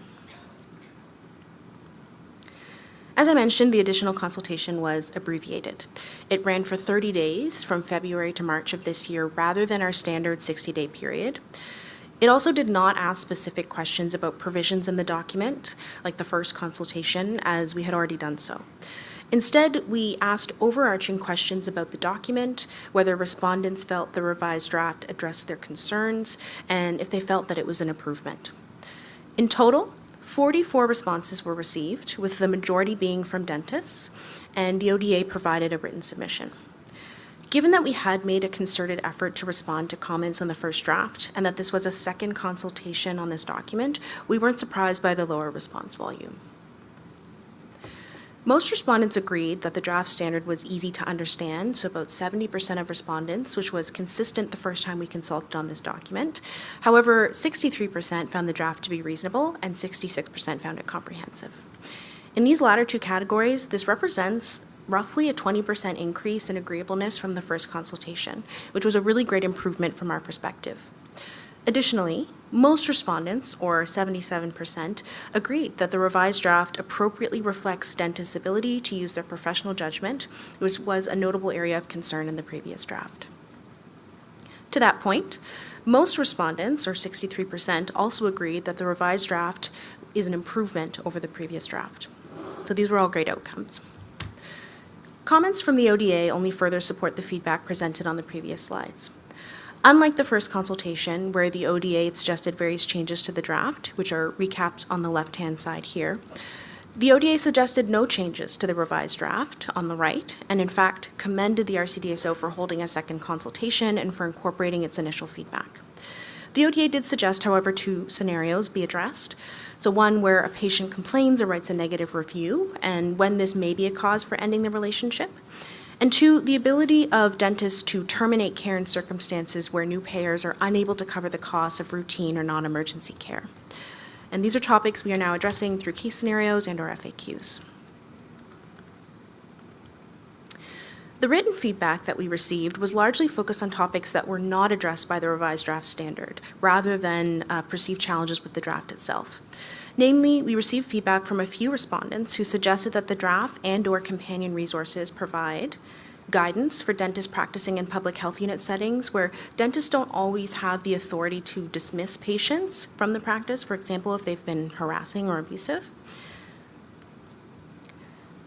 They also suggested that we reduce or consider changes to requirements for outlining patients' treatment needs in a dismissal notice when another dentist or other dentists at the practice will be available and taking over the patient's care. And finally, guidance for managing situations where patients have made a complaint to the RCDSO, which, as I just mentioned, the ODA had also commented on. So this part of the presentation will go over in some detail the main changes that have been made to the draft standard coming out of both consultations, but additional detail can be found in your briefing note.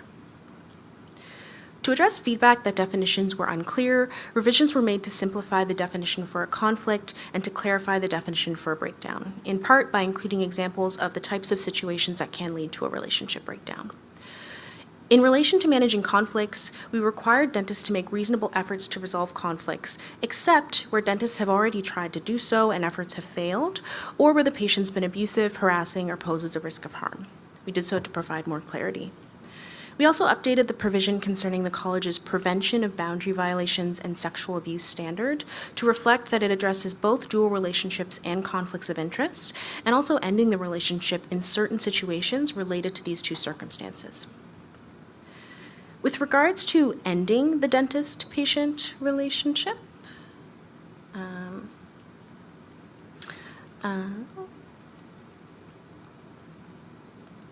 sorry, one of my slides isn't showing, so just bear with me. There won't be a slide for these particular speaking points. So with regards to ending the dentist-patient relationship, we removed scenarios that were not well understood regarding when dentists may or may not end the relationship to companion resources, where they can be more effectively explained. And instead, we require dentists to make decisions to end the dentist-patient relationship with a clear and defensible rationale.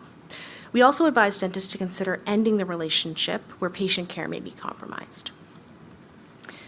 We also require dentists to refer or provide treatment when ending the relationship, but only when the treatment is time-sensitive, temporary, and already underway. And we require dentists dismissing a patient undergoing long-term treatment, such as orthodontic treatment, to notify them if they must find another dentist to provide interim care until that patient can find a new dentist. So for example, removing their braces. We also signal dentists' obligations with respect to workplace harassment and violence under the Occupational Health and Safety Act, given concerns raised about public health unit settings where dentists may not have the authority to dismiss patients, and we also outline the possible relevance of this legislation to these scenarios in supplementary resources.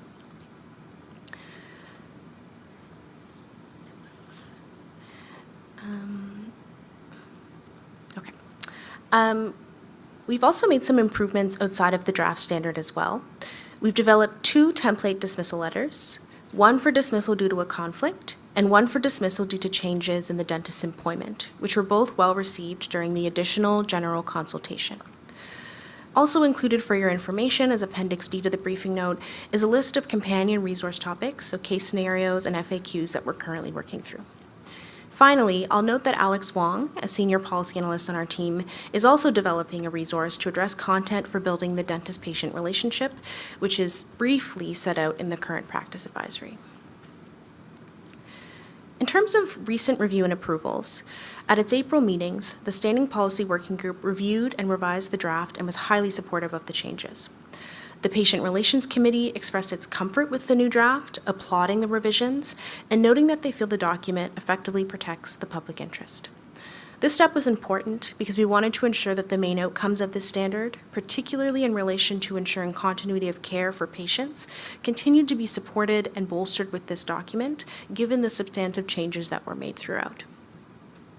Finally, in May, the Quality Assurance Committee expressed strong support for the revised draft standard, proposed no changes, and approved it be forwarded to Council today for your consideration for final approval. Moving on to next steps. So should Council approve the revised draft standard, it will replace the current practice advisory and come into effect on July 3rd. The template dismissal letters and other companion resources will be posted on the RCDSO's website, and registrants and other interested parties will be notified proactively about the new standard through targeted communications. Additionally, to promote awareness and compliance with the new standard, RCDSO staff from various departments will consider a knowledge translation tactics or various knowledge translation tactics, including a future RCDSO Connects webinar. That brings us to the discussion. So, does Council have any feedback on the revised draft standard of practice or the template dismissal letters? I'll pull my presentation down. Thank you very much, Denny. So at this point in time, I will look to Council for comments or feedback. Brian Smith. First of all, thank you very, very much for the work that you and many others have been involved in developing the policy and bringing it to us at this stage. As one member of Council who has had a fair bit of experience in dealing with CRTC matters that are related to this, the Patient Relations Committee and so on, I think this will be an invaluable document as you presented. The consultation you did is very commendable, taking in all kinds of suggestions, good suggestions in going forward. So I certainly appreciate and support 100% what you've done here, and hopefully Council will approve it today as well. Thank you. Thank you. Judy? Yes, thank you. And thank you so much for the presentation and for all the work that went into that, because I don't actually have any criticism of it, but what I did want to say was that I support it, and I think that it's such an important topic, because managing conflict with a patient or terminating a relationship with a patient or a client is so it's such a usually an emotional issue, and it's so prickly. And so I think that the proactive role you've taken in providing guidance to the profession on how to better handle this is really important. So thank you. Thank you. Anthony Lisho? Yes, thank you very much, and thank you for all the hard work that the committees have done. This really makes it a lot easier for the public. The only thing that disappoints me is it goes out for public response, and we get a number of like 680 or 90, and 90 of those were orthodontists. Way to go, Anthony. There's got to be a way, not just with this, but with other stuff that goes out, that we should try and get more somehow. Maybe in perhaps rather than put it out just once, keep sending reminders. I don't know. We just got to put our thinking caps on and see if we can get a better number. And I know that's with other things that go out, not only with the RCDS, just in industry normal. It's a very low percentage when you go out, and if you get 10%, you're doing well. So, thank you. Thanks, Anthony. I'll just reply very briefly to say I agree with you. It's very difficult in my experience to drive up the number of responses that we receive to consultations. It's an ongoing issue, but we're really thinking creatively on the policy team and with our colleagues in communications and other areas around the college to explore new tactics to increase engagement, and also to think a little bit beyond sort of the boundaries of our survey-based approach. So if you think about RCDSO Connect sessions and other sorts of activities that we are currently engaged in, those also represent really good opportunities to get additional sorts of perspectives. So the short answer is I agree with you, and it's something we are definitely thinking about. Thank you. So at this point in time, I have no other speakers on my list. So Denny, to you and Cameron and your team, thank you very much for the hard work that you've done and for the patience you've shown and for bringing it back again to council for another consideration. At this point in time, I would ask that motion number 9 be put on the screen, please. And for your consideration, council, motion number 9 is that council approves the revised managing conflicts and ending the dentist-patient relationship as a standard of practice of the RCDSO as presented. And that is moved by Anthony and seconded by Deborah. I'm going to ask again for all virtual hands to go down because I will pause again for a moment if there are people who have comments or questions about the motion. Seeing none, I'm going to turn it over to Dan again for a roll call, and this motion needs a simple majority in order to pass. Okay, thanks, Handel. Last roll call. Deborah Wilson. In favor? Judy Welikovich. In favor? Aaron Walker. In favor. Mark Trudell. Rod Stapleforth. In favor. Robin Somerville. In favor. Osama Solomon. In favor. Brian Smith. In favor. Hadal Simeon. Harinder Sandhu. In favor. Anthony Mayer. Anthony Lischio. In favor. Nizar Ladak. In favor. Vivian Hu. In favor. Iliad Horner-Parver. In favor. Daniel Haas. In favor. Neil Gajar. Daniel Fortino. In favor. Peter Delane. In favor. Jamie Colliver. In favor. Ram Chopra. In favor. Stephen Bird. In favor. And Patrick Ballantyne. In favor. Thank you, and that motion passed unanimously. Thank you very much, Council. We're getting close to the end of the agenda. Item number 16 on the agenda is an update on the college real estate. As you will recall, we had significant discussion at our last meeting where Council approved the appointment of Colliers Macaulay Nichols Incorporated as the college's real estate broker of record to launch a leasing inquiry process. The material for this item can be found in your package on pages 438 to 439. This is an item for Council's information. And Jeffrey, I'm going to turn it over to you for brief comments, please. Thank you, Hanno. and they will be very brief. So activity has continued on the real estate front since our last meeting. And as directed by council, we've been exploring the leasing market with Colliers. And we will, in the near future, prepare an analysis for council with more definitive numbers on actual properties where they're available, with the understanding that options and numbers are fluid and can be changing. So at this point, we're looking for a FAR meeting and then a council meeting to be held over the summer months to come to a real estate decision. So stay tuned. Thank you for that. Any questions for Jeffrey? Judy? Yes, thank you. Is there some sort of a plan in terms of whether you sell first or rent first? I know it's always dicey, but what's the objective here? Based on internal discussions and discussions with Colliers, I think the plan would be to find a property first, so lease first, and then put the property up for list. Okay. Well, I mean, as you know, I'm not really in favor of selling the building, so I was just wondering how it was going to happen. But thank you. Anthony Mayer, your hand was up, but it's not up anymore. I had the same question as Okay. Judy. Thank you, Hannah. Anthony Lisho?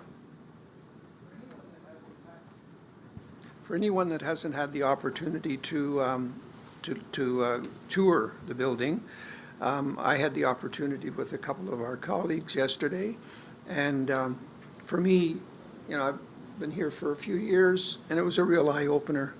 I don't care what we do to that building, it just won't deliver what should be done at this time in our society, sort of thing, the type of work environment that we want. So I was kind of this way about it, and I'm a property guy, and I'd like to hold on to stuff, but there's no way. I think we have to look at what's out there and take advantage. Actually, I think this is a good opportunity, because I think rents are still reasonable, but that's going to change because more and more companies are having their employees go back to work, and so it's a good opportunity. With regard, Judith, with all due respect, that's a bad cliche to use, but honestly, that location is prime, and so I don't think that there will be any problems in selling it after the fact, not only in terms of value, but also in terms of opportunity, because it's just prime land. So, thank you very much.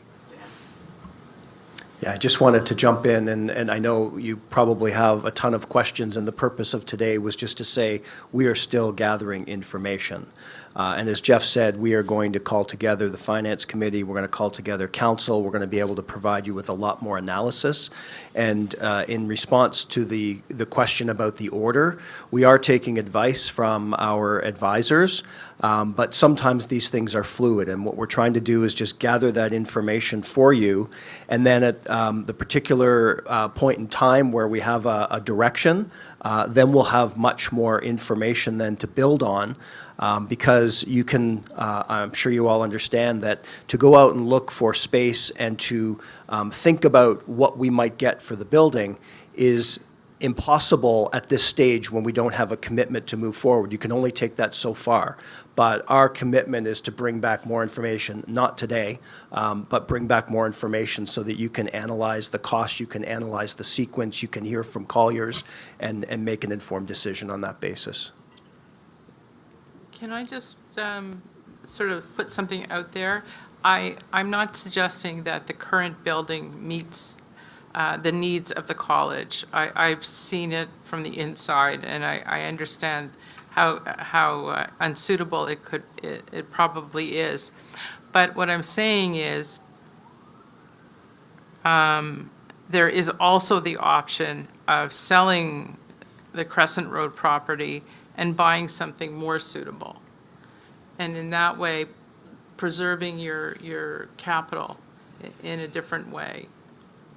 And that's, because I'm concerned that one of the things that was sort of put forward was the ability to expand on initiatives with, once the property has been sold. But to my mind, that's just depleting your capital over time and using it to pay for ongoing expenses. So that's just my thought, is that, maybe consider purchasing something more appropriate for the college. Again, I know, it's not hard at this to, time. well, it's hard to have the conversation today when you don't have full information. But we certainly have posed the possibility of a purchase.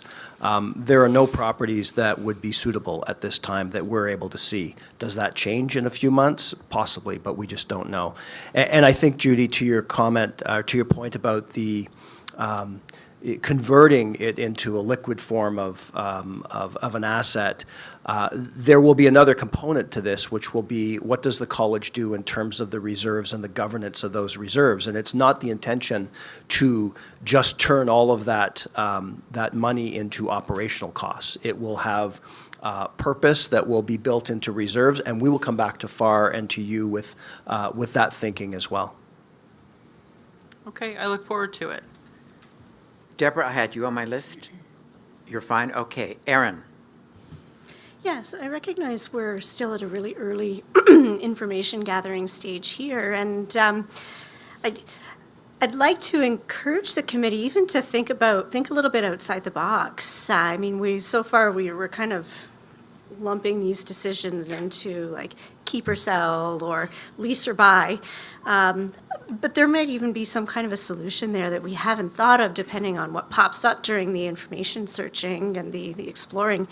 I mean, I'm thinking maybe even something along the lines of maybe we rent something small downtown Toronto just to preserve the small group interactions, and then maybe we find something big that we want to buy that's maybe not necessarily where we thought it would be, but it just fits all of the other needs. Or something even that nobody's thought of yet, but just kind of keeping our minds open and being a little bit creative and looking at what comes back in our more detailed analysis of what we want, and also looking at our strategic plan to see if we can relate the items in there to where we want to be in 10 years. Thank you, Erin, and thank you, everyone, for your comments and feedback. Next item on the agenda is item number 17, other business. This is just to take a moment to see if there are any other aspects of business that we need to consider today or to put on the agenda for the future. On a personal note, I would just like to say it was nice to come in this morning and to have my morning coffee with Daniel and with Jamie. And Jamie and I realized that we were trying to be the cool kids like Daniel because none of us were wearing socks, which made me feel good. And I learned that Daniel is getting married in July, destination wedding of Krakow, Poland. So on behalf of all of council and all of the staff here, we wish you all the best. Have an incredible wedding, and we look forward to hearing stories and seeing pictures when you get back. Yeah.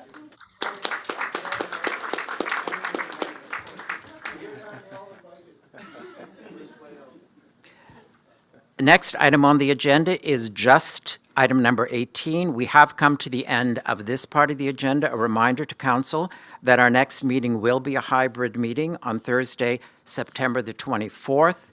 We will be in person here again at Vantage Venues and via Zoom. We can also be live streaming that meeting. And again, before we entertain our final motion to move in camera, I would just, on behalf of all council and myself, like to express our incredible and sincere thanks to all the work that staff does to get an agenda like this up and ready, for all the work that goes on, for the presentations that you provided not only to council today, but continue to provide to council. The level of information, the level of professional development is really quite extraordinary. And to everyone on staff who is in this room, but to all the people who are not in this room, a huge thank you and appreciation. And council, to you as well for your participation today and for making the time to attend today and conduct the business of council. Item number 19, our next item, is a confidential matter. We will need to approve a motion in order to move into an in-camera session. And if I could have motion number 10 on the screen, please. That council exclude the public from the meeting and that personnel matters will be discussed in accordance with Clause 7(2)(d) of the Health Professions Procedural Code, which is Schedule 2 to the Regulated Health Professions Act 1991. And that is moved by Deborah, seconded by Dan Haas.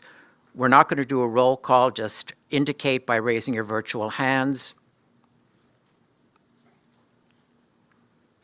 And that motion is carried. Thank you very much, council. We will end the live stream here, pause for about a minute to ensure that staff can exit, and then we will begin the brief in-camera session.